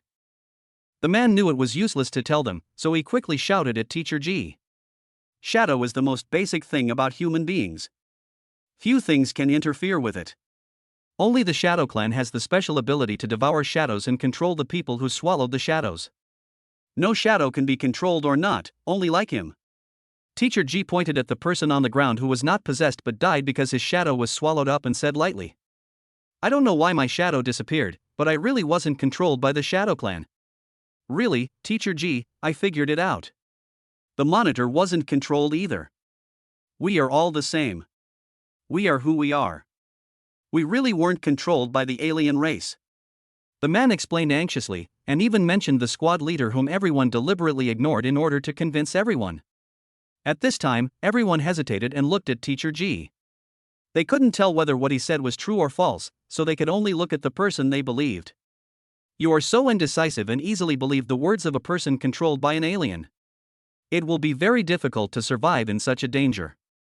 Teacher Ji sighed. But, Teacher Ji, they really don't look like they are controlled by aliens. Someone hesitated. Why do you say that? Do you have any evidence?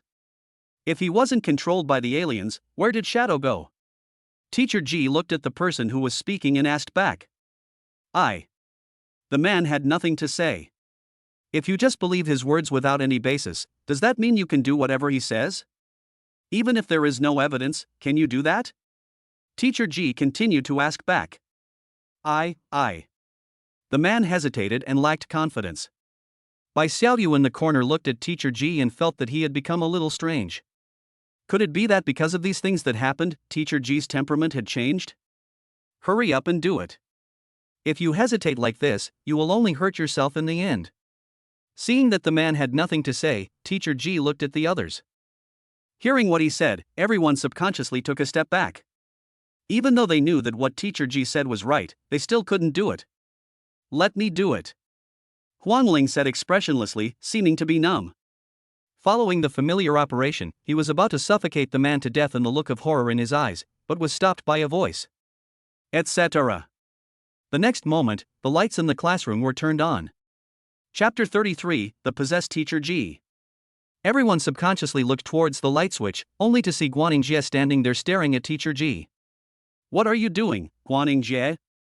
Do you want to kill us? Close it quickly. Someone reacted and urged.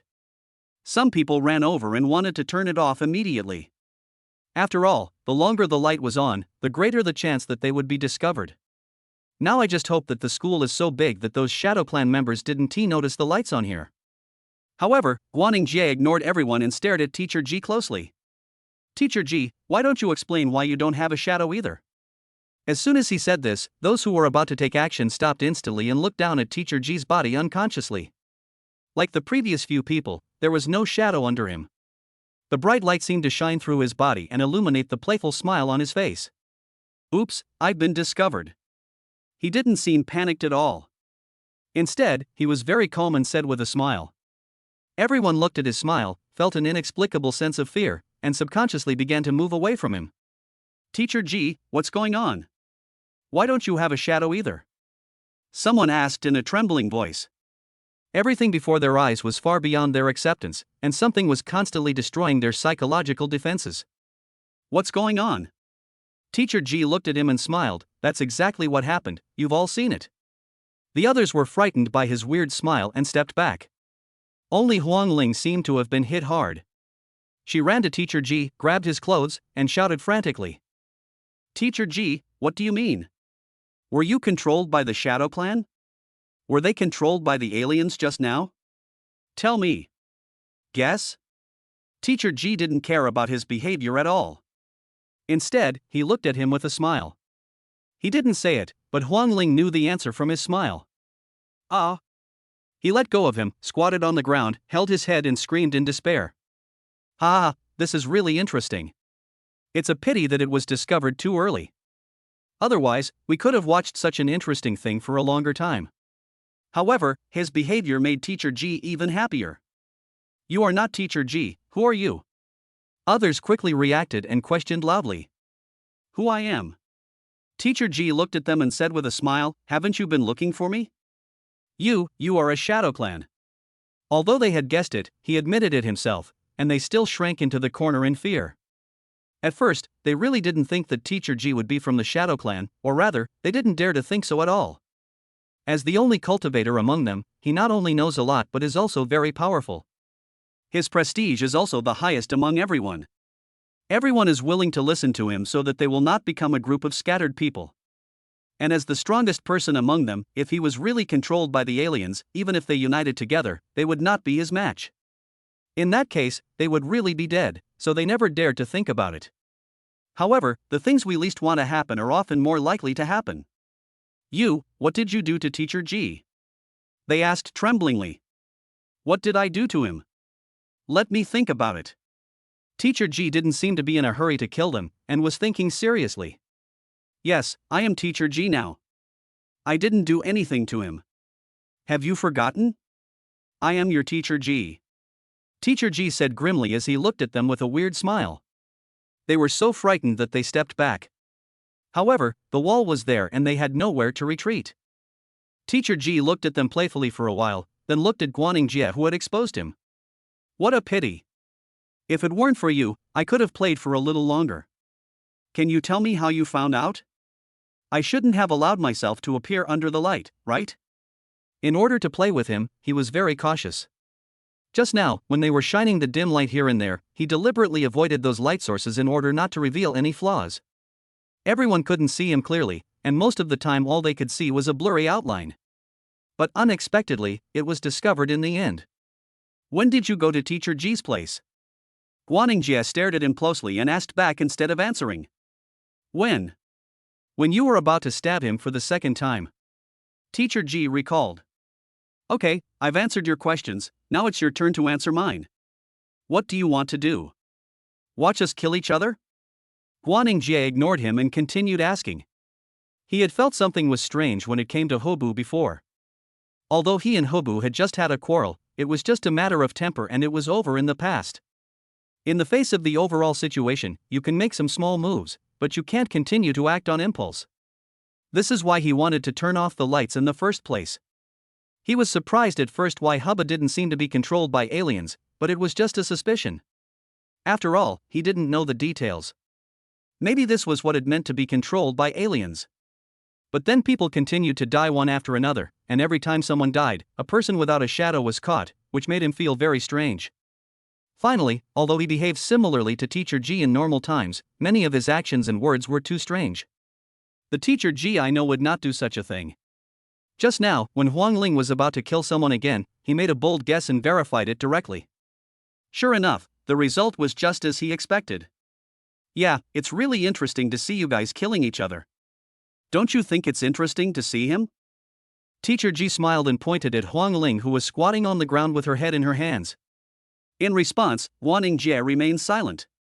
Generally speaking, he is a timid person. I just exposed him on impulse, but now I don't know what to do.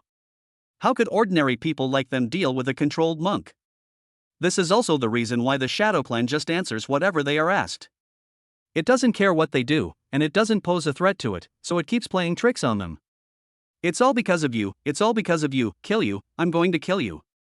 Huang Ling's eyes were red. She stood up and rushed to Teacher G, grabbing his neck with both hands, as if she wanted to strangle him to death. Pity! Bang! With a loud bang, Huang Ling hit the wall heavily, then fell to the ground motionless, seemingly unconscious. Ah! Seeing this, the others became even more panicked and rushed to the classroom door, trying to open it and escape. However, the door that was originally easy to open could not be opened no matter how hard they tried. Bai Xiaoyu nervously pulled Xiu Mengyu to hide behind the crowd. Although they might die, they still had to struggle. Don't be impatient, the game isn't over yet, why are you in such a hurry to leave? It's very dangerous outside, maybe you can live a little longer if you stay here. Teacher G said to the shivering crowd with a smile. Chapter 34 Death Game. Suddenly, a pen stabbed into his temple. However, he just raised his hand lightly to clamp the pen, and the pen could not move forward any further. It seems that your understanding of cultivators is still not comprehensive enough. Even if the owner of this body is only a cultivator in the chi refining stage, it is not something that an ordinary person like you can attack by surprise. Teacher G said calmly as he looked at Hubu, who had broken free from his restraints at some point and ran behind him, preparing to launch a sneak attack on him. Seeing that his sneak attack failed, Hub quickly let go of the pen and moved away from him. Teacher G didn't pay any attention to him and just watched them with a smile. Let me think about it. We still have a lot of time. What should we do to play? Everyone suddenly became nervous. Some people opened the window and jumped out without even thinking. But this is the 4th floor. There was a loud thud, followed by a scream, and then there was no sound after a while. What are you doing? Am I that scary? Didn't I tell you that if you go out now you will definitely die, but if you stay you can live a little longer? Teacher G walked to the window with a smile and looked down, then closed the window with a look of regret and looked at everyone. Let's play a game, maybe you can survive. No one spoke, and everyone looked at him in fear. No one dared to run around or think of attacking him. Let me think, what should I play? Teacher G didn't care at all whether they responded or not, and just kept talking to himself. Wherever he passed, an open space would appear and everyone would run here and there. After a while, Teacher G walked to the student who had died before, looked at the pen stuck in his head, and suddenly said happily, "Yes." He pulled out the pen stained with blood and unclear things and threw it into the crowd. Although they knew that this would not have any lethality, everyone still dispersed in fear, letting the pens fall to the ground. Start counting from now. After 10 minutes, whoever's hand the pen appears in last will have the same pen appear on his head. Teacher G pointed at the man who had red and white stuff on his temple because he pulled out the pen. Let's start with you. This pen is in your hand now. He smiled at Hub and the crowd. Then he ignored them and walked back to the podium. He sat down and looked at them as if he was watching a show.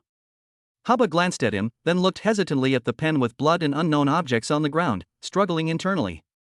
Squad leader, what should we do now? The others looked at him. Now, he is the strongest among them, and with the courage he just showed in the sneak attack on Teacher G, everyone subconsciously placed their hopes on him again. Hugo did not reply, but stood there in expressionless silence for a long time. Then, amid everyone's puzzled gazes, he walked to the pen, picked it up, wiped off the unpleasant things on it with paper, and then looked at other people. When he saw this, the others were frightened. They swallowed and stammered. Squad leader, you are not going to give it to us, are you? This is obviously a way for the aliens to make us kill each other. We can't fall into their trap. Yes, squad leader, we should work together to find a way to deal with him now.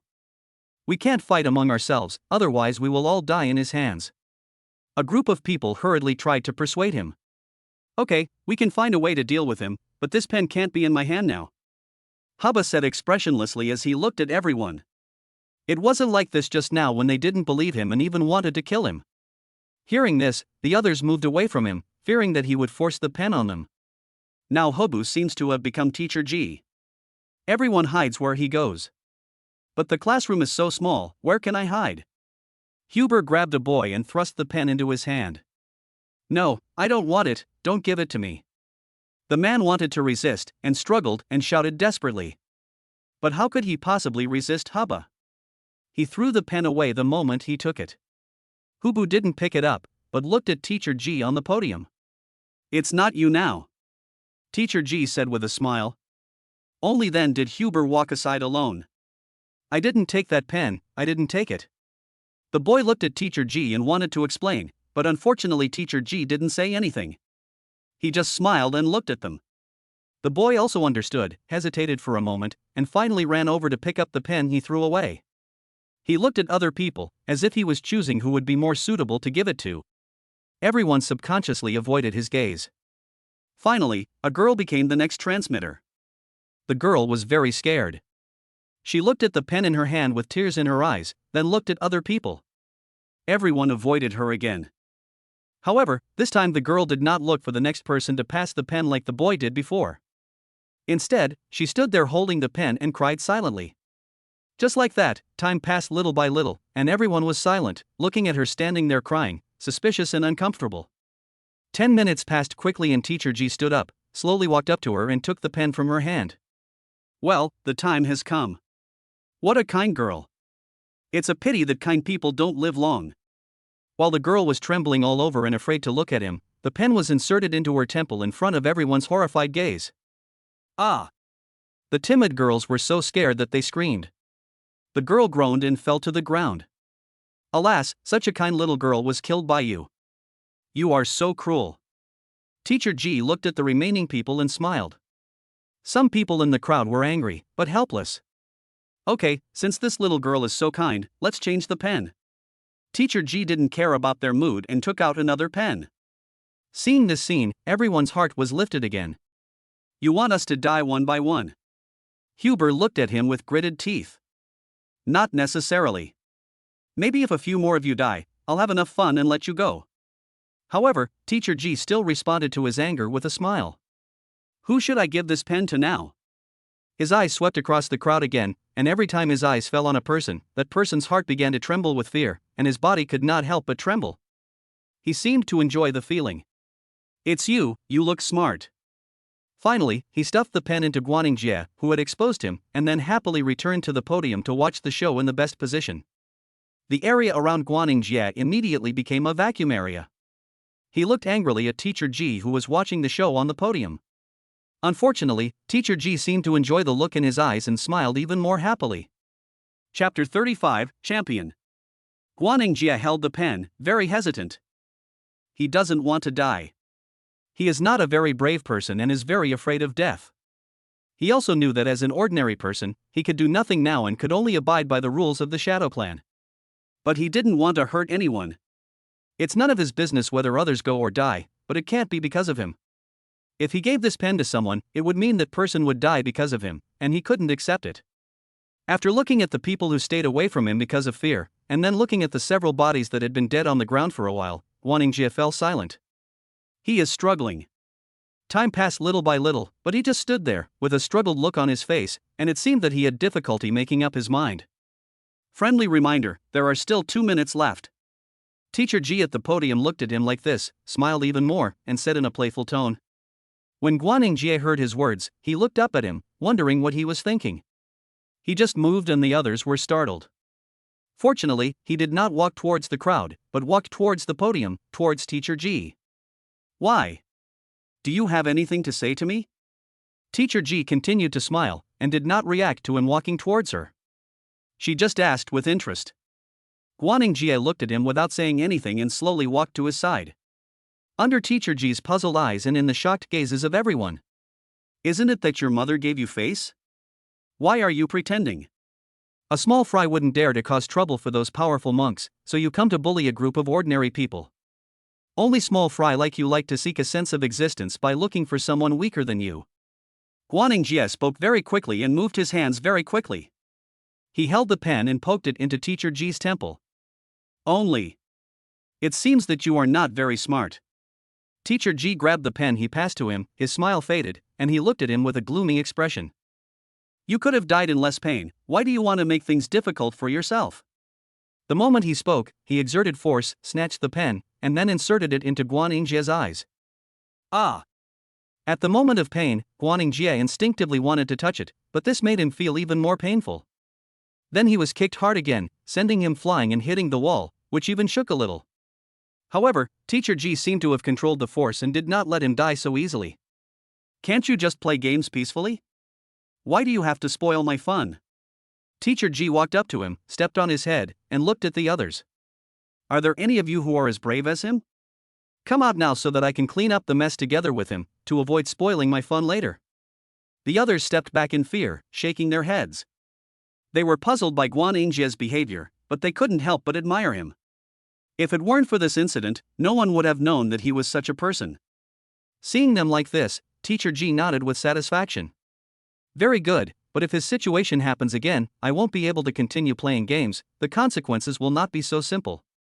He exerted force with his foot and crushed Guaningjie's head directly amid screams, and unpleasant liquid splashed all around. Everyone dodged in fear.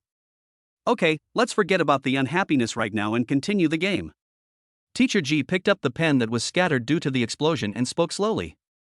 Then he glanced at everyone again. Everyone quickly lowered their heads and dared not look at him, praying in their hearts that he would not choose them. Forget it, it's more interesting to start with you. After looking for a while, Teacher Ji chose to hand the pen to the tall Hubu in the crowd. Huber looked at the pen that carried something unpleasant and was somewhat reluctant to take it. Why? You want to be like him? Seeing that he didn't pick up the pen for a long time, Teacher Ji narrowed his eyes and spoke in a stern tone. His tone made Hub's heart jump involuntarily, and he quickly took the pen with the unpleasant sticky liquid. That's right, play the game well, maybe if I have a good time you won't have to die. Teacher Ji nodded with satisfaction, walked back to the podium and sat down to watch the next show. Hub looked at the pen in his hand, then at the others. When the others saw him looking at them, they quickly stepped back. He looked at Guaningjie's uncomfortable body on the ground again, and struggled internally. He seemed to be in the same dilemma of making a decision as Guaningjie. It's just that he was touched by Guaningjie's behavior. He was neither this nor that. What about him? The same scene, time passed by little, and Hubu stood there with a struggled expression like Guaningjie. Everyone looked at him, feeling fear and other complicated emotions. As a few minutes passed, the struggle on Huber's face became more and more intense, as if it had reached a climax. Finally, he just sighed and slowly walked towards the crowd. Teacher Ji on the stage smiled with satisfaction. Seeing him coming, everyone fled in all directions. But with so many people in such a small classroom, where can they escape to? Soon, another boy was forced to take a pen by Huber. The boy looked at him resentfully, but unfortunately he didn't care. Maybe they will all die today, the only difference is whether they die sooner or later. The boy did not hesitate. He didn't know how much time was left and was afraid that the pen would still be in his hand before the final moment, so he rushed to the crowd and started passing it. The pen passed into the hands of one person after another, and everyone was panicking and trying to pass it to other people the moment they got it. In the end, the pen remained in the hands of a girl. There was no way. She was the weakest among the group. After the pen was stuffed into her, it was difficult for her to give it to others. The girl held the pen in fear, her body shaking uncontrollably, tears already streaming down her face. Facing death, it was hard for her not to be afraid, and she looked at everyone pleadingly. However, everyone is now moving away from her with fear in their eyes. Time passed little by little, and it seemed that the time was almost up. The girl looked anxiously among the crowd. Finally, she saw Bai Xiaoyu and Xiao Mengyu, who had been hiding in the corner and were not very noticeable. Ran over in surprise. Bai Xiaoyu saw her running towards him and instantly understood her intention. I couldn't help but feel nervous. From the very beginning, she had been making sure to reduce the presence of herself and Mengyu. She pulled Mengyu and they kept running around with the crowd, always trying to hide in the corners and try not to be seen by others. Although I know that this will only mean I die later. But every bit of time we can gain is valuable, just in case there is a chance of survival. But what was coming finally came, and she was now very nervous, scared, and a little angry and hateful. The girl saw Bai Xiaoyu's eyes, but she had no choice. She was really scared and she didn't want to, but... Chapter 36, Danger. Bai Xiaoyu protected Xiao Mengyu tightly behind him to block the girl who wanted to put the pen in her hand. Classmate Bai Xiaoyu, please, I don't want to die. Xiao Mengyu is already like this. It's very uncomfortable for her to live like this anyway. Just help me, please. The girl looked at Bai Xiaoyu pleadingly. When she saw them just now, she suddenly remembered that Xiao Mengyu had been swallowed by a shadow, and now she could basically be said to be dead. Rather than leaving her half dead like this, it would be better to protect her from the disaster. This seems to be a good thing for everyone. Get out of here, Mengyu is still alive, I will find a way to save her, it's none of your business. Bai Xiaoyu stood in front of Xiao Mengyu and spoke to the girl coldly. As time passed, the girl became more and more anxious. Bai Xiaoyu, stop lying to yourself. It's a question of whether we can survive. How can you save her? You can't even save yourself. Who gave you the courage to save her? Besides, even if I don't give it to her now, what about the next round? What about the round after that? Won't the others give it to her? Don't you see that the order of death now is that whoever is the weakest dies first? How long do you think you can live? It would be fine if your superpowers were useful, but now, you might end up like me in the next game. I'm just scared. Am I wrong? Xiao Mengyu is already like this, why can't I give it to her? She cried and screamed at Bai Xiaoyu. Bai Xiaoyu looked at her like this. Although she knew that what she said was true, she might end up like her. She couldn't protect Xiao Mengyu at all. Her superpowers had no combat effectiveness. It is unknown how many rounds of this game are left, but anyway, given the current situation, she and Xiao Mengyu will be the first to die. But she still didn't move. She just stood in front of Xiao Mengyu, preventing the girl from giving her the pen. Please, classmate Bai Xiaoyu, Xiao Mengyu is already like this, she won't be afraid, she's going to die anyway, please help me. As time went by, the threat of death made the girl more and more frightened, and she begged to Bai Xiaoyu. Even if you survive this round, it will still be you in the next round, it just takes a little more time. Bai Xiaoyu felt a little bit reluctant to see her like this, but still spoke firmly.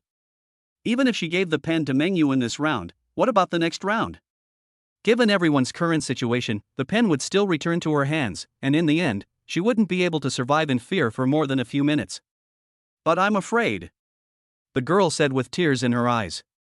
Of course she knew that if she survived this cycle, she would be the one in the next, but she was just afraid. This known way of death and the waiting for death to come made her feel uncontrollable fear in her heart. Seeing her like this, Bai Xiaoyu couldn't bear it, but there was nothing he could do. She really couldn't push Mengyu out to die. At least, while she was still alive, she couldn't let anything happen to Mengyu. I'm afraid. The girl stood there helplessly, her body trembling as she held the pen. She didn't know how much time would remain, but a long time had already passed, so it should be almost time. She's going to die soon. Sorry. Bai Xiaoyu said silently. I feel so powerless. This is not the first time I have felt this way. The last time was in my dream. At this moment, Bai Xiaoyu longed for power. If she had enough power, none of this would have happened. She could have killed the shadow clan that teased them and eliminated all the dangers. But she had none of these. There are so many dangers in this world. Even if she survived today by chance, she might encounter the same situation again one day in the future. This feeling of powerlessness is so annoying. Okay, time is up. This is such an interesting game. Teacher Ji stood up from the podium and walked down slowly. No, don't. When the girl saw him walking towards her, she was so frightened that her legs went weak and she collapsed to the ground, looking at him pleadingly. I sympathize with you, but there is nothing I can do. We have to abide by the rules of the game. You can only blame them. Who made them so heartless to give you the pen? Teacher Ji said to her with a smile and reached out to take the pen in her hand. No. Don't, please, don't. The girl held the pen tightly. She knew the consequences if he took it away, so she subconsciously held it tightly and didn't want to give it to him. This is not good. If we lose, we lose. We have to abide by the rules of the game. However, how could she possibly be stronger than Teacher Ji? He just smiled and didn't even try hard, and the pen was in his hand. The next moment, in the girl's terrified eyes, the pen was quickly inserted into her temple. She didn't even have time to scream before she fell silent. Alas, I am still too kind. Teacher Ji wiped his hands and sighed. However, his words gave others a chill. There is anger, but nothing can be done. Well, time is running out, let's hurry up and get on with it. Anyone willing to be the first? Teacher Ji took out another pen, looked at everyone and asked with a smile. However, instead of replying to him, everyone tried to stay away from him. It seems that you are not very enthusiastic. I have to choose by myself. Let me see who you choose. His eyes scanned the crowd again. Those who were swept by him lowered their heads in fear, their bodies trembling. Teacher Ji seemed to enjoy watching them like this. After looking at everyone, he said, I suddenly had a great idea. Then he walked towards Bai Xiaoyu. When Bai Xiaoyu saw him walking towards her, her heart couldn't help but jump and she had a bad premonition. He walked up to them with a smile, looked at her and said with a smile, You two seem to have a good relationship. If that's the case, then give this money to her. As he said this, he put the pen into the hand of Chiu Mangyu, who had a dazed look on her face, and then returned to the podium to watch the show with a strong smile. At this moment, everyone else couldn't help but breathe a sigh of relief, only Bai Xiaoyu had a complicated expression. But after a moment's hesitation, he still took the pen from Chiu Mangyu. The others were a little surprised when they saw this, but they didn't care. She is just a super-powered person without combat power, just an ordinary person like them, and just a girl, so she can't threaten them. However, to their surprise, after Bai Xiaoyu took the pen from Chiu Mangyu, he had no intention of handing the pen over to them. Instead, he just stood silently beside Chiu Mangyu, not knowing what he was thinking. Teacher Ji on the podium looked at her like this and smiled happily. This result seemed to be what he wanted to see. Just like that, the classroom fell into an eerie silence again, and time passed slowly. Chapter 37 White Knight arrives. Finally, after everyone's anxious waiting, the time was up. They all breathed a sigh of relief that Bai Xiaoyu did not pass the pen to them. However, I couldn't help but admire and envy her. She didn't have to die, and she didn't have to die for someone who was already half dead. What Chiu Mangyu envied was that someone was willing to do this for her. The time has come. It seems that classmate Bai Xiaoyu is still very sentimental. I am so moved that I can't bear to kill you. Teacher Ji stood up from the podium again and spoke in a tone that Bai Xiaoyu found very disgusted. You will die too. I'll be waiting for you.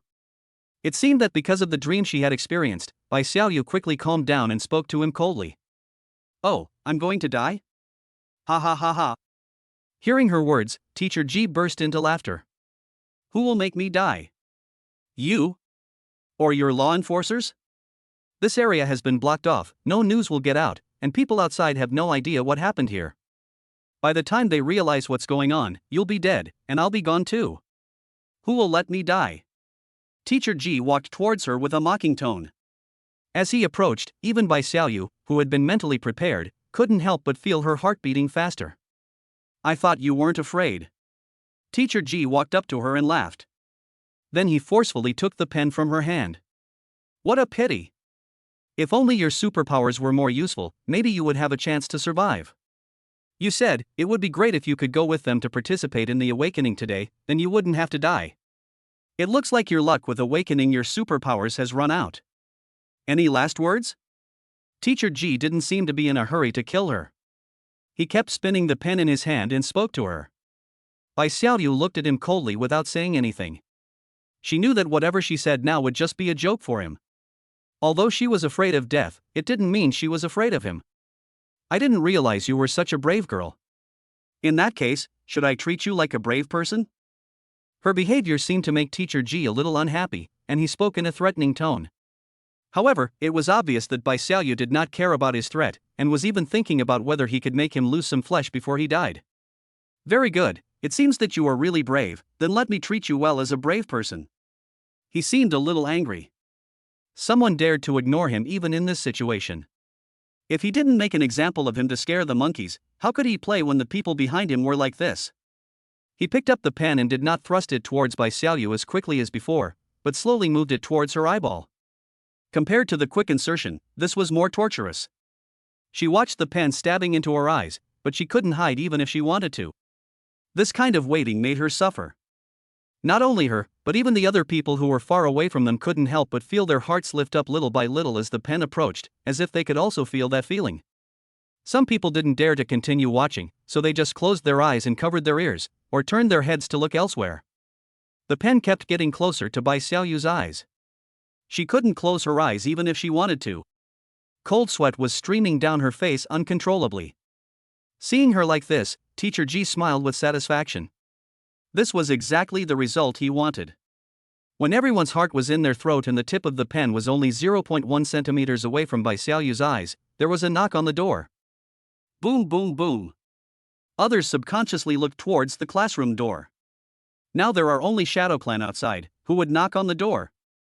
Could it be? They were suddenly in despair. One attack was enough for them, and now there was another. There was no hope of survival at all.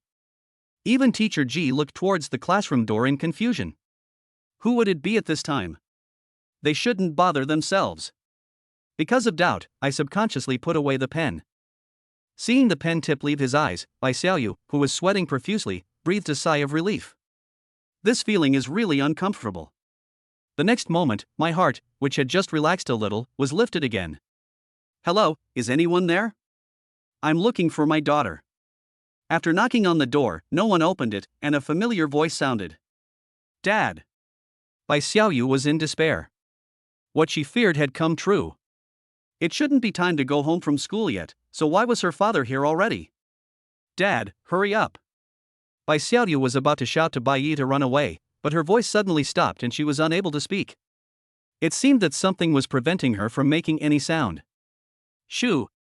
Teacher G made a hushing gesture. Student Bai Xiaoyu, it seems that the game is becoming more and more interesting. I suddenly thought of a good idea. Maybe you don't have to die. He looked at her and smiled. But now Bai Xiaoyu just felt a panic in her heart. Although she didn't know what he was going to do, it was definitely not a good thing.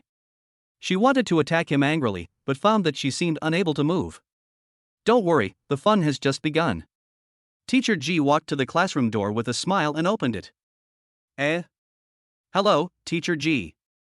Seeing that the person who opened the door was Teacher G, whom he was familiar with, Bai Yi greeted him politely. Hello, Xiaoyu Dad. Teacher G looked at him with a smile. It's just a little strange, why is he here? It shouldn't be like this. In the memory of this body of his, this person was just an ordinary person. Even now, in its eyes, Bai Yi has no cultivation at all. But there are so many Shadow Clan members outside, and there are basically no living people. How did he get here? Besides, this area has been blocked by them. From the outside, everything should be normal, but it should not be easy to get in. How did he get in? Teacher G, I'm here to look for Xiaoyu. I forgot what awakening she was going to participate in today. Is it too late now? Bai Yi looked at him a little embarrassedly and asked. When he woke up, he suddenly remembered in a daze that his daughter seemed to have to attend some event today, which seemed very important. He didn't see his daughter at home, so he rushed to the school immediately. Awakening? Teacher Ji, whose thoughts were interrupted, looked at him in confusion, then turned to look at Bai Xiaoyu inside. Didn't she tell her dad? But that's just right. You're in time. We're just in time now. Xiaoyu's dad, why don't you come and join us? It will be more fun with more people. Teacher Ji smiled and pulled Bai Yi into the classroom, then closed the door. After Bai Yi came in, he saw the weird atmosphere and uncomfortable ground. Because Guaningjia's head exploded, there were many uncomfortable things on the ground. Everyone was running around just now, and there were basically things everywhere, so the classroom looked very weird. However, Bai Yi just glanced casually. After finding Bai Xiaoyu, he walked towards her happily and said in a somewhat aggrieved tone, "I'm sorry, daughter. I overslept again and forgot to send you off." Chapter 38, The White Knight That Can't Comfort People. Bai Xiaoyu wanted to shout at him to leave, but no sound came out. She wanted to shake her head at him, but her body couldn't move. She could only stand far away and signaled with crazy eyes that her father should run away. Only. "Daughter, what's wrong with you?" "I was wrong, please don't be angry." Seeing her like this, Bai Yi thought she was angry that he forgot to send her to the awakening event today, so he apologized with some grievance. This funny scene caught everyone's eyes, but they couldn't laugh. Teacher Ji, on the other hand, was smiling happily. He learned from the memories of this body that Bai Yi's father seemed to be a waste. He just slept all day long. It seemed that he slept during many parent-teacher meetings. The owner of this body had talked to him several times. And his personality is also very strange, and he seems very weak. But what's strange is, why did he look at these dead people indifferently? Xiaoyu's father, Bai Xiaoyu, is fine. She just lost a game we played and is in a bad mood. Do you want to help her win it back? Maybe she will be happy then? Teacher Ji no longer thought about it so much. There were so many people with weird personalities. What did it have to do with him? He was not here to take care of this now, he said to Bai Yi with a smile. However, Bai Yi ignored him and continued to apologize to his daughter. "I'm sorry, daughter. I won't forget things or oversleep next time. Please don't be angry, okay?" If a grown man spoke to his daughter in this tone, other people would have been talking about it. But now, they are all afraid and stay away from them. After all these things, they have come to understand the character of the Shadow Clan. If Bai Yi ignores him like this, he will probably suffer a lot. Bai Xiaoyu was going crazy. He kept signaling with his eyes and tears were streaming down his face, but Bai Yi kept misunderstanding him. Besides, Teacher Ji behind him was in great danger now. "Daughter, what's wrong with you?" Bai Yi felt that his daughter was a little strange.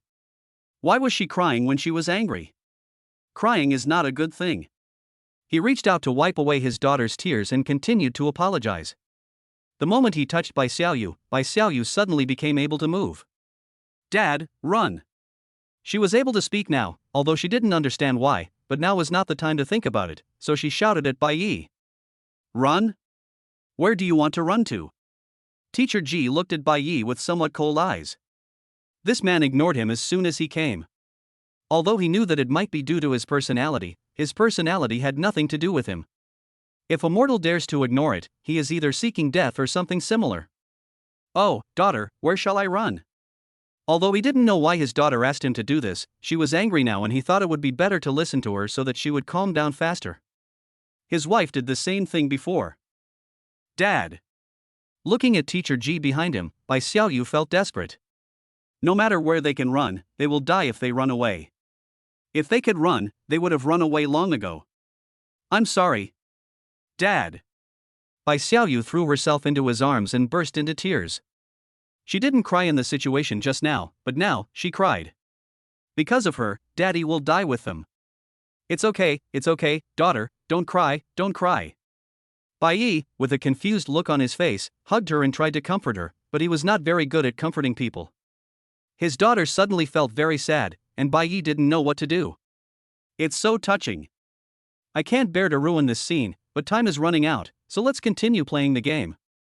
Teacher Ji looked at the two people hugging each other, and when he thought about what was going to happen, his originally bad mood became much better, and he said to them with a smile, "Let my father go." Hearing his words, Bai Xiaoyu held back her sadness, left Bai Yi's arms, and begged him. "Let it go?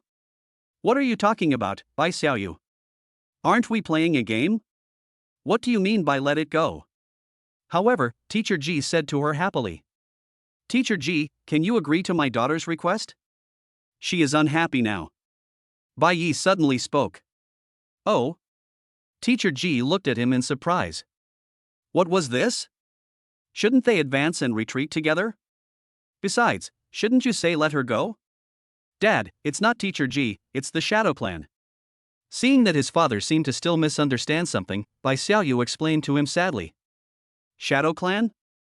Bai Ye's eyes became confused. He tilted his head and thought for a long time, and finally looked at his daughter embarrassedly. Daughter, what is Shadow Clan?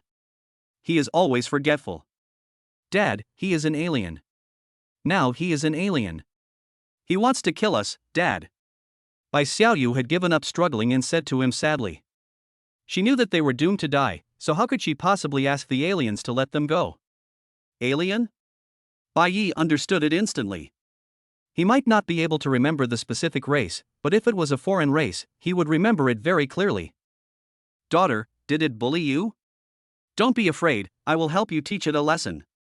His mind became much clearer, and combined with the surrounding environment and the strange atmosphere, Bai Yi instantly understood what was happening.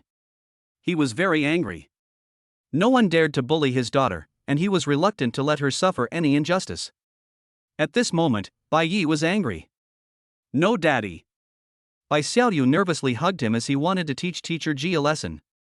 Dad is just an ordinary person, how can he be a match for the alien? If he attacks him, given the alien's character, Dad will be in great pain. Dad is afraid of pain. Oh, but daughter, he bullied you. Being stopped by his daughter, Bai Yi pointed at Teacher Ji and said aggrievely. It's okay, Dad, it's okay. Bai Xiaoyu hugged him tightly with a sad tone. It's fine like this, at least death won't be that painful, it's fine like this. Oh. Bai Yi really wanted to teach him a lesson, but his daughter wouldn't let him. He had no choice but to hug his daughter and comfort her. It's not nice for you to ignore me like this, so I decided to punish you before we play the game. The two of them have been ignoring me since they met, which ruined my good mood, so I decided to teach them a lesson.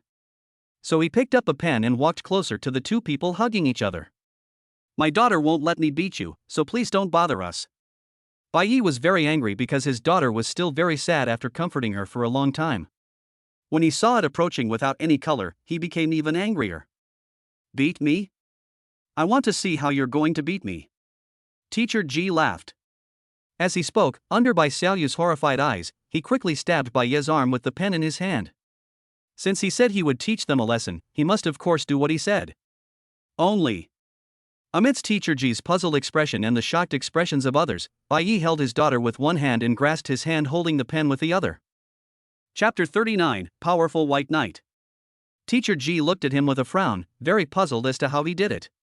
Although he used the power of this body, as a cultivator, he was not comparable to ordinary people. I wanted to increase my strength again to get rid of the hand that was grabbing me. However, the next moment Bai Yi took the initiative to let go of him, and then, in front of everyone's shocked eyes, he slapped him away.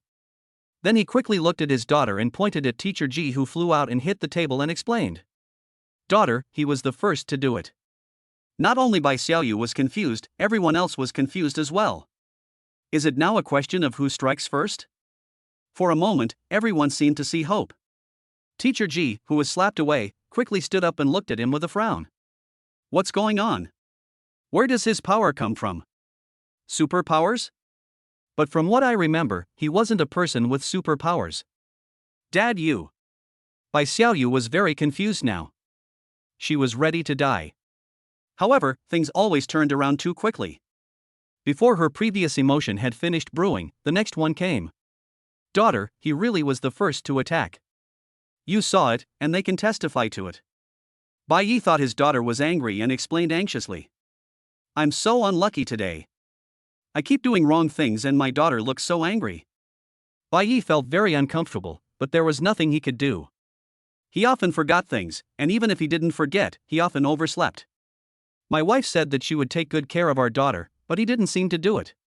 He has made our daughter angry several times today. Will my wife be angry? At this moment, in a classroom, everyone has different thoughts. You seem to be a bad person, so I asked you how you got here. Teacher Ji frowned and looked at Bai Yi, being wary of him. From what we have just seen, the strength of this body may not be his match, and there is no body here that is suitable to deal with him for the time being. But Bai Yi ignored him and continued trying to defend himself. Daughter, please don't be angry, I won't do it again next time. Dad! Dad, are you a monk? Bai Xiaoyu cried with joy, wiping the tears from the corners of her eyes and asked happily. Having lived with her father for so long, she didn't even know that he was a monk. Monk? I'm not one, daughter. Being a monk is so tiring. I don't want to be a monk. However, to her disappointment, Bai Yi kept shaking his head. In Bai Ye's eyes, monks are not only boring and tiring, but they also eliminate their sleeping time. He doesn't want to be a monk. In the past, his wife tried to make him do it, but he refused. He wanted to sleep and didn't he want to practice? Ah. Then Dad, how did you just put it? Bai Xiaoyu pointed at Teacher Ji in disbelief. If he wasn't a cultivator, then what was the point of blowing Teacher Ji, a cultivator, away just now? It is not possible for ordinary people to travel such a long distance. Wait, could it be? Dad, are you a superpower? Bai Xiaoyu asked excitedly. The reason I didn't think of this at first was that people with superpowers are too rare, and everyone's first reaction would not be people with superpowers. Second, because her awakened superpowers had little combat power, she subconsciously ignored this option. It seems so. Bai Yi tilted his head and recalled. That's great, Dad. That's great. Bai Xiaoyu hugged him tightly excitedly. It's okay, Dad is so awesome, they are saved. Not only was she excited, but everyone else in the classroom was also excited. They had all made up their minds to die, but they were holding on to the last glimmer of hope that as long as they lived a little longer, the law enforcers would arrive and they would not have to die. But what no one expected was that the law enforcer didn't come, but someone no one expected came. But no matter who it is, as long as they can survive. After going through all this, they now just want to live. I say, aren't you happy too early? Teacher Ji looked at them with a mocking look on his face. Although it doesn't know how strong this person is, it is not a soft persimmon. If this body doesn't work, it will change to another one. Looking at the shadow under Bai Ye's feet, it smiled strangely. Don't refuse the food that is delivered to your door. Teacher Ji's body went limp and he fell to the ground. Bai Xiaoyu looked at Teacher Ji in confusion, as he fell to the ground just after making the bold statement, and didn't understand what he meant. Dad, what happened to it? I don't know either. Bai Yi shook his head, looking confused. He has no cultivation and is usually just an ordinary person most of the time, so he can't understand what this means. And, most importantly, he was very sleepy and wanted to sleep. As he thought about it, Bai Ye's eyelids began to twitch. Dad, don't sleep. We are in danger now. Do you have any way to contact law enforcement? Seeing him like this again, Bai Xiaoyu quickly pinched him to prevent him from falling asleep. They are still in a very dangerous place. There is no telling how many Shadow Tribe members are out there. If Dad is no match for them, they will be finished. Ah? Oh, yes, wait a minute, daughter. Bai Yi was confused at first, then he reacted. He didn't do anything, and immediately said to Bai Xiaoyu. Okay, daughter, they'll be here soon. Dad, have you contacted him? Bai Xiaoyu asked doubtfully. How come she didn't see what her father did? How did he notify her? Was it also a superpower? Yes, I contacted them. They said they will be here soon. Ah, it hurts. Before Bai Yi could finish his words, he felt a headache. He squatted down angrily and reached directly towards his own shadow. Under the shocked gazes of the crowd, his hand reached out from his shadow and pulled out a shadow. You're so annoying. As he said this, he threw it to the ground with force and stomped it to pieces. The Shadow Clan was completely confused until they died. How could they die like this? This was not logical. When had they been caught by humans? Or stepped on to death? But it will never know the answer, because now it is deader than dead, and nothing is left. Dad, what is that? Bai Xiaoyu asked worriedly. I don't know, it seems to be that tribe that bit me just now. Bai Yi said somewhat aggrievedly. So Dad, what's wrong with it now? It should be dead. I was so angry just now that I accidentally stepped on it to death. Bai Yi said carefully, afraid that his daughter would be angry. Dad, you are awesome. Bai Xiaoyu hugged him happily. Ha ha ha, not bad. Bai Yi smiled foolishly. His daughter was not angry, but praised him. This was the first time his daughter praised him for being great. Although many people had said he was great before, his daughter said that it felt very different and she felt a sense of accomplishment. Well, I really want to sleep in and celebrate. However, considering that his daughter might be unhappy if he went to bed now, he held back. By the way, Dad, can you save Meng Yu? After being happy, Bai Xiaoyu suddenly remembered Xiao Mengyu who had become like that, and quickly pulled him in front of Xiao Mengyu and said quickly. Even though they had just experienced such ups and downs, Xiao Mengyu still looked dull at this moment, as if her body had lost its soul. Huh? Why did she become like this? Bai Yi asked curiously. He seemed to have seen this before, but it was a long time ago. Dad, Meng Yu's shadow was swallowed by the Shadow Clan, and then she became like this. Can you save her? Bai Xiaoyu looked at him with pleading eyes. Now, Bai Yi is really her only hope, and she can't get in touch with anyone more powerful. But daughter, I don't. Bai Yi wanted to say that he wouldn't, but looking at his daughter's pleading eyes, he couldn't say it. So I recalled carefully and tried hard to find a solution. Even if I didn't know how to do it now, I would have to learn it. Yes, I'll try it. Bai Yi suddenly remembered something and patted Xiao Mengyu's head happily. Then her lifeless eyes gradually became clear. Chapter 40 The Law Enforcer Who Respects Bai Yi. Ah. It seemed that she had not adapted to the surrounding environment, or she still thought she was in the same place as before she lost consciousness. The first thing Xiao Mengyu did when she woke up was to shout with a look of fear in her eyes. Mengyu, it's okay, it's okay. Bai Xiaoyu quickly hugged her and comforted her. While she was comforting Xiao Mengyu, the classroom door rang again. The others were worried again. Sir, can we come in? The person outside asked carefully. Hearing this tone, the others were obviously relieved. Fortunately, it was a human. They didn't pay attention to what he said, they only cared that the person outside was not an alien. Come in. Bai Yi stood beside his daughter and wanted to help her comfort Xiao Mengyu, but he didn't know how to comfort people, so he could only stand there obediently and wait for his daughter to comfort him. I'm so sleepy. I want to sleep. Hearing the sound at the door, he replied casually. Squeak. Under everyone's puzzled gaze, the door that had been locked from the inside was actually opened. What surprised them even more was that the people who came were actually law enforcers, and there was more than one. That was great, now they were sure that they could be saved. You know, under normal circumstances, law enforcement officers will only send out one person, because one person is enough. There are very few law enforcers in each city. Not only do they have high status and higher cultivation, but there are only a few of them, and only one will be sent to solve each problem. Because one person is enough to handle many events without wasting manpower, and if one person cannot handle it, there is enough time for others to rush over. But most of the time, one is enough, and this is the first time they have seen so many law enforcers appear at the same time. Then, something happened that shocked them even more. The law enforcers walked up to Bai Yi respectfully and saluted him. Sir, the matter has been dealt with. A foreign race has opened up a teleportation space here, bringing a lot of Shadow Clan members with them, and also blocked this area. We were not able to discover it for a while, causing a lot of casualties. Oh, I don't understand, just do your thing and don't bother me. Bai Yi waved to them listlessly. He was here to send his daughter to participate in some awakening, not to deal with such matters. Professional matters should be left to professionals.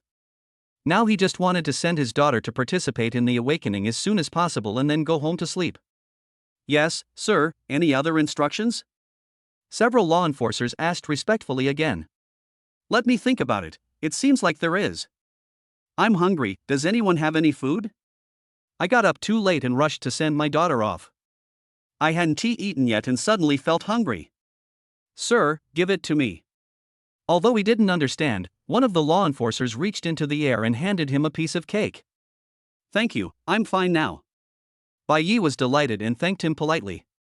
Then, sir, we have to go and clean up the mess first. We still have some things to deal with. I'll excuse you now. Go ahead, go ahead. Bai Yi waved his hand nonchalantly. The law enforcers saluted him again and left. Although they are generally only responsible for eliminating the danger, there are others to clean up the aftermath and handle subsequent matters.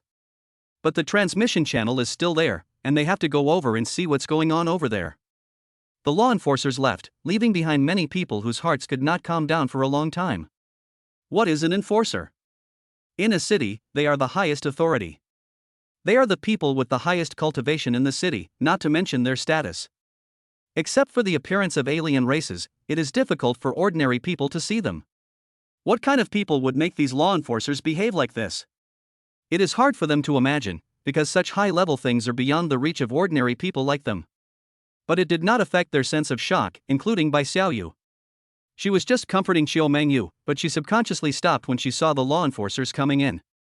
This was a sign of respect for the law enforcers. When she saw them walking towards them, she thought they were going to ask what happened here, but she didn't expect.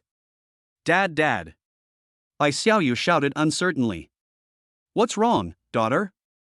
Bai Yi was puzzled when he heard his daughter suddenly calling him, but reacted quickly. My daughter, you must be hungry too. Here, this is delicious.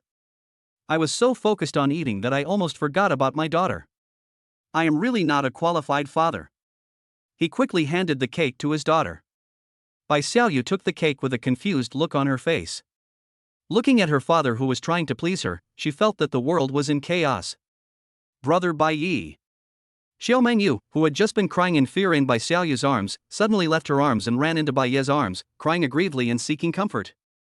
She didn't understand what was happening yet, but she was really scared. Bai Yi quickly raised his hands and looked at his daughter aggrievely, indicating that he did not hug her. Although Bai Yi had never taken care of a child, he knew one thing, which was that it was best not to hold other people's children, otherwise his own child would be unhappy. Bai Xiaoyu. She really didn't understand why those law enforcers were so respectful to her father. I looked at the other people in the classroom, the disgusting liquid on the ground, and the dead classmates. In fact, if the previous few people had not chosen to die so as not to implicate others, she might not have had the chance to protect Mengyu and wait for her father to arrive. Guaning Jie, in my impression, seems to be a person who cares a lot about his reputation. In fact, people have an average impression of him. Sometimes he likes to argue for no reason, and many people don't like him. But he didn't hurt anyone. And that kind girl, whose name seemed to be Lu Wanwan, was a very quiet girl. She didn't talk much, she liked to read quietly by herself, she wasn't good at speaking, and she didn't seem to have many friends. Compared to this, I seem a little selfish. The original joy dissipated a lot, and Bai Xiaoyu began to pack up her things silently. Dad, let's go home. They probably can't go to school now, and they need to have a good rest. Daughter, you're not going to participate in that awakening? Bai Yi asked doubtfully. Dad, didn't I tell you that I've already awakened and don't need to participate? How come you forgot again? Bai Xiaoyu said to her father helplessly. But it's okay. If Dad hadn't forgotten, they might never see each other again today. Is there? Bai Ye's eyes began to become confused and he fell into memories. It seems to be true. My daughter has awakened the superpower of being able to eat. So they don't have to cook anymore. I'm sorry, daughter. I forgot again. Bai Yi said innocently. He was afraid that his daughter would be angry with him for forgetting such an important thing. It's okay, Dad, let's go home first, I have something to ask you. Bai Xiaoyu packed up her and Xiao Mengyu's things, then took them away. Some things are not convenient to talk about in front of so many people. The others watched the three people leave silently, and the silent crowd began to burst into joy of surviving the disaster and heatedly discussed what had just happened. Some were condemning the person who stuffed the pen into their mouths, some were discussing how powerful Bai Yi was, some were discussing why those law enforcers treated Bai Xiaoyu's father like that, and there were many more. Now, they seemed to have endless things to say and express. Relevant personnel arrived immediately and took them away for questioning. Chapter 41 Bai Ye's Superpowers. Dad, tell me the truth, why did those law enforcers treat you like that? Brother Bai Yi, if you confess, I will treat you leniently. If you resist, I will treat you severely. Otherwise, don't blame Xiao Yu and I for being rude to you. At home, Bai Yi sat on the sofa with a look of grievance, watching his daughter and Xiao Mengyu looking at him seriously, as if a very cruel interrogation was about to take place. After returning, Bai Xiaoyu told her everything that happened when she was away and unconscious. The two experienced emotional ups and downs again and mourned the deaths. Finally, it was time for both of them to get involved. Daughter, what did they do to me? Bai Yi asked aggrievedly. He didn't even know what his daughters were talking about. Humph, Dad, you still don't want to explain. Tell me, why do those law enforcers call you sir? Shouldn't we call them sir? That's right, brother Bai Yi, please tell us quickly, or we will not be polite. Xiao Mengyu took an inflatable sledgehammer with the words 100 tons written on it and hit Bai Yi's head with it, threateningly. I don't know. They keep calling me sir, and I don't know why. Bai Yi felt even more aggrieved. What did this have to do with him? It wasn't him who asked them to scream. Humph, you liar, daddy. How could they call you sir for no reason? Tell me now, or you're done for today. That's it. Xiao Mengyu continued to agree and hit him on the head with a 100-ton sledgehammer to increase his momentum. Then. There was no way Bai Yi could only think seriously about why they called him sir. But it's hard to imagine. So many people call him sir. How can he know why he is called sir when there are so many people older than him? Suddenly, Bai Yi became happy, he thought of it. I know, daughter. It must be because I work for them. Yes, that's right, that's it. Work? Bai Xiaoyu and Xiao Mengyu looked at each other and saw the confusion in each other's eyes. But Dad, I remember you were a security guard? How come you work with law enforcers? And don't you often sleep at home? Bai Xiaoyu asked in confusion. Doesn't she know whether her father goes to work or not? Most of the time he sleeps at home and rarely goes to work. She also asked about this matter. However, Bai Yi's reply to her at that time was that he was a security guard and did not have to go to work often, and going to work was just a change of place for sleeping. She thought so at the time. With her father's ordinary status, the security job he could find would probably just be guarding the door. It was the kind of job that was necessary but made no difference whether he had it or not. After all, there are monks and aliens here, what can an ordinary person like him protect? So after knowing this, I don't care anymore. It doesn't matter what the job is, as long as my dad is happy. I just didn't expect. Yes, I work as a security guard there. Daughter, let me tell you, it took me a long time to find this job. I can sleep every day and I get a lot of money. Bai Yi said to his daughter proudly. My wife said she wanted to find a job and couldn't just sleep at home every day. So after careful consideration and searching for a long time, Bai Yi finally found a job that suits him very well. He doesn't have to sleep at home, he can sleep at work, and he doesn't have to miss the time to spend with his daughter. He can take leave when he wants, and not go if he doesn't want to. He also gets a lot of money. It's simply great. Law enforcers? Need security? Protect them? Bai Xiaoyu and Xiao Mengyu were both stunned. This was beyond their comprehension. No, I just asked them to make a room for me near their gate and I will help them guard the door. Bai Yi continued proudly. You know, at the beginning, the law enforcers didn't have such a thing at all, and there was not even a door for him to see. This was something he worked hard to get. Are you kidding? What kind of cultivation level do they have to need such a thing? Who has a problem in their brains would go to them to cause trouble? They are the strongest group of people in the city. If Bai Yi hadn't taken the initiative to fight for it, there would be no security at all. Bai Xiaoyu didn't know what to say now. She just felt that her cognition was collapsing. What the hell was going on? Wow, brother Bai Yi is awesome, but why do the law enforcers call you sir when you're a security guard for them? Xiao Mengyu was different. She looked at him with admiration and asked. Hearing this, Bai Xiaoyu looked at him with a questioning look again. Yes, you are a security guard for others, why should they call you sir? Shouldn't you call them? Moreover, aren't your attitudes reversed? Thinking of the law enforcer's attitude towards his father, Bai Xiaoyu couldn't understand it. That might be, because I beat them. Bai Yi looked at his daughter carefully and said. This kind of thing was not good, and he didn't want to tell his daughter. The two were stunned by his answer. Beat up the law enforcers, what are you talking about, Dad? Is that something a human being can say? Seeing their strange looks, Bai Yi hurriedly explained. Don't blame my daughter. They didn't give me a job in the beginning. I spent a lot of effort to convince them to give me this job. He didn't want to give his daughter a bad image. However, he never realized that his image has always been not very good. Dad, you. Bai Xiaoyu was stunned by his remarks and didn't know what to say to express her feelings. But unlike her, Xiao Mengyu was much better. She pulled Bai Yi's arm and said coquettishly. Brother Bai Yi, you are so awesome. Please accept me as your apprentice, okay? Please, for Xiaoyu's sake, please accept me. No, it's too troublesome to accept a disciple. I don't want to accept a disciple. When Bai Yi heard the words accepting a disciple, he shook his head frantically. Brother Bai Yi, please. Xiao Mengyu pleaded persistently.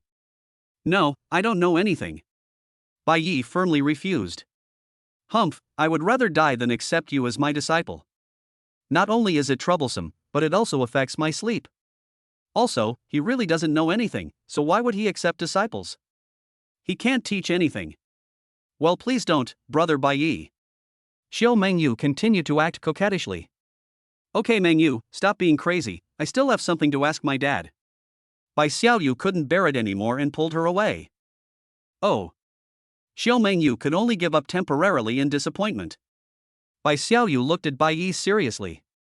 Bai Yi sat up straight nervously. Dad, are you a monk? If it weren't for my daughter, I wouldn't be able to practice. So you are a superpower? That should be it. Yes, that is, there is a saying that should be. Oh, yes. So what's your superpower, Dad? It seems like a fierce fight. How powerful is it? I don't know either. Bai Yi said innocently. Generally speaking, he really has no idea how powerful he is. Generally, the more powerful the enemy is, the more powerful he is, and he is definitely more powerful than his opponent. But only against one opponent. Bai Xiaoyu felt helpless when she saw that her father didn't seem to be lying. She asked some more questions, but since Bai Yi didn't know much about himself, she didn't get any more useful information. In fact, she wanted to ask something, but she was afraid of bringing up her father's sad memories, so she didn't ask. Chapter 42 Taking my daughter out to play. After a few days, Bai Xiaoyu found out the news inside the school. A lot of people died. It should be said that there were only a few survivors in the entire school. Those who survived from their class accounted for the majority of those who survived. Those who are lucky enough to survive will have a huge shadow left in their hearts. It may take a long time for them to get out of it, or they may never get out of it. Hearing this news, Bai Xiaoyu felt very complicated. She deeply felt the sadness of surviving with weak strength and could die at any time due to various reasons. Now, her desire to become stronger has reached its peak. I wanted to become stronger in the past because legend has it that if you become strong enough, you can resurrect the dead. Now, there are some, but I just hope that if I encounter such a thing, I won't be so helpless, being played to death, and not even dare to resist. In addition, the results of auxiliary awakening are also out. The good news is that they escaped the disaster, but the bad news is that only 1 or 2 people survived the assisted awakening, and they were not people she knew. It is said that one of the 2 survivors did not awaken superpowers, and the others awakened superpowers were useless. Bai Xiaoyu once again felt how lucky she was. If she had really participated, she might not have died in school, but died in the auxiliary awakening. Even so, she still felt a little uncomfortable after this incident. She no longer had to go to school. She now lay at home every day, feeling depressed when thinking about those dead people. Xiao Mengyu was a little better. She lost her mind during that cruel and painful period. Although she heard Bai Xiaoyu's complete story, she was relatively better now. So she was the one who comforted Bai Xiaoyu and advised her to be more positive during this period. As for Bai Yi, he also knew that his daughter was in a bad mood recently, but he didn't know how to comfort her and was a little at a loss. My lord, my lord. Bai Yi, who was sleeping soundly, was woken up by someone. It was the law enforcer. What's wrong? Bai Yi looked at him blankly. This was the first time they disturbed his sleep. Could it be that the door is missing? After all, his job was to guard the door, so he subconsciously looked outside. Fortunately, the door was still there and he did not fail in his duty. Sir, you seem to be troubled. Do you need help? The law enforcer asked with concern. Worried? I think so. My daughter is in a bad mood recently. I don't know what to do. Do you have any solution? If it were some time ago, he would have had something on his mind, but he did have something on his mind during this period, and it was very obvious and was directly noticed by the law enforcement officers. Miss, you're in a bad mood? Is it because of that incident? The law enforcers naturally guessed the cause of the incident in an instant. Although they only went over to eliminate the danger, they still had a basic understanding of what had happened. However, this is unavoidable. Generally, they will arrive at the scene quickly after receiving the news, but no matter how fast they are, there will be casualties. Not to mention that time, because of the blockade, they received the news very late, and it was said that not many people in the entire school survived. Yeah, my daughter seems unhappy since that day. Do you have any solution? Bai Yi said worriedly. This matter made him worried for several days, but he didn't know how to comfort people and didn't know what to say. He was afraid of saying the wrong thing, so he asked Xiu Mengyu to comfort his daughter. However, the effect does not seem to be obvious, and my daughter is still unhappy. My wife said that she should let our daughter grow up happily, but he seems not to have done that. I am so worried. There is one thing, sir. If you are in a bad mood, the best way is to go out and relax. It is better to get in touch with more new things to cover up those bad old things. Yeah? Of course, there happens to be a place that can kill two birds with one stone. The law enforcer suddenly said with a smile. What's a place that kills two birds with one stone? Sir, didn't we go to check the teleportation array the other day? We finally found that it seemed to be connected to a small world. The environment there is quite good and very suitable for travel and relaxation. You can take Miss there to play for a few days. And after our investigation, we found that there is a gathering place of the Shadow Clan over there. Sir, you can take the young lady there to seek revenge and let her kill the enemy with her own hands. I believe this will definitely make the young lady happy again. The law enforcer smiled and told him that the latter was the reason why he was looking for Bai Yi. Well, but isn't it bad for girls to fight and kill each other? Bai Yi said with some hesitation. Forehead. The law enforcer was stumped by his question. Isn't that good? Nowadays, there are so many girls who love fighting and killing. Some of them are more powerful than boys, with superpowers and skills, and each one is braver than the other. Besides, isn't it that our human race is now relying on a woman to fight for its survival? However, he did not say this out loud, but changed his way of speaking. If it's inconvenient for the young lady to do it, it's the same if you come. You can take the young lady to kill them, which can be regarded as revenge for the young lady. Anyway, he now has only one goal, which is to get Bai Yi to help him destroy the Shadow Clan. Is this a good idea? What if there are so many of them? What if I can't defeat them? Will it be disastrous? Bai Yi hesitated again. If you can't beat someone, you will be beaten. Being beaten hurts and it will affect your sleep. The law enforcer was speechless as he looked at Bai Yi, who didn't seem to be lying. Sure enough, strong people all have some weird habits, especially him. They could tell from the fact that he insisted on coming to their place to be a security guard. Do you need to check their door? Who would come here to cause trouble? Why would someone who comes here to cause trouble take the door?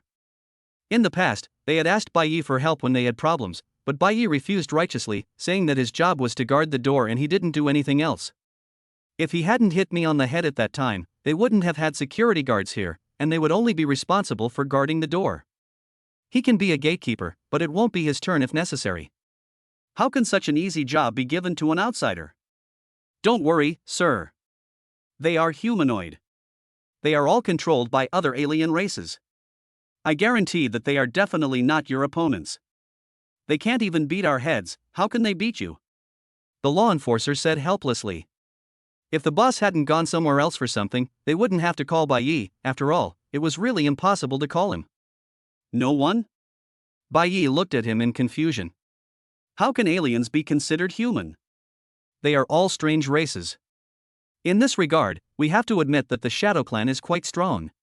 They can control so many races and gain their abilities. That is just one of their gathering places. Fortunately, it is not that strong. I mean, how many of them are the most powerful? It's best not to have more than one. Bai Yi asked again. It will be difficult to beat him if there is more than one. Only one of them is at the fusion stage, the others are fine. If you find it troublesome, we can handle the others, and you just need to deal with the one at the fusion stage. Except for the leader, they currently have no one who can deal with the cultivators in the fusion stage. Bai Yi is not included.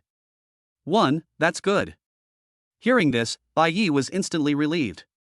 There was no problem with just one, and it wouldn't hurt. As long as there was only one at the highest level, he could fight them all alone. When is the best time for me to take my daughter there? You agree, sir? Well, it's time to take my daughter out to play for a while. Bai Yi nodded. After all, it seems that he has never taken his daughter to other places to play, which is not a good idea. He should take her out to have a look. Then I will make the arrangements, sir. The law enforcers left happily. They had not held out much hope, but they did not expect it to be so easy to accomplish. Chapter 43 by Yes Strength. Sir, all right, let's go in. The law enforcer stabilized the teleportation array and called out to Bai Yi, who was sleeping while standing. There was no response, only the sound of regular breathing. Bai Xiaoyu, who was standing by, couldn't bear it anymore, so she reached out to her father's waist and twisted it hard. Ah! It hurts.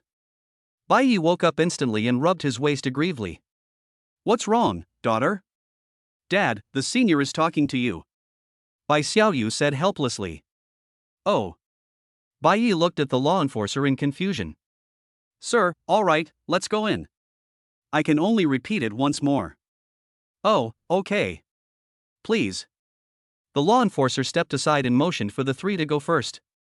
Xiaoyu, I didn't expect that we have already gone to other worlds before we have been to other cities. This is so exciting. Xiao Mengyu held Bai Xiaoyu's hand and looked very excited. Going to other worlds is an honor that even monks may not have. They didn't expect that they, who are still ordinary people, could actually travel there. How could they not be excited? What do you think other worlds are like? Will they be the same as ours? Will they have those strange-looking people on TV? I heard that other worlds are full of alien races. Do you think we will be surrounded by alien races if we go there? She was really excited and kept talking unconsciously. Ladies, this is just a small world. It can't even be called a world. It's probably a different space, or a secret place. We've seen it. It seems to be just a gathering place for the Shadow Clan. There are no other races. The law enforcer behind explained. A gathering place? Use a world as a gathering place. Xiao Mengyu was stunned. As an ordinary person, she didn't have a strong understanding of these concepts, but she knew one thing: no matter how small the world was, it was still a world. This was just a gathering place for them. How scary. It's okay. There are quite a lot of secret places like this between the two big worlds, but most of them are of no value and no one wants them. The Shadow Clan just uses this as a transit station to facilitate entry into our world. Senior, which world is the big world adjacent to this world? Bai Xiaoyu suddenly asked curiously. They have learned a lot of history. The world they live in has been invaded by many alien races, which brought unimaginable disasters to mankind and almost wiped out the race. I heard that the human race at that time were almost all ordinary people, and they had no power to fight back against those alien races. Fortunately, it seemed that the human race was not destined to die, and people with superpowers were born.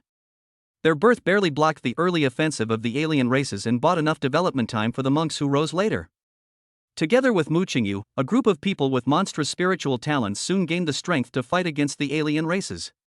After experiencing one battle after another, they successfully forced the alien races back to their world, bringing long-lost peace to the human race. However, it is said that the war has never ended, and alien races will come to their world from time to destroy it through some special means. The northern netherworld is also the world where the Shadow Clan lives. There are many alien races in that world, and they are all very powerful. The Shadow Clan is only average in that world, not very strong. But their abilities are strange and often hard to guard against. They don't have a fixed body. They can change into any race they want and possess all the abilities that race should have.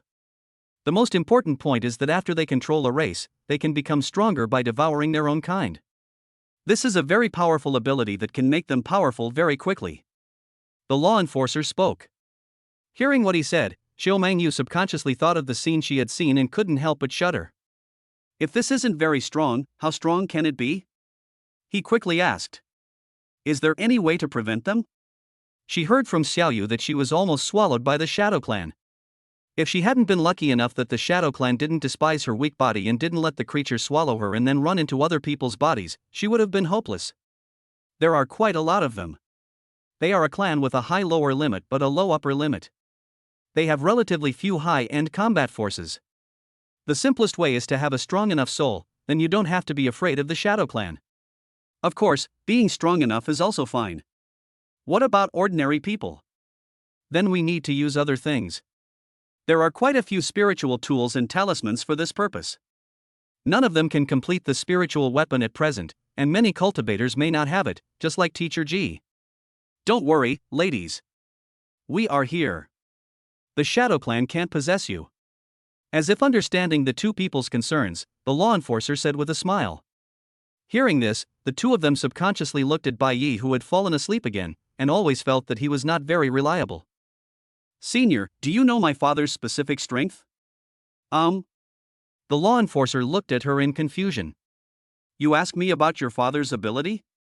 But after thinking about it, he said. Not sure, but at least during the fusion period. At least the fusion period. Bai Xiaoyu and Xiao Mengyu were both surprised. The two had some guesses and tried to guess as high as possible, but they didn't expect it to be even higher than they expected. Well, anyway, the fusion stage has no power to fight back against adults. The basis for this was obtained from their leader, and their leader was a cultivator in the late stage of fusion, so you can imagine how powerful Bai Yi is. Wow, Xiaoyu, brother Bai Yi is so awesome, can you ask him to take me as his apprentice? Xiao Mengyu took Bai Xiaoyu's hand and acted coquettishly again. But Bai Xiaoyu ignored her. While they were talking, they had already entered the teleportation array. What did the law enforcer do? They felt dizzy, and then there was a curtain of light in front of their eyes, unable to see clearly outside. It will take some time. We are now teleporting to that world. The law enforcer knew that the two were ordinary people and probably had never made a teleportation array, so he began to explain. By the way, Senior, can you tell us about our school? Although she already knew some things, it was not complete. She only knew that many people had died and the school had been closed. She heard that those of them who were still alive would be arranged to go to other schools temporarily. After all, there are only a few people alive, so it is not difficult to make arrangements. As for the others, she was not very clear because she had no access to them. However, the senior in front of me was one of the people who handled that matter, so I think he should know a lot. There's nothing to hide about this. This was mainly caused by a person from an alien race. He helped the Shadow Clan to set up a teleportation array at the school, which allows the Shadow Clan to go directly from the world we are going to your school. After that, the area was blocked off. People outside had no idea what was happening inside, so we didn't get any news for the time being, which resulted in a lot of casualties. Another alien religion? This was not the first time they had heard of this religion, and it seemed that many disasters were caused by them. Senior, can you tell us about the alien religion? Chapter 44, Alien Religion. The law enforcer looked at the two of them, thought for a moment, and finally said. The origin of the alien religion is very early, almost the same time as the arrival of the aliens. Due to some special reasons, this force cannot be eradicated at all. So even if they have been wiped out time and time again, this force still exists.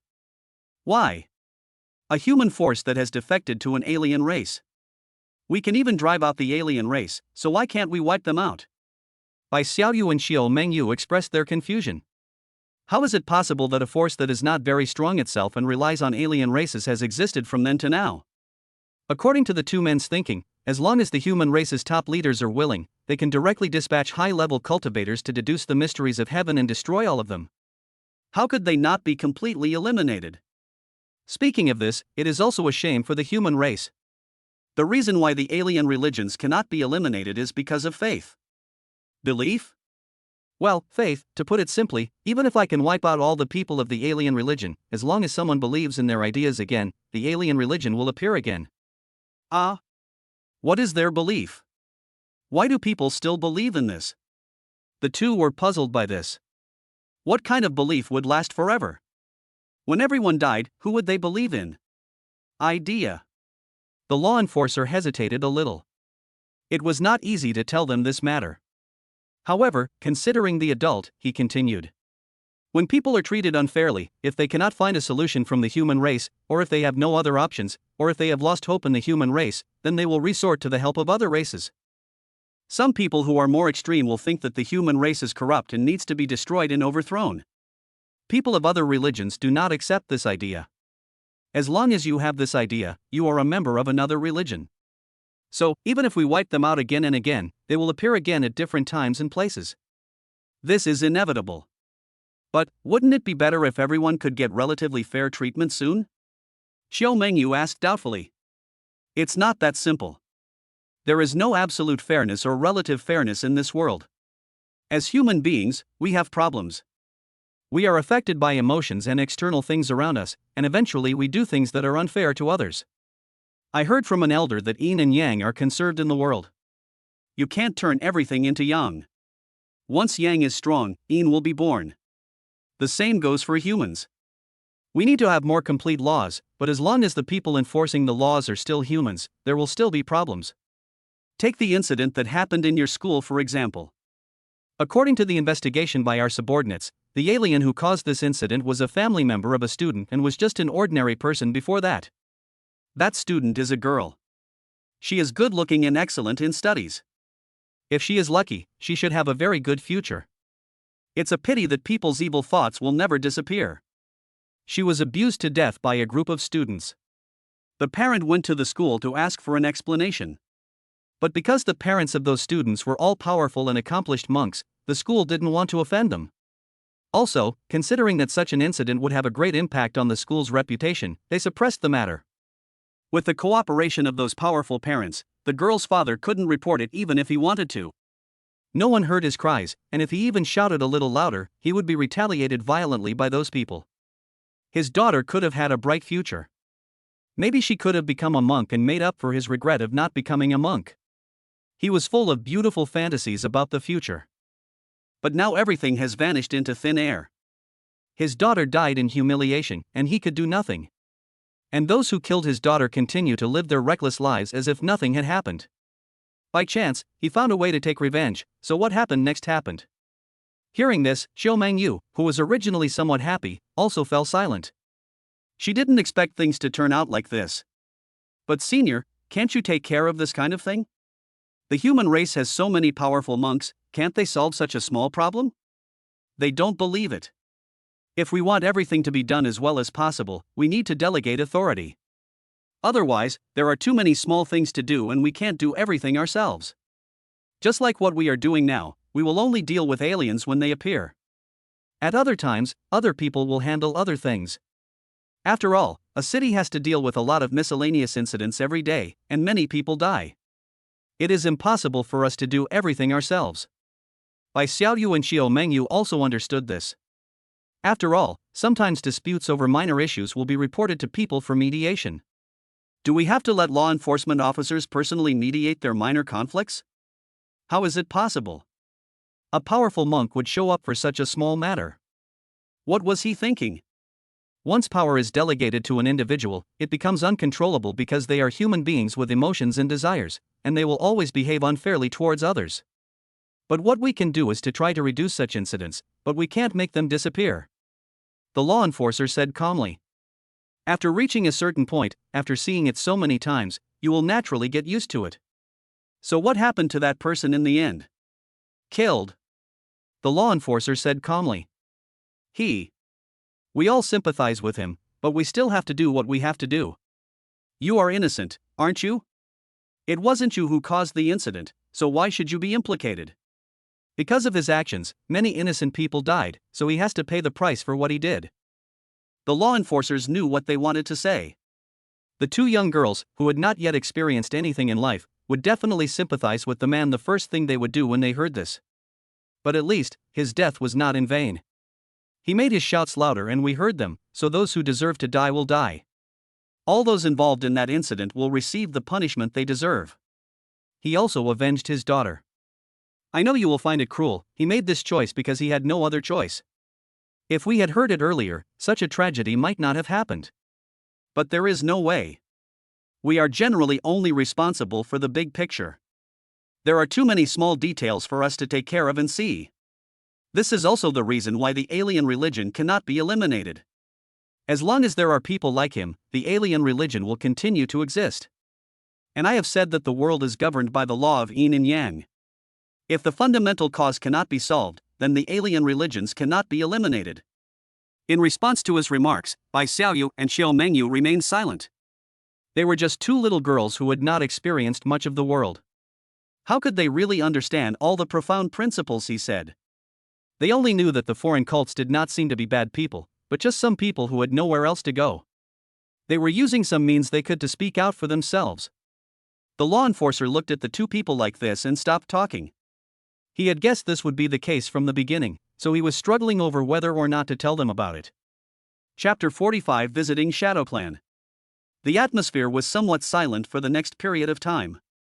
Bai Xiaoyu and Xiao Mengyu both felt a little uncomfortable, trapped in a rather confused worldview. They could no longer tell who was right and who was wrong.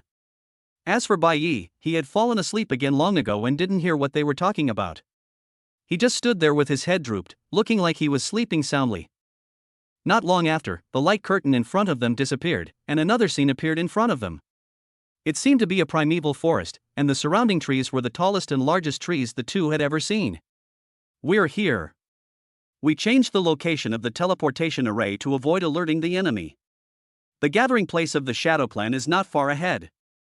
Do you two ladies want to go there and play for a while? The law enforcer first introduced the current situation and then asked. Go play with them? The two men wondered if they had heard it wrong and looked at the law enforcers in confusion. Our main goal this time is to eradicate the Shadow Clan here to prevent them from coming to our place in the future. However, it will take some time to set up some things first, so if the two ladies want to experience their customs and practices, they have time. No, senior, we are just ordinary people. We are going to their territory to experience. Thinking that he had misunderstood what they meant, Bai Xiaoyu hurriedly explained. It's okay, the master is here, you don't have to worry about your safety. Dad? Bai Xiaoyu looked at her father who was still sleeping. It seemed to make sense. Her father seemed very powerful. With him around, they really didn't have to worry about any danger. Only. Senior, we are human beings, which is very different from aliens. If we go there, won't we be exposed and discovered? When they show up, they will be besieged by a group of aliens. It's scary to think about it. This is not an experience, but making themselves uncomfortable. It may not work for other alien races, but the Shadow Clan is different.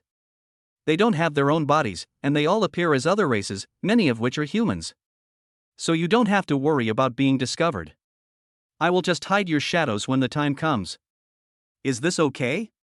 Bai Xiaoyu was still a little hesitant. Hey, Xiaoyu, we have to trust our seniors. If they say there's no problem, then there must be no problem. Besides, we still have Brother Bai Yi. If we are discovered, we can just let Brother Bai Yi go. Before the law enforcer could speak, Xiao Mengyu spoke excitedly. This is a trip to an alien race's territory, which is much more interesting than going to an alien museum. Those creatures are all dead, but here they can not only see living ones, but also experience their living habits. There aren't many opportunities like this. That's right, miss, don't worry. Our people are there now, and they usually won't be discovered. Even if they are discovered, there are adults around, so at most you can just change the way you play. The law enforcer said with a smile. Although Bai Yi was half tricked into coming for help, what he said was not wrong. For people like Bai Xiaoyu who had little contact with other races, experiencing other races was a very interesting thing. Then, thank you, senior. Now that things have come to this, Bai Xiaoyu really wants to know what the differences are between the aliens in them. In that case, I'll take my leave now. I wish you two ladies have fun. Senior, aren't you joining us? Hearing that he was leaving, Xiao Mengyu was puzzled. No, I have things to deal with, you guys just have fun. They are not here to play. Then, under the envious gazes of the two people, he flew away through the void. Xiaoyu, when can we be like this senior? If we have the talent for cultivation, it shouldn't take long. This is not bragging, but confidence. What is the most important thing in cultivation? Besides talent, it is resources. Sometimes, resources are even more important than talent. And what she may lack the least in the future is resources. Although her superpowers cannot provide her with combat power, they give her enough resources. As long as she can practice, even if she is not talented, she believes that with the accumulation of absolute resources, she can become a very powerful cultivator. Well, Xiaoyu, we must have the talent for cultivation. Xiao Mengyu said firmly. It's boring to see the scenery on the mountain alone, it's better to have someone accompany you. By the way, Mengyu, did the senior tell me which direction it was just now? Suddenly, Bai Xiaoyu remembered an important thing and asked. The law enforcer just said the front, but didn't say which front. So where are they going? No, but Xiaoyu, isn't Brother Bai Yi here? With his strength, he must know. Brother Bai Yi, don't sleep. We've arrived. As Qiu Mengyu said this, she started shaking Bai Yi again. Bai Yi opened his eyes confusedly, looked around, and began to ask himself questions every time he woke up. Who am I? Where am I? What am I supposed to do? Brother Bai Yi, we want to play over at the Shadow Tribe, come and see where it is. Shadow Clan? I don't know? Bai Yi replied blankly. He was still not awake and didn't know where he was or what they were doing here. Dad, wake up. You said you were going to play, why are you still sleeping? Bai Xiaoyu put her hand on his waist again and manually helped him wake up. Ah. Oh, I'm sorry, daughter. Bai Yi apologized aggrievedly. Xiao Mengyu couldn't bear it anymore. Xiaoyu, please don't bully Brother Bai Yi. Brother Bai Yi, does it still hurt?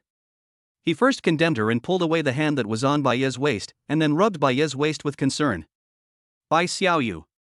Don't do this. However, Bai Yi pushed her away with righteous words. Ah, Brother Bai Yi, I will be very sad if you do this. Xiao Mengyu continued to act coquettishly. Okay Mengyu, stop being crazy. We need to find where the Shadow Clan gathers first. Bai Xiaoyu interrupted her directly. Dad, look where it is. Bai Yi asked his daughter with some guilt. Daughter, how should I see it? It doesn't look like Daddy wants to say it, but she doesn't quite understand. Didn't the law enforcer say that Daddy has at least the strength of the fusion stage? Bai Xiaoyu looked into the distance, thinking seriously. Is it that he just has the strength but lacks the corresponding ability? It seems possible. Dad said he is not a monk, but a person with superpowers. People with superpowers do have many flaws. They are not as good as monks who possess all the abilities. They are generally only strong in certain aspects. Bai Yi stood aside carefully so as not to disturb his daughter, and tried hard to stay alert, for he was afraid of accidentally falling asleep again. Let's go this way then. Finally, Bai Xiaoyu pointed in a direction ahead and made a decision.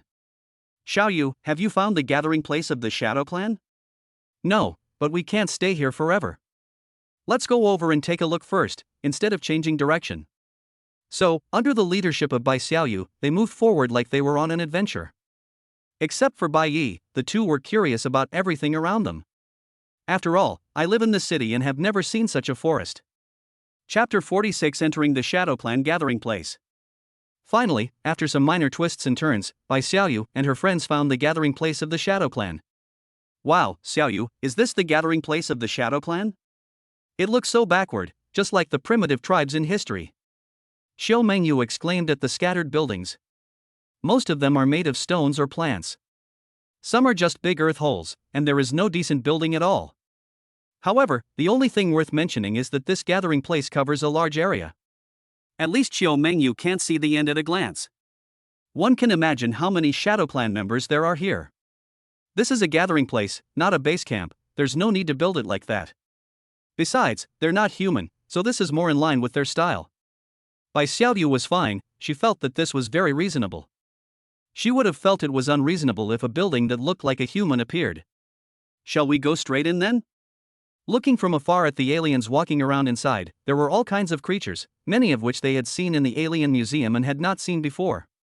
Although Bai Yi was by her side, Xiao Mengyu still couldn't help feeling a little scared. Bai Xiaoyu didn't answer quickly because she was also a little hesitant. However, looking at the shadow that had disappeared beneath me, and then looking at my father who was beginning to doze off again. It should be fine. When Mr. G was possessed by the Shadow Clan, he was exactly the same as a normal person. We just need to not act too much. You see, there seem to be humans and so many other alien races in there. One more of us won't make much difference. Besides, the law enforcer said that he will definitely not harm us. Bai Xiaoyu pointed at some humans and other alien races controlled by the Shadow Clan in a gathering place in the distance and said, Then, let's go. Although I am still a little scared, my curiosity is relatively stronger. Anyway, I won't die, so I have to experience it. The three of them quickly entered this huge gathering place. Just as expected, no aliens cared about them, and no one even looked at them twice. There are quite a few humans here, or rather, quite a few controlled humans, so they didn't react at all and are still doing their own things. This is so exciting, Xiaoyu, we are surrounded by aliens. Xiao Mengyu lowered her voice and spoke excitedly to Bai Xiaoyu. Xiao Mengyu, don't talk nonsense, they all have cultivation, don't expose it. Bai Xiaoyu was really shocked by her stupidity. Why didn't Tishi realize that Meng Yu could be so stupid sometimes? This is a gathering place for aliens, all of whom are powerful aliens. It is definitely different from their own place. If their whispers are accidentally heard by an alien, they will be finished. Oh, okay, sorry Xiaoyu, I'm too excited, but can you please let me take some pictures as a souvenir? This is the first time we have braved the alien base alone. Xiao Mengyu continued chattering. It's not good, Mengyu. Xiaoyu, we are now Shadow Clan possessed by humans. Is there anything wrong with playing with our phones? That seems to be true, but... I said, did you three just come back? How come you found such weak bodies without even any cultivation? Suddenly, a voice came from behind them, obviously addressed to them. The two of them couldn't help but feel their hearts tighten. They held Bai Ye's hands tightly and slowly looked back. The white-haired dog is a very weak alien race, and it is difficult for its strength to exceed the chi refining stage.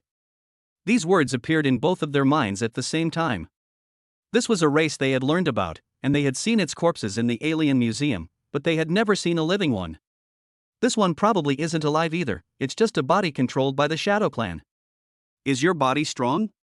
Ours at least has unlimited potential, but yours has reached its limit. Apparently because she felt that the white-haired dog was very weak, Xiao Mengyu was no longer nervous. She quickly got into the mood and directly confronted him. Unlimited potential? Do these bodies of yours have superpowers? The white-haired dog said with shining eyes. If they have superpowers, then they have unlimited potential. You know, there are very few people with superpowers, and most of them are not controllable by them. I didn't expect them to be so lucky and get 3 of them directly. Thinking of this, the white-haired dog said quickly. Whoever sees it gets a share, give me 1. Bai Xiaoyu and Xiao Mengyu looked at each other, somewhat confused by the dog's train of thought. Don't be stingy. You have 3 anyway. Give me 1. I can exchange it for something else. I'll return it to you when I find a better body. Seeing that they didn't respond, the white-haired dog continued. Who told you that you have to be a superpower to have unlimited potential? Although she didn't quite understand, Xiao Mengyo's mind worked quickly and she continued speaking immediately. What is that? The white-haired dog asked in confusion. Talent. This body has a great talent for cultivation. It will definitely become a powerful cultivator in the future. We are investing in it in advance. Xiao Mengyu said this proudly. When it comes to praising herself, she can do it easily. Talent? These bodies of yours are not even monks yet. How can you live to become powerful monks? The white-haired dog continued to ask. The Shadow Clan is not able to change their bodies unlimitedly. At least if they themselves are not strong enough, they cannot devour the shadows of powerful races and control them. They also need to become stronger step by step to get a better body. Of course, you can also choose a body and use it to become stronger. However, there is one thing, that is, everyone's initial body will not be a weak one. It must at least have a certain strength. Otherwise, it will be like the aliens that invaded the school, possessing ordinary people and having difficulty dealing with them.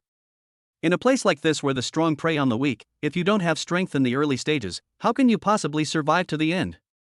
Bai Xiaoyu didn't know how to answer its question for a moment, but Xiao Mengyu knew how to answer it, and quickly responded. Are you strong? With the strength of your body, as long as I start practicing with this body, it won't take long for me to surpass you. The white-haired dog was a little annoyed because he was always called weak. I just didn't have a choice at the time. I will naturally change it when I find a suitable body. Who isn't? If there's a suitable one, we will naturally do it. And you're talking about it here? Xiao Mengyu responded again. You. In the end, the white-haired dog didn't know what to say and walked away angrily. Xiaoyu, I'm awesome, right? After it left, Xiao Mengyu showed off her achievements to Bai Xiaoyu. Sharp. To be honest, Mengyu's mind was working really fast just now. She was still thinking about how to answer without exposing their identities. Mengyu, however, was confrontational from beginning to end, turning passivity into initiative, and it seemed like she didn't even think about it. She started to confront the white-haired dog as soon as he finished speaking. But Mengyu, aren't you afraid that it will get angry and attack us? Judging from the way they are behaving now, they are easy to bully. It's not an expression, they are just easy to bully. Although the white-haired dog is very weak among the alien races, it is no match for ordinary people like them. What are you afraid of? Brother Bai Yi is here. If it dares to cry, I will let it know why the flowers are so red. Xiao Mengyu pushed the sleepy Bai Yi indifferently. It feels so good to bully people, but not dogs. I didn't sleep, I was just thinking. Bai Yi, who was pushed, shuddered and spoke subconsciously. Ha ha ha. Chapter 47, Divine Powers and Secrets. It was much easier than expected. Apart from the alien dog that talked to them at the beginning, no other aliens spoke to them afterwards. In order not to be exposed, the two of them just wandered around curiously and did not talk to the foreigners. Everything here felt extremely new to the two of them. Although it is the gathering place of the Shadow Clan, there are all kinds of alien races. The number of species is so large that the two of them could not help but be amazed. To be honest, this is much more interesting than going to an alien museum. They are all alive and it is quite exciting. If they are not careful, they might be discovered and then they will be surrounded by aliens. Although Bai Yi was there, the feeling of excitement still lingered in the two of them. After all, they were just two little girls and it was their first time experiencing such a scene. Xiaoyu, why can that fish live without water? Why can it fly? Xiaoyu, do you think that's the werewolf mentioned in the book? I heard that they become stronger on full moon nights, is that true? Xiaoyu, this alien is so ugly and disgusting. Along the way, Xiao Mengyu kept commenting on those alien races, causing many members of the Shadow Clan to look at them with strange eyes. Mengyu, stop talking nonsense. Bai Xiaoyu said to her helplessly in a low voice. What are you afraid of? Brother Bai Yi is here. If they dare to mess around, I will make them pay for it. Isn't that right, Brother Bai Yi? Xiao Mengyu pulled Bai Yi, who was being dragged by them to fall asleep. Ah? Is dinner ready? Bai Yi seemed to hear something about eating in his days, and asked in a sleepy tone. Ha ha ha. Xiao Mengyu was amused by his appearance again, while Bai Xiaoyu helplessly conjured up a piece of cake out of thin air and handed it to Bai Yi. Dad, if you want to sleep, you can sleep at home. You don't have to do this. She naturally knew why Bai Yi suddenly wanted to take her out to play. Those things made her feel a little uncomfortable, but she had no choice. It would be troublesome if she wanted to get out of it without some time. But going out for a walk did make her feel more relaxed and less depressed. And coming to a place like this, the novelty and shock of it swept away those bad memories. She felt much better now. No. Bai Yi shook his head firmly. Although sleeping at home is very comfortable, playing with my daughter is more important. My wife said that she wants to give my daughter a good childhood.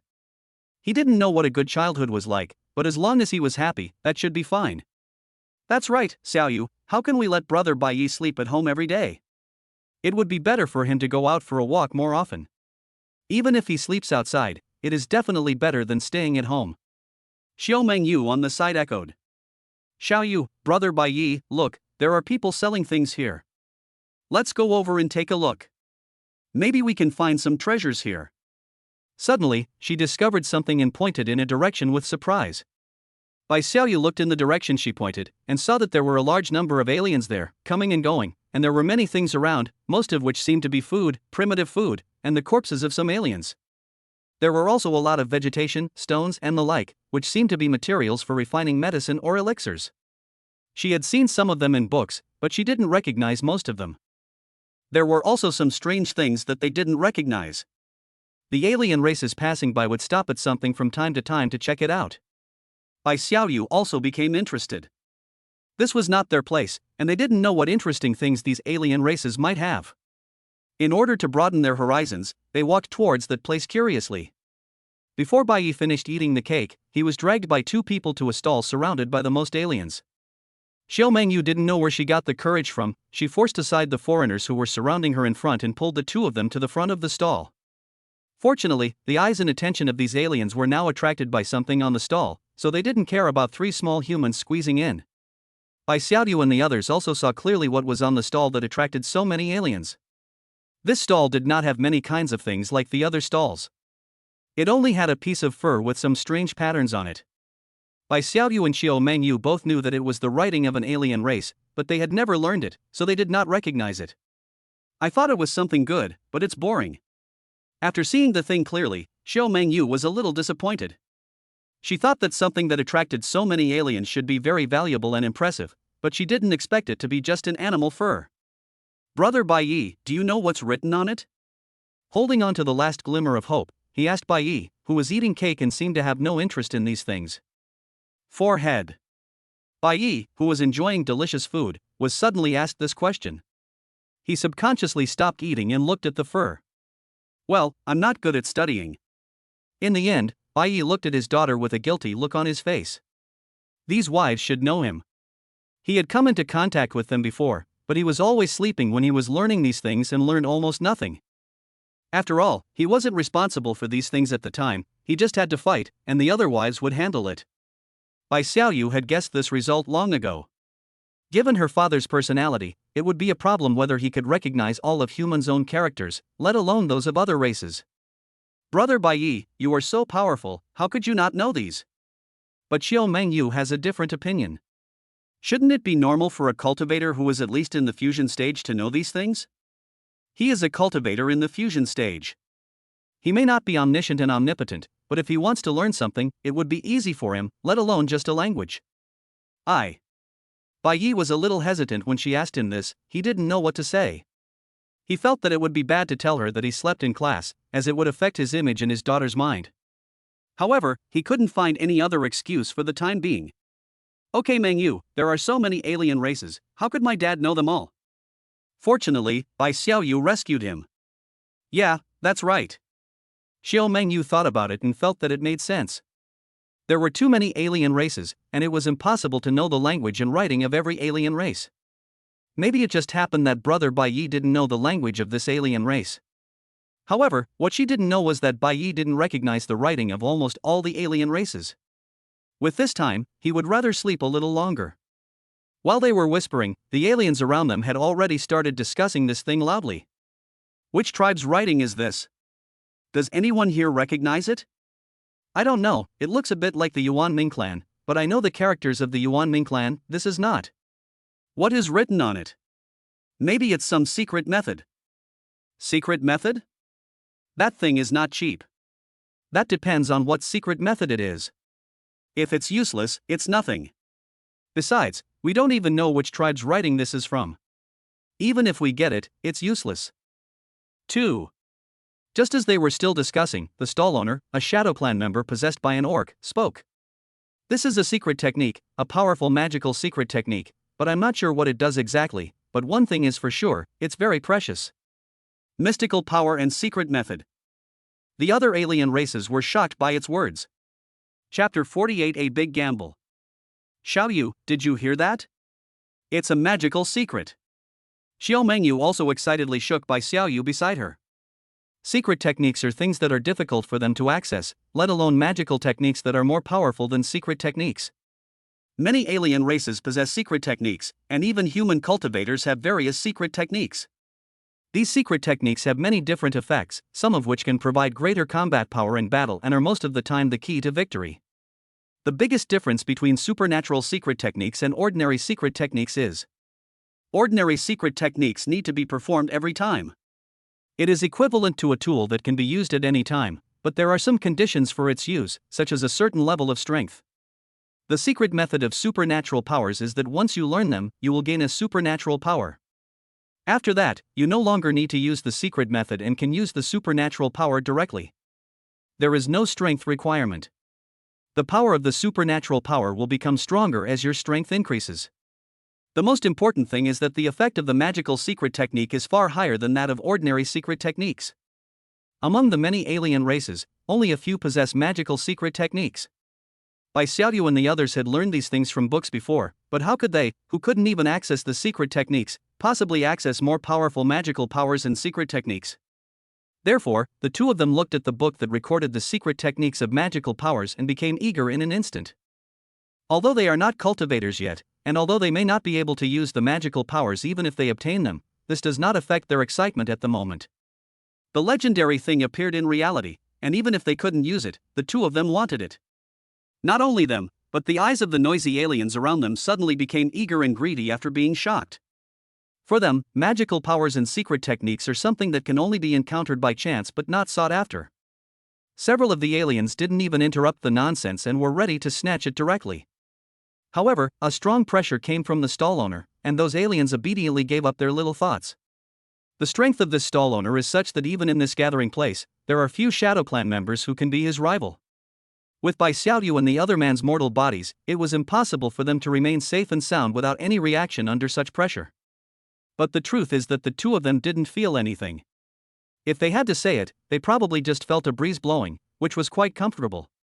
Seeing that the Shadow Clan who were watching had calmed down, the stall owner slowly spoke. Let me make this clear first. First of all, I spent a long time and couldn't find which tribe's writing this is from, so maybe this thing you took is just a piece of empty skin. Secondly, I don't know what the magical power is, nor do I know its value, so I can't give an accurate price. Finally, the value of what I want to exchange cannot be lower than the value of ordinary magical powers and secret techniques. After saying this, the Orc Shadow Tribe sat down, closed his eyes and ignored the aliens. However, its words caused quite a stir. It took so long to learn the language of that race? Is this what our Shadow Clan should say? Yes, we Shadow Clan have many races. How could there be races that we don't know about? Even for the most powerful races, although we don't have their bodies, we can still recognize their writing. Could there be races that we don't know about? As a race that survives by occupying the bodies of other alien races, the Shadow Clan can be said to include most races. In addition, as long as they occupy the body, they can obtain the body's memory and abilities. They can be said to be the race that knows the writing of various races the best. But now, they are told that a member of the Shadow Clan spent a long time but failed to find which clan these characters belong to. Isn't this ridiculous? It's not impossible. Maybe this is the magical power of a very powerful race. There are also Shadow Clan members who have different opinions. As soon as these words were spoken, the eyes of the surrounding Shadow Clan became even more greedy. Even if they could get the secret magical power, they would not know its content. Xiaoyu, I want it so much. Xiao Mengyu stared at the fur that looked like it had been through a long period of time, and said with some uncontrollable excitement. No, do you know what it says? Although Bai Xiaoyu wanted it too, this thing was beyond their reach, so she found a reason for not wanting it. It doesn't matter. As long as I can get it, I will definitely study the foreign language well and translate it. Xiao Mengyu said firmly. Compared to magical powers and secret techniques, this is nothing. If she really gets such a precious thing, she would be willing to go without food and learn foreign languages every day. Bai Xiaoyu looked at her speechlessly. That's not what you said in class.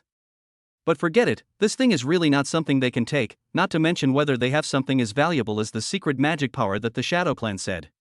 Even if they really have it, it's not that easy to get it, so just watch the fun. I say, since we don't know which clan this magical secret technique belongs to, and we don't know its effect, what if it's not worth the ordinary magical secret technique? A member of the Shadow Clan asked loudly to the stall owner. The other Shadow Clan members also looked at it. That's right, even ordinary magical powers and secret techniques are priceless things. How can you use them to gamble on something uncertain? When the stall owner heard what it said, he didn't even open his eyes, but just said, "This is a huge gamble. Its value may far exceed that of ordinary magical powers. What if we can't find which tribe's writing it belongs to?" A member of the Shadow Clan continued to ask. That's your business. I told you, this is a big gamble. After that, he stopped talking and waited quietly for the Shadow Clan members who wanted to exchange things. In fact, if possible, it doesn't want to take this thing out and return it. Even if they really can't find which tribe it belongs to and want to exchange it for direct use, they won't exchange it in a small gathering place. At least they will find a place where they can maximize its value. However, it has a very bad premonition recently. It is best to get rid of this thing as soon as possible, otherwise it will be fatal. This is also a last resort. The other Shadow Clan members were also speechless after hearing his words. This is indeed a huge gamble, who knows, you might be able to gain a great opportunity from it. Only. How could a small gathering place like theirs possibly contain anything valuable like magical powers or secret techniques? Even if there are, they are very few, at least few Shadow Clan members know about it. They wanted to snatch it by force, but unfortunately, none of them could match the stall owner. But they didn't want to leave, and they all looked at the ancient fur, so more and more aliens gathered around to watch. At this time, Bai Yi had fallen asleep while standing when he finished eating the cake, and had no idea what was happening at all. Bai Xiaoyu and Xiao Mengyu ignored him for the time being, their attention was focused on the fur. At this moment, even if the two wanted to leave, they couldn't, because this place was surrounded by more and more Shadow Clan people, and it was unrealistic to squeeze out. They can only leave after the fur changes hands and the Shadow Tribe members disperse. Chapter 49 Happy Birthday, Daughter. It seemed that all the alien races nearby had come here, and the atmosphere became more and more weird. Bai Xiaoyu and Xiao Mengyu also felt the silent pressure among the many alien races. Xiaoyu, we seem to be surrounded. Taking her attention away from the magical power, Xiao Mengyu looked at the various alien races around her. They all seemed to be emitting an inexplicably dangerous aura. She became a little nervous. After the excitement just now passed, she suddenly felt a little scared. It's okay, they're not paying attention to us. Although Bai Xiaoyu also felt that the atmosphere was very depressing, she still spoke out to comfort him. But Xiaoyu, it looks like they are going to fight. That's what the books say. They're fighting for treasures. We might get implicated. Being surrounded by so many powerful alien races put a lot of pressure on her, and she subconsciously leaned towards Bai Yi. It should be fine. Looking at his father who was still sleeping, Bai Xiaoyu said uncertainly. Moreover, in the current situation, if they leave, they will be conspicuous. They can only stay here and wait for someone to take away the secret magic skill. Several hours passed in this wait. The Orc Shadow Tribe didn't make any moves. He just closed his eyes and waited for the right person. The Shadow Clan members around were staring at the magical secrets with eager eyes, as if they were going to snatch them away at the next moment. But Xiaoyu, I'm so tired. Xiao Mengyu leaned on Bai Xiaoyu and said aggrievely. She was just an ordinary person, and she didn't have the same good physical fitness as these aliens. After standing for so long, her whole body became numb. Me too. Not only her, Bai Xiaoyu is the same. The two of them leaned on each other to relieve their fatigue. How did brother Bai Yi manage to sleep standing up for so long without any reaction? Looking at Bai Yi, who was maintaining the same posture and not sleeping much, Xiao Mengyu was speechless. Dad is a person with superpowers, he is definitely not like us. Bai Xiaoyu explained. I'm so envious, I wish I was also a person with superpowers. Feeling the fatigue coming from her body, her envy for people with superpowers surged up again. Yu, not all people with superpowers are like this. Bai Xiaoyu has a different opinion on this.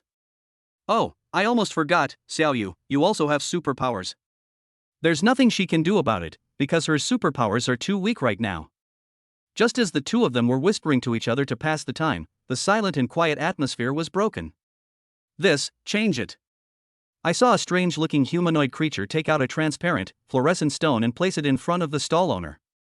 I don't know where the eyes are, but Bai Xiaoyu feels that it should be looking at the stall owner and talking. The attention of the surrounding Shadow Clan was also diverted. The sky crystal is a good thing, but it's not enough, and I don't need it. The orc stall owner opened his eyes, looked, then closed them again and said. Sky crystal is a material of high value with many uses, but it is far inferior to magical powers and secret techniques. The humanoid lifeform stared at the orc stall owner for a long time, but finally took back his things and returned to the Shadow Clan that were watching. Xiaoyu, when will this end? I want to go somewhere else to play. Xiao Mengyu pouted with some dissatisfaction, and her interest in magical powers and secret techniques decreased a lot. They couldn't afford it, and they had been here for so long and were bored, so they might as well go somewhere else. It will probably take a long time, why don't we go first? Bai Xiaoyu suggested as he looked at the surroundings that had fallen into silence again. Okay, let's go. I'm so tired of standing. Let's go check out some other places. She believed that they would be exposed to things like magical powers and secret techniques in the future, but forget it now. Since they could only see but not get them, they might as well seize the time and look elsewhere. So the two of them began to wake up Bai Yi, who was sleeping soundly. Have you eaten yet? This was the first thing Bai Yi, who hadn't gotten enough sleep, asked when he was woken up. Brother Bai Yi, now is not the time to sleep. We are surrounded. Take Xiaoyu and I out quickly. Xiao Mengyu pulled his hand and acted coquettishly. Surrounded? Bai Yi looked around in confusion, only to find that they were now surrounded by countless alien races. Dad, take us out first. At this time Bai Xiaoyu also spoke. Oh, good daughter. Bai Ye's eyes suddenly became much clearer. So, under the expectant eyes of Bai Xiaoyu and the others, Bai Yi stepped forward and politely spoke to one of the aliens. Hello, please make way, we need to go out. This is completely different from what the two of them thought. It shouldn't be. Unfortunately, the Shadow Clan seemed not to have heard it and ignored Bai Yi. They might not even have heard what it said and continue to stare at the magical secret with greedy eyes. Bai Yi looked at his daughter beside him awkwardly, then looked at the furs on the stall. Daughter, why are they all looking at that? He asked, changing the subject. Dad, that is a magical secret, a very precious thing. Now they all want to snatch it. If we don't leave here, we may be in danger. Bai Xiaoyu knew that her father was trying to change the subject, but she didn't expose him and explained patiently. Mystical power? I seem to have heard of it before. When was it? Hearing the familiar name, Bai Yi fell into memories. He seemed to have come into contact with this thing a lot before. Wait, it's precious?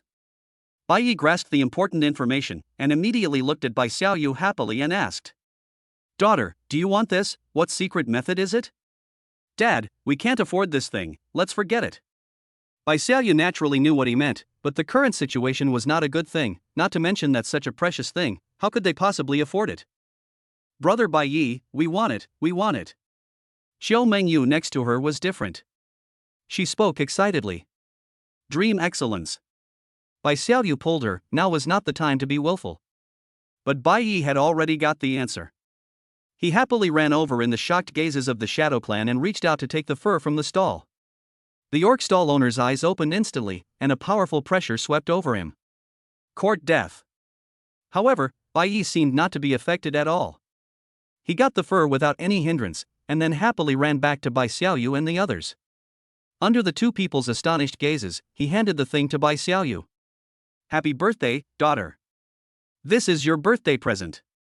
I'm sorry, daughter. I just remembered that today is your birthday.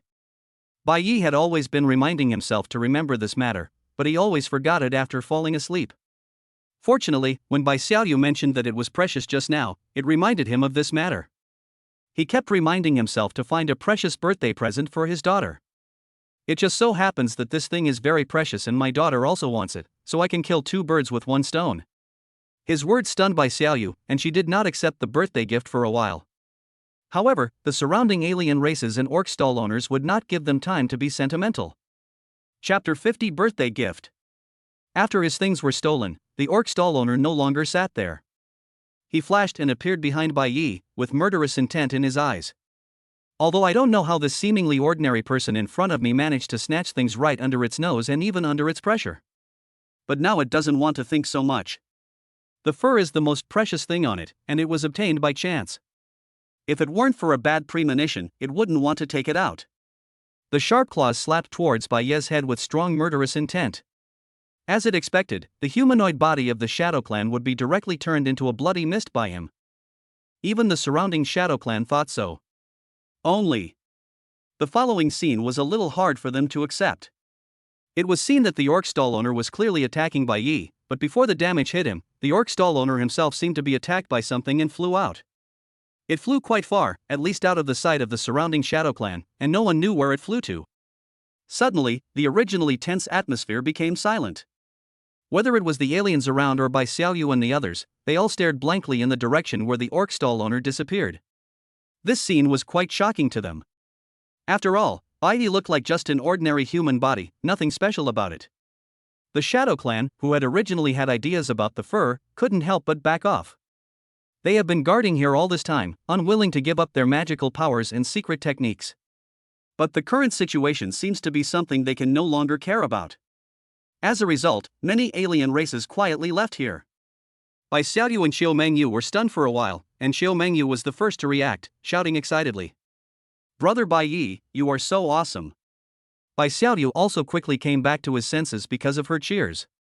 In fact, she was not worried that her father would not be a match for the Shadow Clan here. After all, she had obtained some information from the law enforcers before coming here, and she still had confidence in her father. However, it was still a bit shocking to see it again with my own eyes. But now, what makes her happiest is not this, but... Dad, I thought you forgot. Bai Xiaoyu couldn't help but well up in tears, because this was not the first time her father had forgotten. She thought this time too. She didn't expect her father still remembered it. Although it seemed like he just remembered it and even found the gift on the spot, she was still very happy. I'm sorry, daughter. I always forget. Bai Yi lowered his head and blamed himself. He has been reminding himself since he forgot last time, but as soon as he falls asleep some things start to become fuzzy and he can't remember them clearly. Fortunately, I suddenly remembered it just now, otherwise Bai Yi would blame himself to death. Although he had never celebrated his birthday before he became an adult, he knew that it was very important. It's okay, Dad. It's just a birthday. It's not a big deal. Just be happy. Seeing him like this, Bai Xiaoyu hurried to comfort him. Daughter, do you like this birthday present? If you don't like it, I will find another one. Bai Yi asked while holding the fur that contained the secret magic skills. I like it. I like everything my father gives me, but... Bai Xiaoyu took it happily at first, but she had some concerns. But what? It's okay, Dad. I like this birthday present very much, she said with a smile. In fact, her concept has not yet changed. According to her thinking, they should exchange this thing with something of equal value, not snatch it. However, this is a robbery from foreigners, their enemies, so what's the problem? In just a moment, her perspective changed instantly. Anyway, no matter what, Dad did nothing wrong. And me, Xiaoyu. As your best friend, how could I not remember your birthday? Here, this is the birthday present I prepared for you. Seeing that the father and daughter had finally finished their conversation and she could join in, Xiao Mengyu quickly spoke. By the way, he took out a small wooden box, opened it, and inside lay a green pill. This is the foundation building pill I asked my father for. We will be ready to practice in a while. With this, we can soon become foundation building practitioners. Although it is not as precious as the gift brother Bai Yi gave me, and you may not need this kind of pill, it is a token of my love. Please don't despise it. In fact, she had prepared this gift quite early. At that time, Bai Xiaoyu had not yet awakened her superpowers, and they did not know that Bai Yi was so powerful, so this gift was actually a very precious thing to them. But now, not to mention Bai Yi's powerful strength, Bai Xiaoyu's awakened superpowers alone will allow her to never lack things like elixirs in the future. Foundation building pills, as long as she finds a chance to take a look, she will have an endless supply of these pills. This gift seems a bit useless. However, Bai Xiaoyu took the wooden box and hugged her. Thank you, Mengyu, I like the gift you gave me very much. For her, the gift is not important, what is important is the thought behind it. Xiao Mengyu is the person she has the best relationship with besides her father, and is her best friend. The gifts they give each other are not more precious than each other. Bai Yi looked at the two people who were suddenly becoming sentimental and tilted his head in confusion. In addition, Bai Yi always felt that he had forgotten something, but he couldn't remember it for a while, so he simply put it behind his mind and stopped thinking about it. The most important thing now was to accompany his daughter. Xiaoyu, let's take a look at this magical secret method. After the two of them finished their passionate talk, Xiao Mengyu excitedly proposed. I originally thought that they would never get this thing, but I didn't expect that they would get it in this way in the end. The secret techniques of supernatural powers are not accessible to everyone, even among humans. At least, even those law enforcers may not have the opportunity to come into contact with them. Good. Bai Xiaoyu was also curious about this legendary magical secret technique. So the two of them took the ancient fur and looked at it carefully. Xiaoyu, which alien language do you think this looks like? I don't know. I've seen several different kinds of writing from other races, but it doesn't seem to be that. And didn't the Shadow Clan just say that they don't recognize it? Maybe its origin is quite mysterious. Can we find it? If we can't find it, won't we be unable to learn it?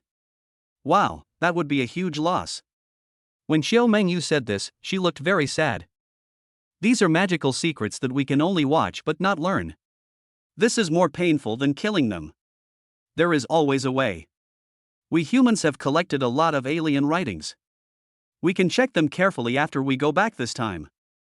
The more mysterious it is, the more powerful it is, right? That makes sense.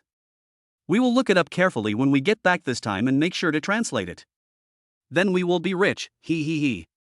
Xiao Mengyu couldn't help but grinning at the thought that they might obtain a powerful magical power. In this way, the two continued to move forward while happily discussing things about magical powers and secret techniques. Bai Yi was dragged away by them because he couldn't help falling asleep again. As for where the orc stall owner went, no one paid attention. Chapter 51: The Master of the Gathering Place. Bai Xiaoyu and Xiao Mengyu continued to drag the sleeping Bai Yi around in this place full of aliens, as if what had just happened had never happened. However, after wandering around for a while, the few people were eventually found by the Shadow Clan. Everyone, please come with us. When they were looking at things in front of a stall, they were surrounded by several huge alien creatures.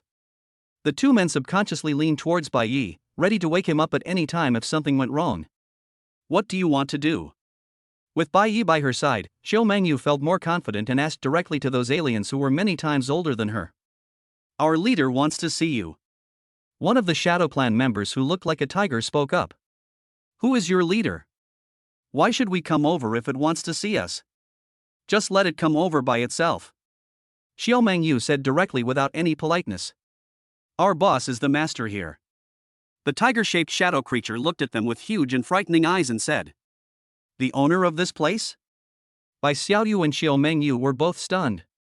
The alien who could be said to be the master of this place must not be a good person, otherwise, with so many powerful aliens here, how could they obey the management? However, Xiao Mengyu looked at Bai Yi, who was still sleeping, and was immediately filled with confidence. Okay, we'll go with you. Xiao Mengyu nodded to the tiger-shaped alien. Mengyu? Bai Xiaoyu pulled her puzzledly, not understanding what she meant. Judging from the situation, it is estimated that these Shadow Clan members are here to settle accounts with them. After all, their father made quite a fuss, so aren't they walking into a trap? Don't worry, Xiaoyu. Didn't the senior say that with brother Bai Yi here, we won't be in danger? At this point, Xiao Mengyu pulled Bai Xiaoyu and whispered in her ear. Xiaoyu, have you forgotten? This is a great opportunity to broaden your horizons. Didn't the seniors make it very clear? I guess we won't see this place again in the future. Anyway, there's no danger, let's go over and take a look. Is this okay? Bai Xiaoyu was a little hesitant. After what happened during this period, she was very sensitive to such dangerous things. It's okay, Xiaoyu, you have to trust brother Bai Yi. Xiao Mengyu said firmly. He looked at his father who was still sleeping, then at his good friend who looked eager to try, and sighed. All right. Don't worry, Xiaoyu, it's okay. After comforting Bai Xiaoyu again, Xiao Mengyu looked at the tiger-shaped shadow tribe. Lead the way. The tiger-shaped Shadow Clan looked at them in confusion, and exchanged glances with the other Shadow Clan members who came with them, not understanding what they meant. They didn't expect things to go so smoothly. Moreover, it seemed like they were whispering just now, but they would never believe that it was not meant for them. If anyone with a little bit of cultivation can hear it, why bother pretending to whisper? But they didn't quite understand what they meant? Did they look down on their leader's strength? And I always feel like there's something else, but they don't understand it. But their mission is only to take them there. If they can avoid taking action, that would be the best. After all, I heard that there is a very powerful person among them. So the few Shadow Clan members didn't waste any time and started leading the way. Xiaoyu, what do you think their heads look like? Could it be a pig? I heard that pig-like aliens are very powerful, with strong strength and high defense. Or is it a monkey? It's smart, so it can be their head. Or is it a special alien? Along the way, Xiao Mengyu did not hesitate to speculate on the appearance of their heads in front of several Shadow Clan members. Mengyu. Bai Xiaoyu didn't know what to say. Why didn't she notice before that Mengyu was so eccentric? How long do you think it will take brother Bai Yi to knock them down? I think brother Bai Yi is so powerful, one move will definitely be enough. By then they won't even have a place to cry. Xiao Mengyu didn't care and continued talking to herself. Bai Yi was sleeping soundly at this time and had no idea what was happening. Not long after, they were taken to a place that looked much more civilized than other places, at least there were many large stone buildings. Compared to other places, this place is obviously much better and less primitive. They were taken into a huge stone building. It was quite empty in here, but it was obvious that many aliens were waiting for them. Xiaoyu, look, my guess was right, it really is a monkey. Suddenly, after taking a quick look around, Xiao Mengyu pointed at the Shadow Clan member sitting on a high platform and shouted in surprise. There was a huge stone seat, on which sat a huge ape-like alien, about 5 or 6 meters tall. From their perspective, it looked very intimidating. It goes without saying that this is the leader that those Shadow Clan members were talking about. But Xiao Mengyu didn't seem to be afraid at all, and her voice of surprise was still echoing in this space. Suddenly, various alien bodies around them looked at them. Forehead. Being stared at by so many pairs of terrifying eyes, even though she was confident, Xiao Mengyu still couldn't help feeling a little frightened and quietly moved behind Bai Yi. The ape-shaped shadow tribe member on the stone seat glanced at them, but was not angry at her words. After glancing around for a while, the ape-shaped shadow creature spoke. Which shadow clan are you from? Bai Xiaoyu and Xiao Mengyu looked at each other, not knowing how to answer. What shadow clan? How do they know where the shadow clan is? Obviously, the leader here didn't realize their true identities and thought they were just shadow clan members possessed in human bodies. What does it have to do with you where we are from? Who are you? Why are you looking for us? Although I didn't know how to answer its question, it didn't mean Xiao Mengyu couldn't answer it, so I asked directly. The ape-shaped shadow tribe looked at her with its huge eyes, carefully examining her, and after confirming that it really seemed to be just an ordinary body, it said, "You are running wild in my territory. Why am I asking who I am? Why am I looking for you? You said it's your territory, so it's your territory?" I said it's my territory, and besides, when did we act wild? Xiao Mengyu gradually became bolder and no longer hid behind Bai Yi. She stood directly in front of Bai Yi and Bai Xiaoyu and spoke out with full energy. However, the ape shadow clan ignored her and instead looked at Bai Yi, who was sleeping behind her. It seems like you don't take me seriously. Are you confident enough in your own abilities? Seeing that Bai Yi didn't seem to be pretending to be asleep, the ape shadow clan said in a deep voice. Since you have come to my territory, you should abide by my rules and conduct a fair transaction. Now, hand over your things. As soon as it finished speaking, all the Shadow Clan members around it simultaneously released their pressure on Bai Xiaoyu and the others. With all kinds of powerful pressure concentrated on them, they felt like they were in the center of a powerful storm and could be torn apart at any time. Only. Is this what makes you so confident? Looking at the three people who remained unmoved by so much pressure, and one of them was even sleeping, the Ape Shadow Clan frowned slightly. Chapter 52, Don't Frame My Daughter. Don't spit blood at us. When have we ever taken your things? Seeing this, Xiao Mengyu became even more confident, and she looked at the surrounding Shadow Clan with disdain, and sized them up with extremely impolite eyes. I came here because I was curious about what they look like, so I had to take a good look at them. Looking at the three confident people, the Ape Shadow Clan frowned even deeper. He gave a look to one of the Shadow Clan members, and then saw that person suddenly rushing towards Xiao Mengyu and the others. Before they had even had time to react and wake up Bai Yi, the wolf-shaped shadow creature suddenly appeared in front of them, and slapped the three of them with its sharp claws that were cold and bigger than them. The speed is so fast that if nothing unexpected happens, the three of them will immediately turn into meat paste under its claws. However, when its sharp claws reached them, they were blocked by a screen of light and could not move forward any further. Not only the wolf-shaped shadow creature was surprised, but everyone present was the same. Bai Xiaoyu and Xiao Mengyu looked at the light shield blocking them in surprise. This situation was not what they had expected. He glanced at Bai Yi, who was still sleeping beside him, and then looked at the light shield that was still there. Come on, keep fighting. If I move, I lose. Xiao Mengyu boasted as she looked at the wolf-shaped shadow tribe members who were much larger than them. They were really scared by it just now. It suddenly appeared in front of them. Fortunately, Brother Bai Yi is very powerful. He easily blocked such a terrifying alien and didn't even wake up. He is so strong. This also gave her the courage to continue showing off. I don't know why, but this feeling is so good. She provoked a group of aliens who were much stronger than her, but they couldn't do anything to her. The only pity is that now no one except Xiaoyu saw her heroic deed, otherwise it would have been much better. What she didn't know was that this light shield was not created by Bai Yi. He was really sleeping soundly and had no idea what was happening. This light shield was planted on them by the law enforcer before he left. After all, knowing Bai Yi's character, he couldn't take any gambles in such a dangerous place. So, he added an insurance for them just in case. The provoked Wolf Shadow Clan angrily slapped the light shield in front of them repeatedly and vigorously, trying to break it into pieces. Unfortunately, no matter how hard it tried to strike, the light shield blocking the three people did not react at all after hitting for a long time. Xiao Mengyu inside was even more arrogant. Push harder. Haven't you eaten? Try harder. After seeing that the light curtain was fine, Bai Xiaoyu continued to observe the alien races around him with peace of mind. Many of these are alien races that I have only seen in books and are not even in the alien museum. Moreover, they were alive, and when observed up close, she could even feel their powerful breathing. Together with Bai Yi, who was still sleeping, they gave the impression to the Shadow Clan that they were not taken seriously at all. And this is true. After fighting for a long time, the Wolf Shadow Clan finally gave up helplessly. After looking at the Ape Shadow Clan on the stone seat, they returned to their own position. TSK, that's all. I thought you guys were so awesome. Seeing that the Wolf Shadow Clan gave up fighting, Xiao Mengyu did not forget to mock them. If that gave you the confidence, I'm afraid you'll be disappointed.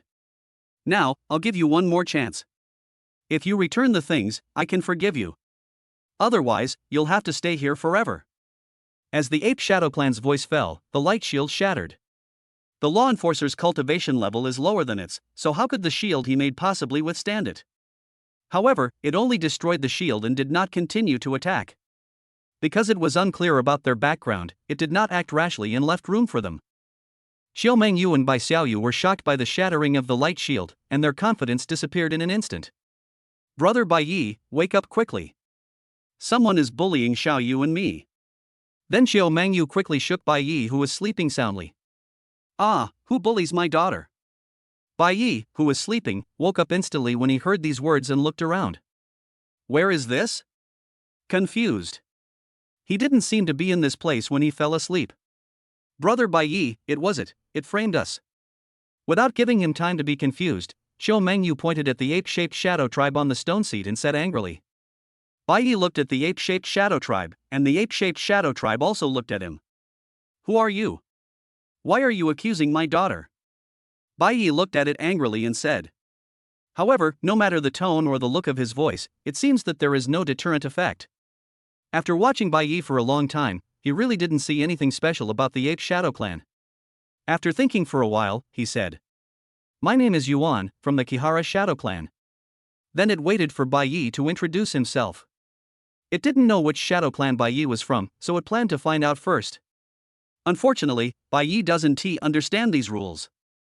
Why did you frame my daughter? He looked at it angrily and questioned. He couldn't let his daughter suffer any injustice, so Bai Yi wanted to seek justice for her now. If the big monkey couldn't give him a good explanation, he was going to make it look good. Yuan looked at the angry Bai Yi, thought for a moment, and continued. The magical power is ours.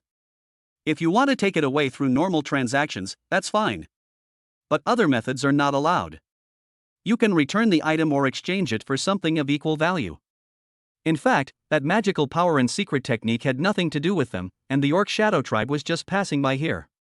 Many of the Shadow Tribe members in this gathering place were not from here, but were just passing by and staying for a while. But putting aside the preciousness of the magical powers and secret techniques, they knew they would definitely get them first. The behavior of Bai Yi and the others alone was a provocation to them. They have reason to care about unfair trade taking place on their turf. Besides, how could they just let go of such precious things as magical powers and secret techniques? So no matter what, they must get the things back. But it won't be returned to the owner. Besides, it is a question whether the owner of the thing is dead or alive. Mystical power? Bai Yi was lost in memories, such a familiar name. Come to think of it, it was a birthday present he gave to his daughter. Thinking of this, Bai Yi became even angrier. I took it. Why are you accusing my daughter?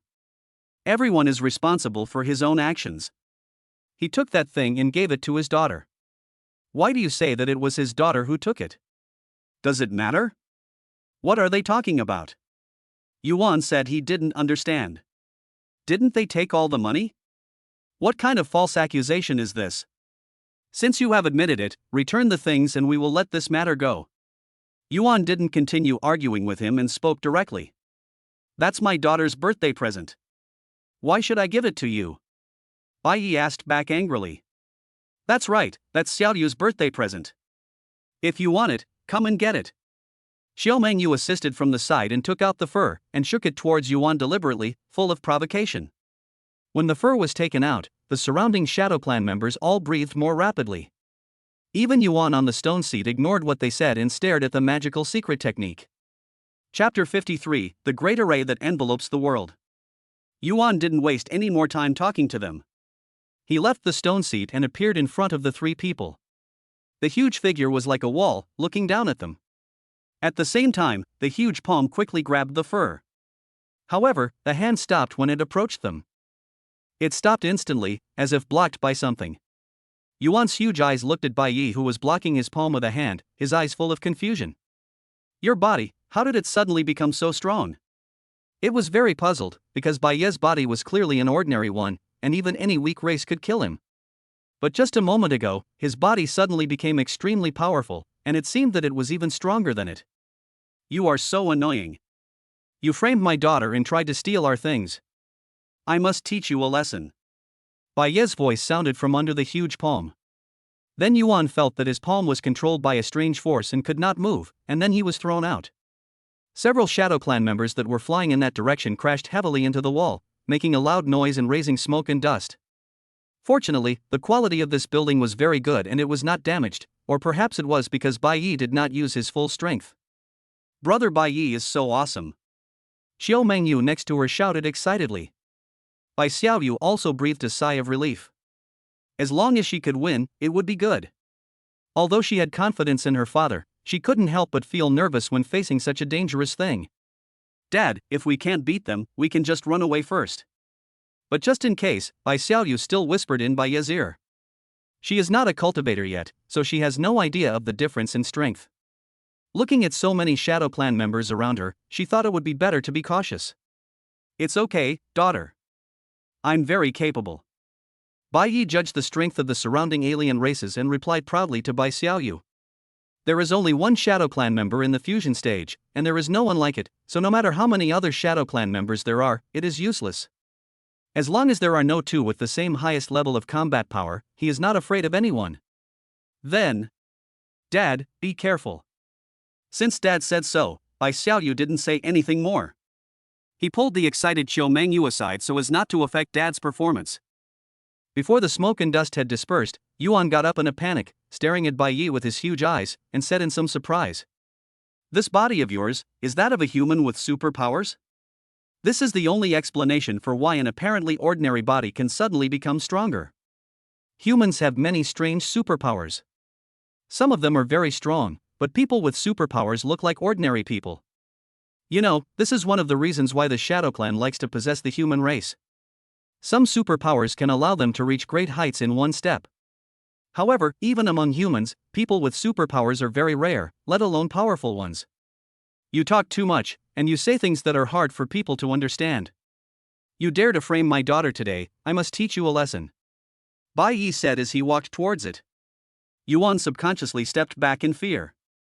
But there was a wall behind it and it had nowhere to retreat. He thought that he was at the fusion stage after all, so even if he couldn't beat him, it would be no problem to injure him or make him run away. Looking at Bai Yi, who was getting closer, and Bai Xiaoyu, who was staying in the same place, he suddenly realized something and shouted loudly. Kill them. The next moment, the other members of the Shadow Clan all rushed towards the two people who were left alone. Given this distance and Yuan Meng's rush to Bai Yi to hold him back, Bai Xiaoyu and the other two were probably in great danger. However, I don't know if it was Yuan's illusion, but Bai Yi didn't seem to worry about the safety of the two human female bodies at all, and he punched Yuan fiercely as he rushed towards him. This time, the stone wall was not like before, but was directly hit by Yuan's body and a hole was created. It also flew outside. At the same time, the aliens who had rushed to Bai Xiaoyu and the others were suddenly killed by countless sword energies that fell from the sky. Bai Xiaoyu and the other person looked up in confusion, only to see that the top of the building had been reduced to ashes by the influence of countless sword energies, revealing the sky above. Countless sword energies continuously poured down from the sky. Not only the Shadow Clan here, but also the Shadow Clan in this gathering place and even this small world were shrouded in the entire sword energy. The powerful sword energy was killing all the Shadow Clan members in this small world. Wailing sounds were heard everywhere, and some members of the Shadow Clan did not even have the chance to wail. The building where Bai Xiaoyu and the others were also disappeared. Not only the building they were in, but everything in this world was being destroyed by the sword energy that was constantly pouring down from the sky. The earth was in a mess and dust was flying all over the sky. This terrifying rain of sword energy lasted for a quarter of an hour, and Bai Xiaoyu and Xiao Mengyu just stared at it blankly for a quarter of an hour. The sword rain shocked the two men so much that both its scale and destructive power left a deep impression on the two who had not yet embarked on the path of cultivation. What made them feel strange was why these sword energies destroyed everything in this world but avoided them. Hey, I can't see anything. The sound of the white knight rang out in the yellow-brown dust fog. He kept waving his hands to try to disperse the dust. Bai Xiaoyu and the other person also ran anxiously towards the direction of his voice. The dust slowly settled and they could see everything around them clearly. The world turned into an endless plain, with nothing but dust. There was also Bai Yi not far away in Yuan, who was lying on the ground and had not yet recovered from Bai Yi's punch. Those terrifying sword energies only caused some minor skin injuries to it, but it was Bai Yi's ordinary punch that shattered its internal organs instantly. If it had not had a powerful cultivation base, it would have died instantly. Dad! Brother Bai Yi! The two ignored it and nervously ran to Bai Yi's side to check if he was injured. Fortunately, the sword energy not only avoided them, but also avoided Bai Yi. However, even if it falls on Bai Yi, it probably won't cause any harm to him. Dad, did you do this? Bai Xiaoyu asked, pointing at the drastically changed world. I don't have any, daughter. Bai Yi thought his daughter was blaming him and quickly shook his head to deny it. He didn't do it, he just punched the monkey. It's us. A voice sounded from the sky, and then all the law enforcers that Bai Xiaoyu and the others saw that day fell from the sky. Grown-ups. Then everyone bowed to Bai Yi first.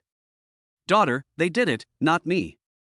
Bai Yi quickly pointed at them and said aggrievedly. My lord, my two young ladies, in order to prevent future troubles, we have just set up a sword formation in this world to clean up the aliens here. The law enforcer who brought them here came out to explain. Wow, senior, you mean that the formation you set up covers the entire world? Xiao Mengyu exclaimed when she heard this. Well, in order to not let any of the aliens here escape, we spent a long time setting up this formation. However, the formation is based on us, so its lethality is limited. It has little effect on aliens in the fusion stage. Thanks to the help of adults, otherwise it would be difficult for us to solve this big problem. The law enforcer pointed at Yuan lying on the ground. Yuan, who was lying on the ground and not dead yet. Chapter 54 Bai Xiaoyu visits the set. The tour has come to a temporary end.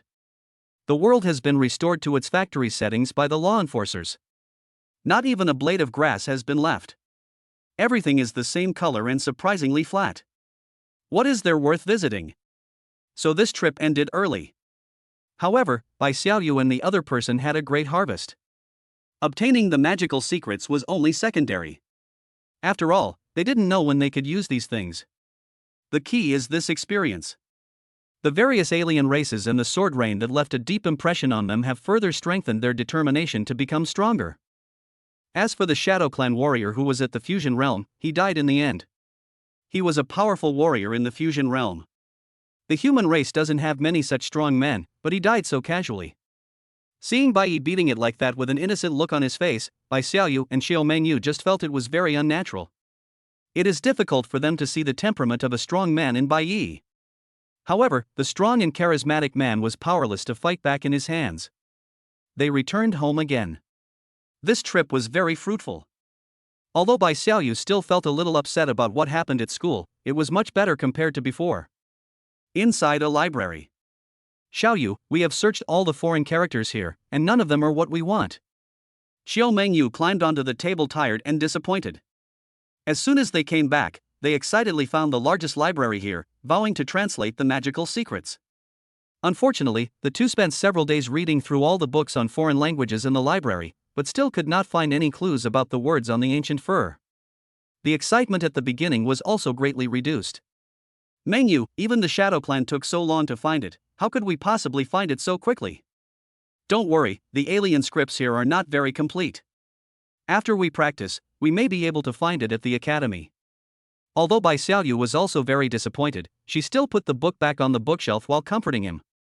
Xiaoyu, what is brother Bai Yi doing now? Xiao Mengyu, who had already finished looking for the book and had nothing to do, lay on the table and asked boredly. Dad should be at work now. It should be work, but according to their understanding, it might just be a change of place to sleep. Xiaoyu, you said brother Bai Yi is so powerful, why did he go to guard the door for the law enforcers? Ever since witnessing Bai Yi's powerful strength, Xiao Mengyu has expressed her incomprehension of this matter. What does brother Bai Yi want? Money? Impossible. With his strength, wouldn't it be easy for him to get money? So, become stronger? How to become stronger as a janitor? Moreover, looking at Brother Bai Yi's appearance, he doesn't seem like someone who wants to become stronger. Dad seemed to have said that Mom told it to stop sleeping and find a job for itself. When talking about her mother, Bai Xiaoyu felt a little gloomy. She has not seen her mother since she was born. I'm sorry, Xiaoyu. Xiao Mengyu immediately realized that something was wrong. She had always tried her best to avoid mentioning this in front of Bai Xiaoyu, but she didn't expect to accidentally bring it up again this time. It's okay, Dad loves Mom very much. I will try my best to let Mom and Dad meet again.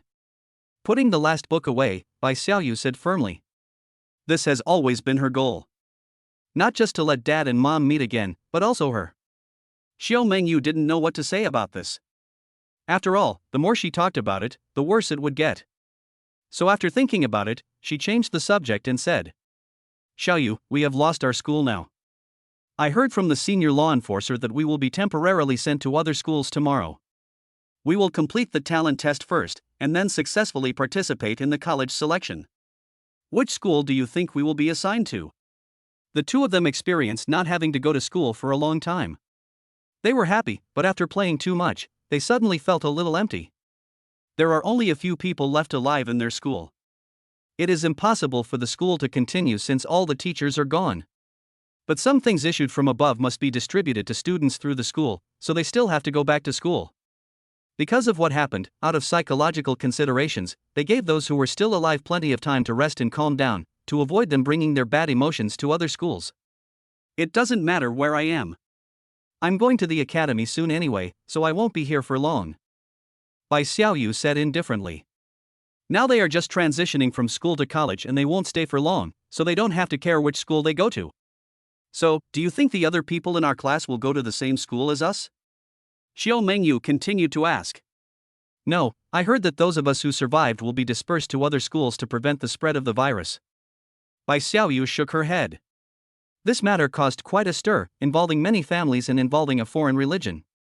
The higher-ups did not want the matter to become a big deal and spread.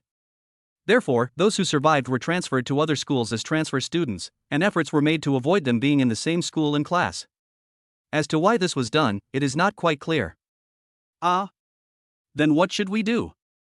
Xiaoyu, I want to go with you. Hearing the news, Xiao Mengyu looked at her pitifully. Don't worry, Xiaoyu, I've talked to the senior law enforcer, and he said he would help us arrange it. When she heard the news, she asked the law enforcers if Xiao Mengyu could be arranged to be with her. After all, she was her only friend and she had no plans to make other friends at the moment. The law enforcers would naturally not refuse such a small matter. After all, they had just tricked Bai Yi into doing them a big favor. It would be too unreasonable to refuse such a small matter. That's great, Xiaoyu. I knew you wouldn't leave me. Xiao Mengyu hugged her happily. Even the fatigue from flipping through the book for so long disappeared, as well as the disappointment of not finding any clues to the magical powers and secret techniques. She became excited again. Okay, Mengyu, since we haven't found it, we should go back and prepare to go to the new school tomorrow. Although I am a little disappointed that I didn't find it, there will still be plenty of time and opportunities in the future, so there is no need to rush. Okay. Xiao Mengyu happily started to pack up and prepare to leave, but suddenly thought of something, looked at Bai Xiaoyu and suggested. Xiaoyu, why don't we go see how Brother Bai Yi is doing? Bai Xiaoyu, who was packing her things, was stunned when he heard her words. Let's go see Brother Bai Yi, and take a look at where Brother Bai Yi works. I've never seen what a law enforcer's workplace looks like. Xiao Mengyu said excitedly. Law enforcers are very mysterious except when they have something to do. She really wants to see what their workplace is like. Okay. When she mentioned this, Bai Xiaoyu suddenly remembered that she hadn't been to her father's workplace for a long time, and she didn't even know what her father did at work. But Mengyu, we don't know where. Not everyone knows where law enforcement officers work. It's okay, just a small problem, teach me. Xiao Mengyu patted his chest and assured. Chapter 55 Visiting Bai Yi's Workplace. Bai Yi, who was sleeping on the table, suddenly felt his nose itchy, and he couldn't help but sneeze and woke himself up. Brother Bai Yi, are you surprised? Looking at Xiao Mengyu, who was so happy because her prank was successful, his head was full of question marks. Who am I? Where am I? Dad. Bai Xiaoyu's voice instantly sobered him up. Hey! Why are you here, daughter? Am I already home from get off work? Suspecting that he had forgotten something, Bai Yi looked around uncertainly. It seems to be a place where you sleep while working, right? Dad, Meng Yu and I came to see you. Bai Xiaoyu reached out and rubbed his shoulders, saying that sleeping on the table was not good for the body. Daughter, I'm not being lazy. I'm working very hard. If you don't believe me, look, the door is still there. Bai Yi, who seemed to have misunderstood something, pointed at the movable iron fence outside that was out of tune with the surroundings and was unknown how many years old, and explained anxiously. Looking at the iron railing and then at the quaint wooden buildings around it, Bai Xiaoyu didn't know what to say. Is this thing supposed to be here? Brother Bai Yi, is this your job? You didn't move this door here by yourself, did you? Fortunately, Xiao Mengyu helped her ask the questions she wanted to ask. Everything around is a wooden building from long ago. The architectural style is classical and elegant, and the perfect layout of various vegetation gives people an extremely comfortable feeling. The layout between the buildings and vegetation seemed to have some feng shui involved, but the two of them didn't quite understand it. But there is one thing they do know, that is, this controllable iron fence built many years ago is definitely not built with these buildings. Its existence even greatly affects the beauty of this place, just like a beautiful painting that has been polluted. No, I didn't. They moved here and I was just guarding the door. Bai Yi quickly shook his head to deny it. But brother Bai Yi, didn't you say your job is to be a gatekeeper? Who has a problem with his brain and doesn't want to take those good things but this pile of scrap metal? Xiao Mengyu pointed at the vegetation that looked valuable, some of which were even valuable herbs, and then pointed at the scrap metal that looked new but had no value. If you want to see it, you should see those things. Why? If you throw these things on the street, no one will want them. They will just be regarded as garbage. That's none of my business. I'm only responsible for guarding the door. Those things are not my responsibility. You can't blame me if they are lost. As long as the door is not lost, it's fine. This was a job he had worked hard for. It was simple and easy and he could sleep all the time. Brother Bai Yi, is this job of yours really necessary? Xiao Mengyu was speechless. Just to find him a place to sleep, I made all these things specially, and it also destroyed the beauty of this place. Of course it is necessary. Gatekeeping is an important job. What if the door is lost without a gatekeeper? Bai Yi didn't hear the hidden meaning in her words and spoke with confidence. I think the law enforcers will be very happy if this is lost. Looking at the out-of-place iron railing, he complained. No way, the door can't be lost with me here, I work very hard. Bai Yi argued with reason. Guarding the door is his job and responsibility. If the door is lost, it would be his dereliction of duty and he might even lose his job because of it, so this is impossible to happen. The two looked at each other, feeling powerless to complain. Fortunately, I don't worry about it anymore. No matter how unreasonable this thing is, it still exists, so there is a reason for its existence. For example, Bai Yi is here. Brother Bai Yi, can you take us to have a look around here? Changing the subject again, Xiao Mengyu took Bai Ye's hand and acted coquettishly. No, I'm at work now and I can't leave my post. Bai Yi refused firmly. During working hours, you cannot do anything unrelated to work. Dad, I want to go see it. At this time Bai Xiaoyu said softly. Okay, daughter, I'll take you wherever you want to go. Bai Yi stood up happily instantly and prepared to take them on a tour. Brother Bai Yi, you are biased. Xiao Mengyu shouted angrily. How can this be? This is such discrimination. Okay Mengyu, you are curious about where the law enforcers work, let's go take a look. Fortunately, Bai Xiaoyu pushed her out. So Bai Yi began to take them to visit this place which was very mysterious to outsiders. Dad, is this the medicine garden? Bai Yi led them forward and walked through quite a few places. When they passed a place full of herbs, Bai Xiaoyu stopped and asked curiously. Daughter, I don't know. Bai Yi shook his head in confusion. Brother Bai Yi, don't you work here? Why don't you know anything?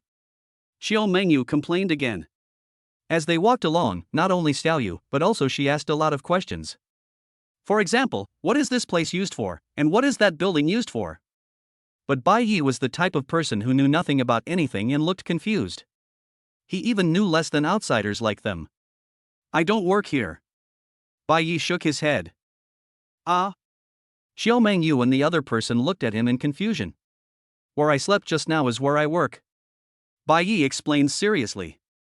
Brother Bai Yi, have you never walked around here before? Xiao Mengyu asked again. No. Brother Bai Yi, how long have you been working here? It seems like several years. You've never been here before? No. Xiao Mengyu was defeated and didn't know what to say. According to Brother Bai Yi, he has been working here for so long, and he has been staying in that small room to watch the door. This. Should we say it is dedication? Dad, can't we move around here? Bai Xiaoyu asked from the side. It seems that there is no saying no. Bai Yi answered honestly. Then from now on, Dad, don't stay there all the time when you're at work. Walk around and think of it as patrolling. Bai Xiaoyu said directly. But my daughter, what should we do with the door? Bai Yi hesitated. Brother Bai Yi, don't worry, you won't lose the door even if you lose it. Xiao Mengyu was speechless. Who would take that door for no reason? If you have the time, just pulling a piece of grass here might be more valuable than that door. Oh. Bai Yi could only nod in disappointment. Since his daughter said so, he should go for a walk next time. Then the two of them took the lead in the tour. Bai Yi knew nothing anyway, so it would be better for them to do it themselves. I have to say, this place is really big. They estimate it is many times bigger than their school. Moreover, many of the vegetation seemed to be magical medicines that they were unfamiliar with. There are rockery and a small lake here. It is simply a paradise and so beautiful. Bai Xiaoyu and his companion were so excited to visit everywhere. If this wasn't someone else's territory and they hadn't received permission, they would both want to experience it first. While visiting a waterfall, they met an acquaintance, who was probably the only person they knew here besides Bai Yi. Chapter 56 Strength Brings Benefits. My lord, the two ladies. The law enforcer who took them to the small world that day greeted them with a smile.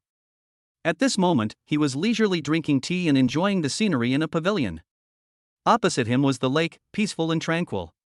He only stood up when he saw the three people arriving. Senior. The two of them greeted each other politely, but Bai Yi was still dozing off.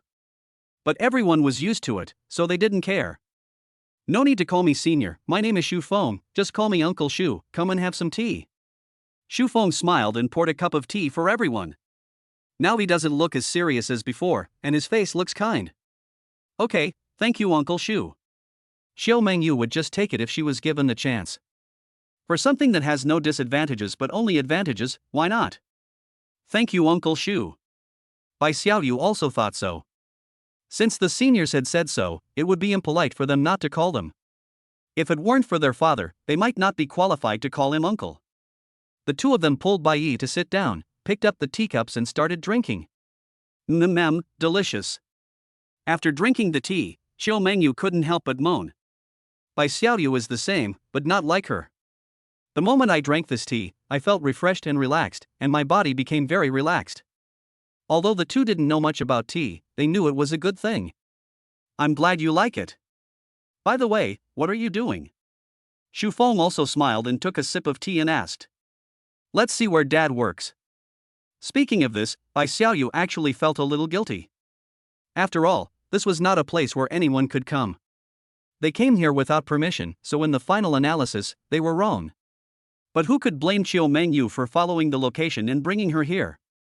She had been planning to ask her father after he came home.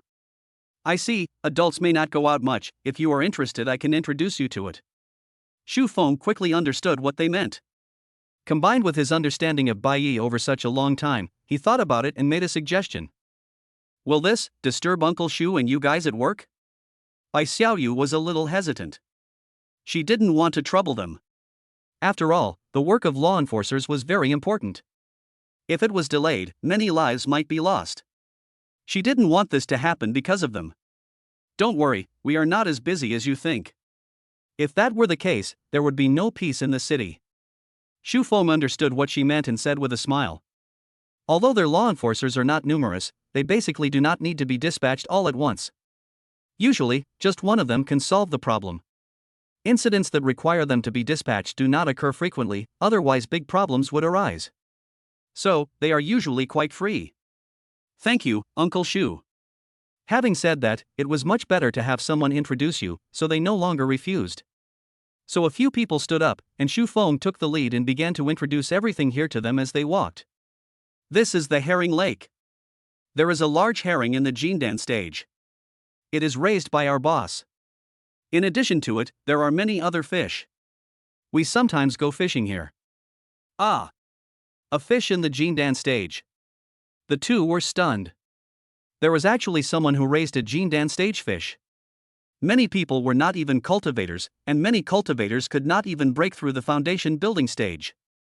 Yet there was someone here who raised a Jindan stage fish as a pet. You don't have to be surprised.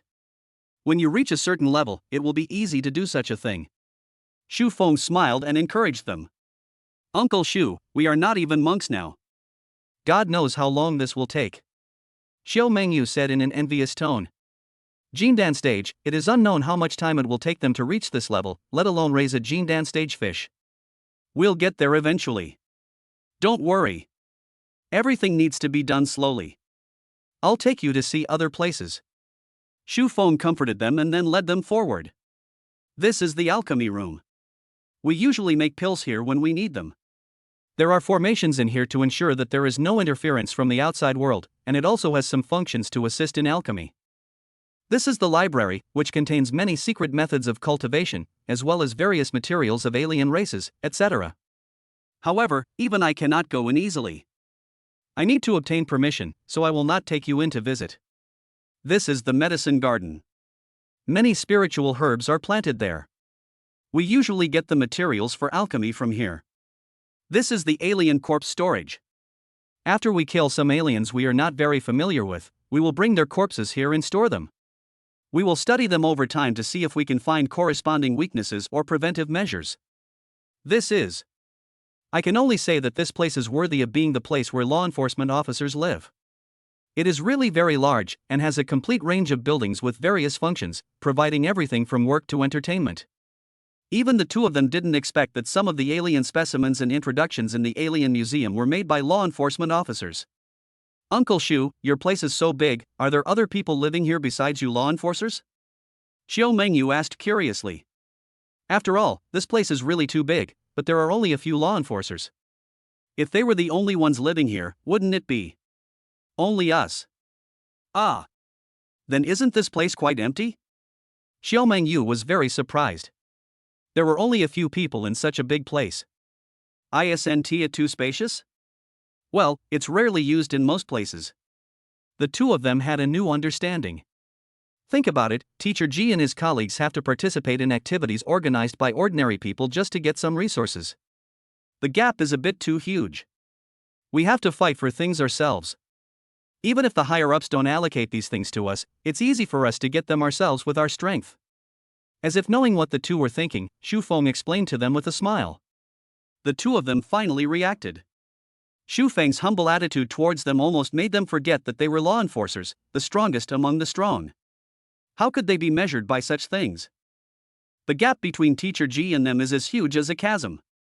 If you reach a certain level of strength in the future, you won't have to look for many things. They will find you on their own. So work hard to become stronger. Shu Feng said to the two of them with a smile. The two of them could understand a little bit about what he said. By the way, Uncle Shu, I have something to ask you. Why did you give Brother Baiyi a job as a gatekeeper? You don't look like you need a job as a gatekeeper. Xiao Mengyu suddenly asked, remembering something. When Bai Xiaoyu heard this, she looked at Shu Feng curiously. She also wanted to know the answer. When Shu Feng heard her question, the corners of his mouth twitched involuntarily. Chapter 57, Winter Middle School. I think you two must have misunderstood. This was not done by us, but was requested by the Lord himself. Shu Feng said helplessly. Ah? Looking at the two people's surprised expressions, they were exactly the same as they were at that time. They couldn't understand what Bai Yi meant at the time, so what was the purpose of doing this? In particular, he even beat them on the head for this purpose, just to arrange this job for him.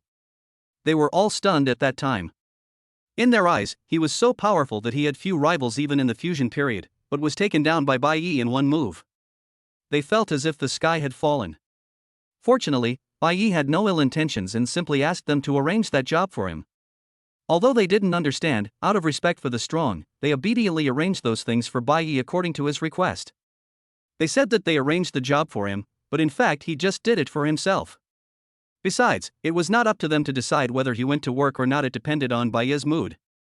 Anyway, as far as he knew, Bai Yi often didn't come to work, and even if he did, he would just sleep there and leave when the time came. Maybe this is an adult's hobby. After all, strong people have some hobbies that are different from ordinary people. Considering Bai Yi's strength, Xu Feng still explained for him. I didn't expect brother Bai Yi to have such a weird hobby. Xiao Mengyu looked at Bai Yi with a strange expression. She really couldn't understand why anyone would like to be a doorman. No, brother Bai Yi wasn't guarding the house. He just changed his sleeping place. Bai Xiaoyu looked at his dozing father, seemed to guess something, and sighed. By the way, Uncle Xu Feng, didn't we receive a notice saying that we should go to a new school tomorrow? Why hasn't anyone told us which school we're going to? So far, they have only been told what time to go to school, but they don't know which school to go to, which is ridiculous. How can they get there if they don't even know where the school is? So Bai Xiaoyu took this opportunity to ask the question. Don't worry about that. Someone will pick you up to go to your new school tomorrow. Because the incident had a big impact, in order to prevent the spread of the matter, I will inform you about the school matter last. But if you want to know in advance, that's fine.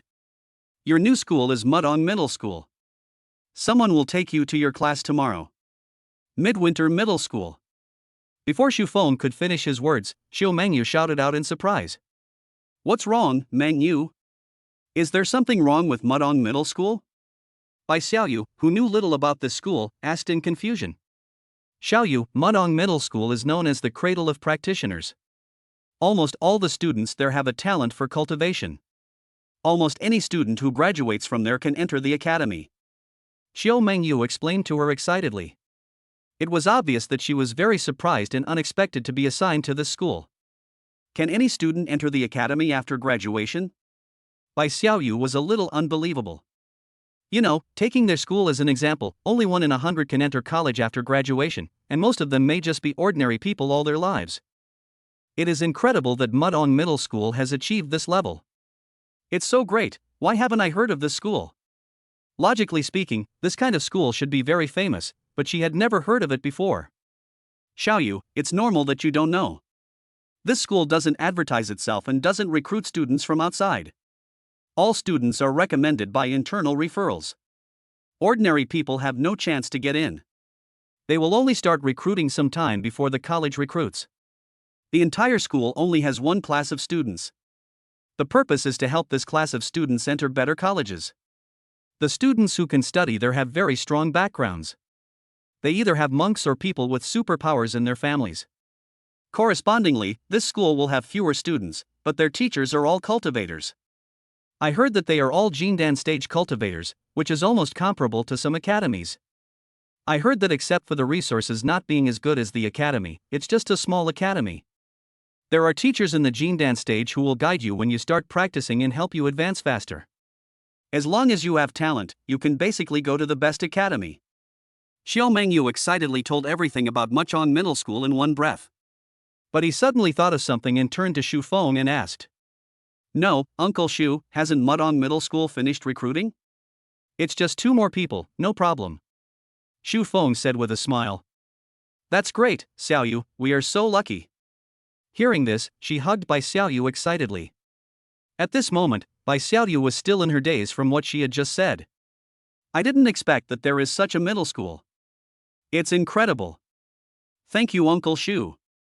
After realizing what was happening, Bai Xiaoyu quickly thanked Xu Feng. It was obvious that this was done by him or them, otherwise how could they be assigned to such a school? Thank you, Uncle Xu. Xiao Mengyu also reacted and hurriedly thanked him. You're welcome. In fact, it would be easy for you to go without us. Xu Feng smiled. He is not being polite, this is the truth. With Bai Yi around, let alone going to Mudong Middle School, even if Bai Xiaoyu and the others don't have the talent for cultivation, he can still get those academies to give him a place. No matter what, the strong will always have their privileges. We still have to thank Uncle Xu, otherwise we wouldn't have considered this. To be honest, they don't even know. Even if Bai Yi has the ability to let them go, how would they think of going there? Okay, it's getting late, and we've almost finished introducing ourselves.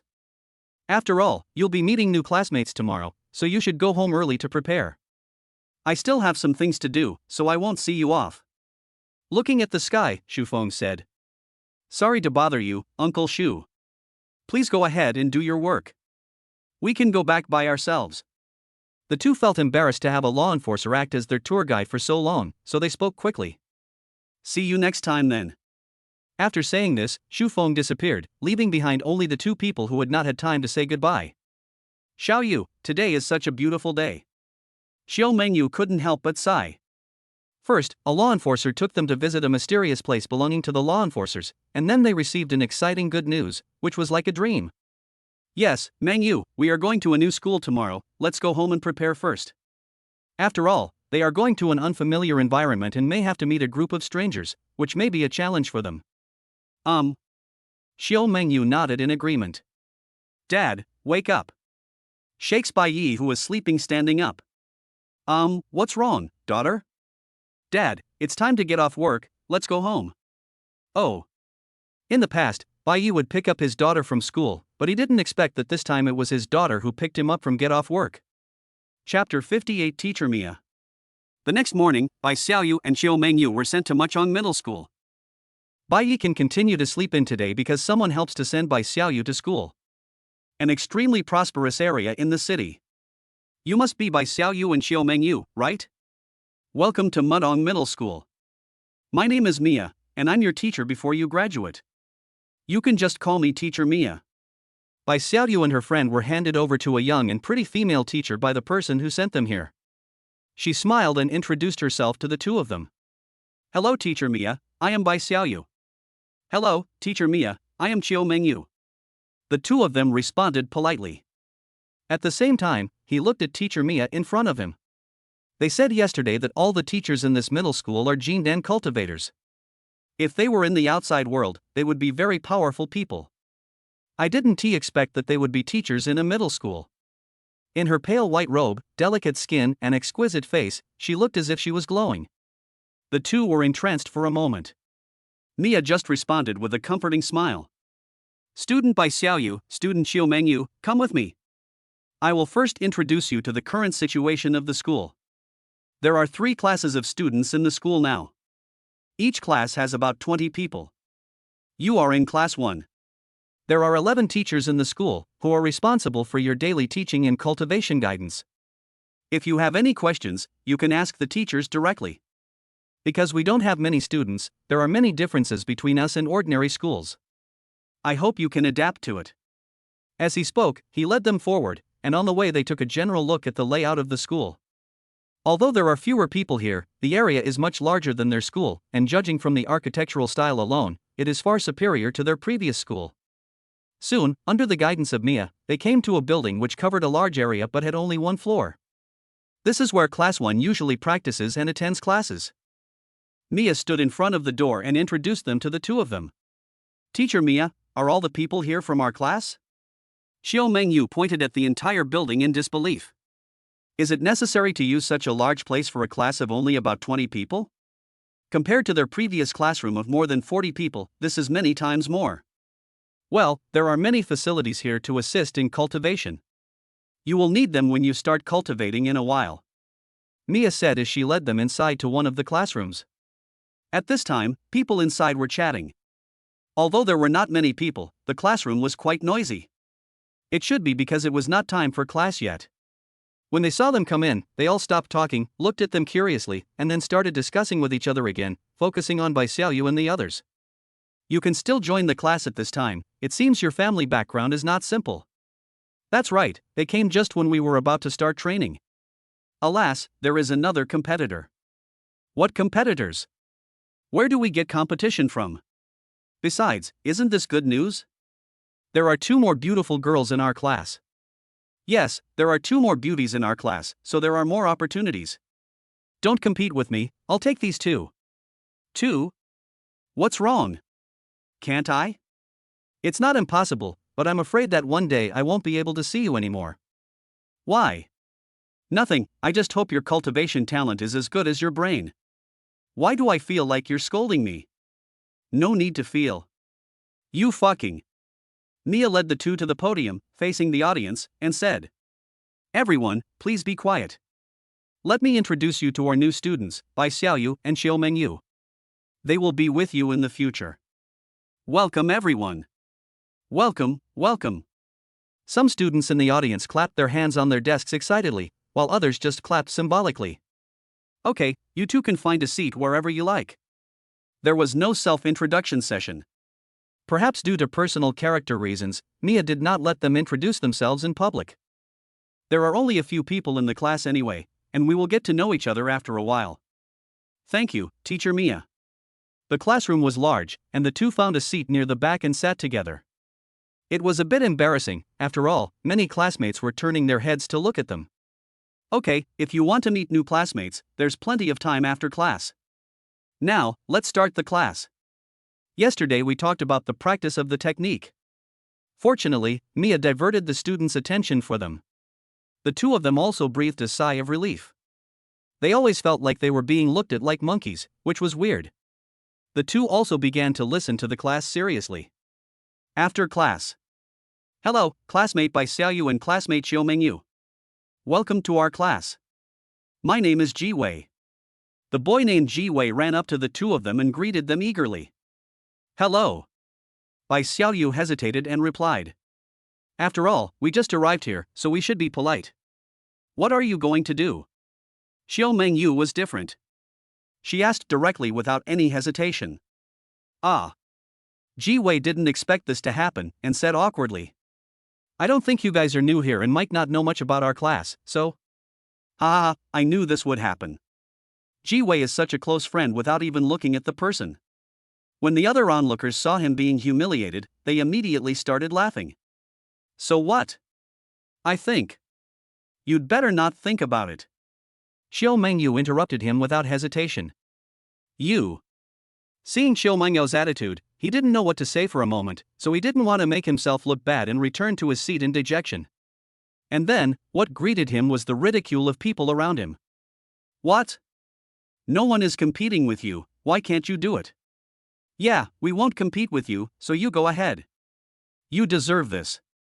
Do you think that the people who can come here are the same as those in ordinary schools, and that you can get close to them so easily? People who can join the class at this time will not care about your father who is in the nascent soul stage. That being said, these two new students are a bit arrogant. You have the ability and you can be arrogant. No one is stopping you from being arrogant. And you just rejected Ji Wei. How can you be considered arrogant? That is right, Ji Wei was the person who said those words when Bai Xiaoyu and the others came in just now. And he didn't just talk about it, he went to get close to her as soon as the get out of class was over. However, Xiaomeng Yu heard everything they said just now, so she didn't give him a good look. Meng Yu, we just arrived, is it a bit bad? Hearing the discussions of the people around them, Bai Xiaoyu felt helpless as they had offended someone before they even got familiar with the environment. What's wrong with that, Xiaoyu? You can't be nice to people like him. This is not his home, what are you afraid of? However, Xiaomeng Yu was dismissive of this. Even though she knew that the students here came from complicated family backgrounds, she still didn't care. Brother Bai Yi is someone who can easily kill a strong man in the fusion stage. In this city, they don't need to be afraid of anyone at all. It would have been fine if I didn't know about it before. For such things, I would probably just ignore him and avoid offending anyone. But now that they know how powerful Brother Bai Yi is, how can they let themselves suffer? Chapter 59 Talent Detection Stone. Classes were held normally for the next few days. Because of their performance on the first day, they didn't make any friends in the class for the time being. No one wanted to make trouble and become the subject of others' jokes.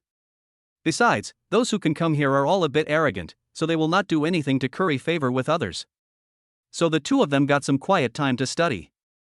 The courses here are different from those in their previous schools. They are all centered around cultivation, even though they cannot cultivate yet. But this is a very fast thing. How fast is it? That's today. The classroom was quite noisy early in the morning because there was something very important happening today, so everyone was discussing it, even the relatively quiet Bai Xiaoyu. Meng Yu, what do you think I should do if I don't have the talent for cultivation? That is right, today is the day to test their cultivation talents. For them, it is the most important moment in their lives, as it concerns their future life path. So even Bai Xiaoyu couldn't help but feel nervous. No, Xiaoyu, Brother Bai Yi is so powerful, you must have a talent for cultivation, and it must be a very good talent. Xiao Mengyu knew how she felt at the moment and comforted her. But my father is not a monk. His strength comes from superpowers and has nothing to do with cultivation. That is to say, my father may not have the talent for cultivation, otherwise, with such powerful superpowers, it is impossible for him not to become a cultivator. Dad doesn't have the talent for cultivation, so will I have none too? The more Bai Xiaoyu talked, the more nervous she became. Yes, anyone who has the talent for cultivation will not fail to practice, even if he is a person with superpowers. There is no upper limit to a monk's strength, but there is no upper limit to his superpowers. Moreover, people with superpowers can greatly improve their strength through practice, so it is impossible for them not to practice. If Bai Yi really has a talent for cultivation, he should not be a cultivator. But Bai Xiaoyu asked, and her father said personally that he was not a monk, so he could not have lied to her. Xiaoyu, don't think like that. You also know Brother Bai Yi's character. Maybe he has a talent for cultivation, but he is just too lazy and doesn't want to practice. Even Xiao Mengyu herself felt that there was something wrong with what he said. Although it was really possible for Bai Yi, both of them felt that it was unreliable. After all, this was the world of cultivators. So he continued. Even if Brother Bai Yi doesn't have a talent for cultivation, it doesn't mean you don't have one.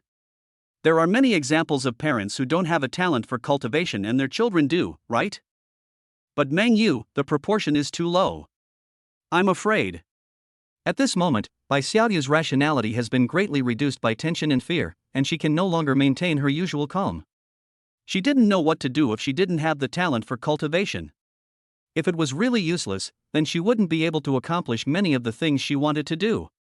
Even if she is a superpower, and it seems that her superpowers can be outrageous. However, it does not provide her with direct strength. If she can't improve her own strength, she won't be able to access many things, and the upper limit of her superpowers will become very low.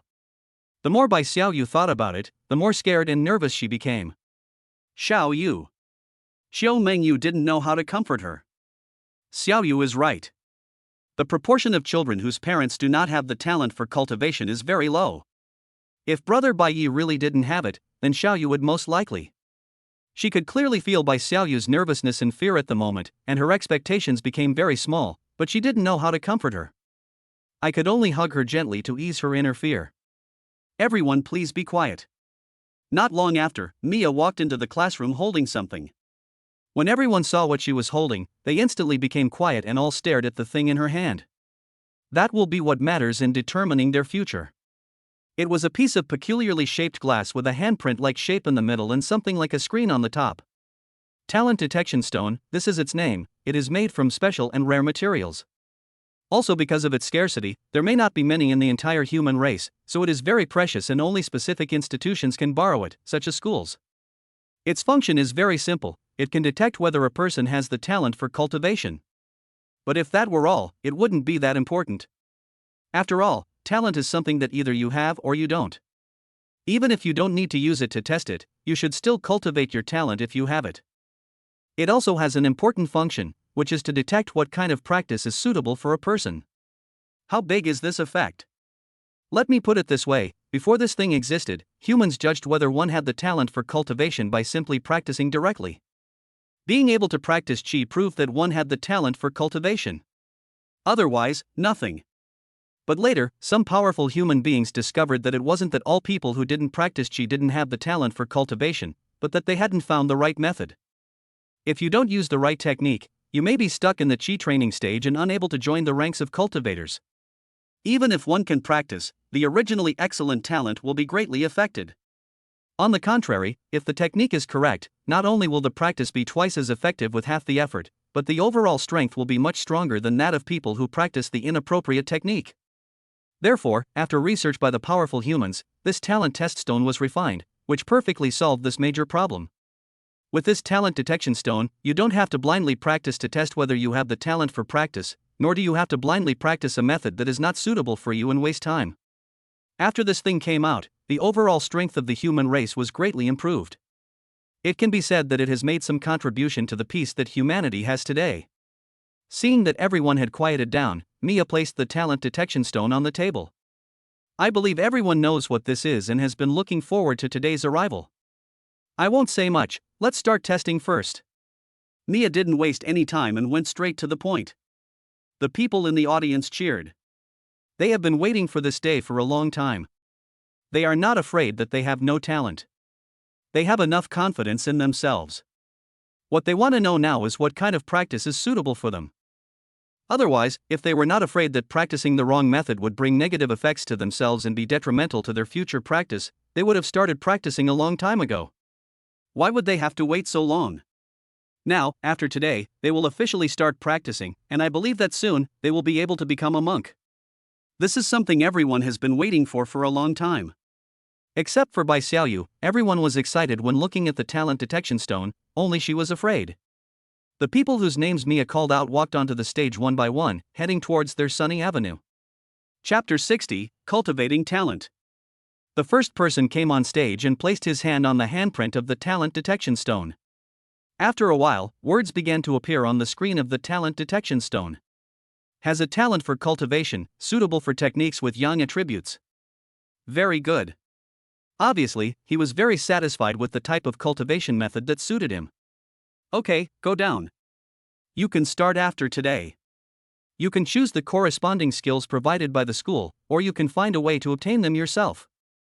Mia said calmly. She was not surprised at all that they were found to have a talent for cultivation. If they had not been found to have a talent for cultivation, she might have been a little surprised. After detecting the talents suitable for cultivation, the school will provide corresponding cultivation methods, which are not good but not bad either. But those who can come here basically will not choose the cultivation methods provided by the school. Thank you, Teacher Mia. The man happily returned to his seat. The people below were talking about it. Yang attribute skills, this range is very large, many powerful skills can be practiced. Who says it's not? And I heard that Yang attribute skills can improve a lot of things. I'm telling you, can you please stop thinking about these things? The great path is right before your eyes, but you have to be controlled by these low-level desires? You won't go far in the future. Some people couldn't help but look down upon hearing his words. What low-level desires? Mine is the way of yin and yang. There are many who have become strong through this. Why can't I do the same? Retorted the despised man. What about the yin-yang Tao? Don't make your little thoughts so lofty. Don't I know you? You know me? Come on, tell me, how do you know me? The man rolled up his sleeves, ready to take action. Okay, stop arguing. Don't argue until you don't even have the talent to practice. You don't have the talent for cultivation. Humph, my talent is definitely much higher than yours. If this thing can only detect whether you have the talent for cultivation, but not the difference in talents, I will let you know what the difference is. Just you? You're so different? Don't be ridiculous. We'll know who has better talent in a few days.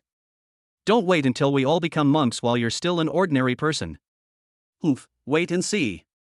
Mia ignored the noisy crowd below and continued reading out the names. Has a talent for cultivation, suitable for practicing water-attributed techniques.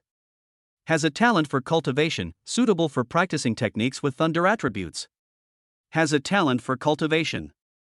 Has a talent for cultivation. Has a talent for cultivation, suitable for practicing techniques with 5 elements attributes. Soon, results came out one after another. Some people have the talent for cultivation but are not given any type of technique that is suitable for them to practice. This is because these people can practice any technique and there is no difference. People who are detected as this type will generally regret not starting practicing earlier. After all, they can practice any type of skills without any impact. Practicing earlier will make them one step ahead of others. Although the gap will narrow quickly later, it is always good. Xiaoyu, it's okay. Look, everyone has it, and we will have it too. It seems that because they came later, their names are ranked last. However, as one person after another finished the test and it was almost their turn, Bai Xiaoyu became more and more nervous. The time has come to decide her fate. Either she becomes a monk and works hard to bring her mother back to life. Otherwise, she forgets about it and just becomes an ordinary person with superpowers. Maybe even if she can't become a monk, she can still live well with her superpowers. Autumn Dream.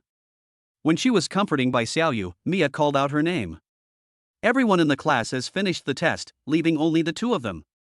Xiao Mengyu stood up, gave Bai Xiaoyu an encouraging look, and walked towards the podium. All eyes were focused on her, and everyone was curious about the two transfer students. Xiao Mengyu didn't think much about it. She walked to the podium and put her hand on it. She knew her situation, so she wasn't worried. Has a talent for cultivation, suitable for practicing wood attributed techniques. What attribute? She was a little disappointed. Compared with other attributes, the compatibility of wood attribute was not outstanding. Mengyu, there will only be some differences between skills with different attributes in the early stages. As long as you practice to a high level, the attributes will not limit you. As if she could see her disappointment, Mia spoke up. Thank you, Teacher Mia. Xiao Mengyu also knew this, but she was still a little disappointed. After all, that so-called advanced level is not something that everyone can cultivate to. For them, even at the level of law enforcers, attributes are very important. But it's just a bit disappointing. It's enough to have a training goal. Even if my combat power may not be as good as others at the beginning, at least I can make up for it in other aspects. Xiao Mengyu returned to her seat and gave Bai Xiaoyu a comforting look. Bai Xiaoyu. Then Mia's voice sounded again. Bai Xiaoyu's heart trembled. What was supposed to come finally came. I stood up as calmly as possible and walked towards the podium with Xiao Mengyu's encouraging eyes. Xiaoyu, don't be nervous. Just put your hand on it. The attribute doesn't have much impact. The realm is the basis of everything. Although she tried her best to appear calm, Mia could easily see her inner nervousness. She thought it was caused by Xiao Mengyu's test results, so she spoke out to comfort her. Okay, Teacher Mia. Bai Xiaoyu slowly placed her hand on the talent detection stone and closed her eyes nervously. After a while, Mia's voice sounded again. Congratulations to Xiaoyu for being able to practice all types of martial arts. Hearing this, Bai Xiaoyu opened his eyes in surprise and looked at the words displayed on the test stone. Has a talent for cultivation. A huge weight lifted off my chest and my excitement was beyond words. Thank you, Teacher Mia. After thanking Mia, he happily returned to his seat. Mengyu, that's great, I can practice now. Can't wait to share my joy with my best friends. I told you that you can practice, Xiaoyu, you have to believe me, I am very good at judging people. Now with your superpowers, I declare that we are taking off unilaterally. Without the tense atmosphere just now, Xiao Mengyu also relaxed a lot. Yes, they took off. With her superpowers, the two of them could have endless resources and didn't have to worry about resource issues like other people. Resource issues at every stage. Okay, that's all for today. You can spend the rest of your time thinking about how to practice. If you want to practice the skills provided by the school, come find me later. After saying that, Mia left with the talent detection stone, leaving behind a completely noisy crowd. Do you want to practice the skills provided by the school? No, I have better skills to practice at home. Me too, I can practice any technique, I have to go home and choose carefully. I really envy you for having choices. My family doesn't have any techniques suitable for me to practice, so I can only practice what the school provides. I don't know if I will have the opportunity to change to a better one in the future. Everyone began to discuss cultivation enthusiastically. Bai Xiaoyu and the other person were no exception. Xiaoyu, you can practice any technique, which one are you going to choose? Xiao Mengyu asked curiously. I don't know. I want to ask my dad for his opinion first. Bai Xiaoyu hesitated. But Brother Bai Yi is not a monk, right? Do you want me to help you think of a solution? It will definitely be much better than what the school offers. When you become a monk, tell Brother Bai Yi and give him a surprise. Ah, okay. Xiao Mengyu's suggestion made her a little excited. Yes, if she gave her father a surprise, his father would be very happy.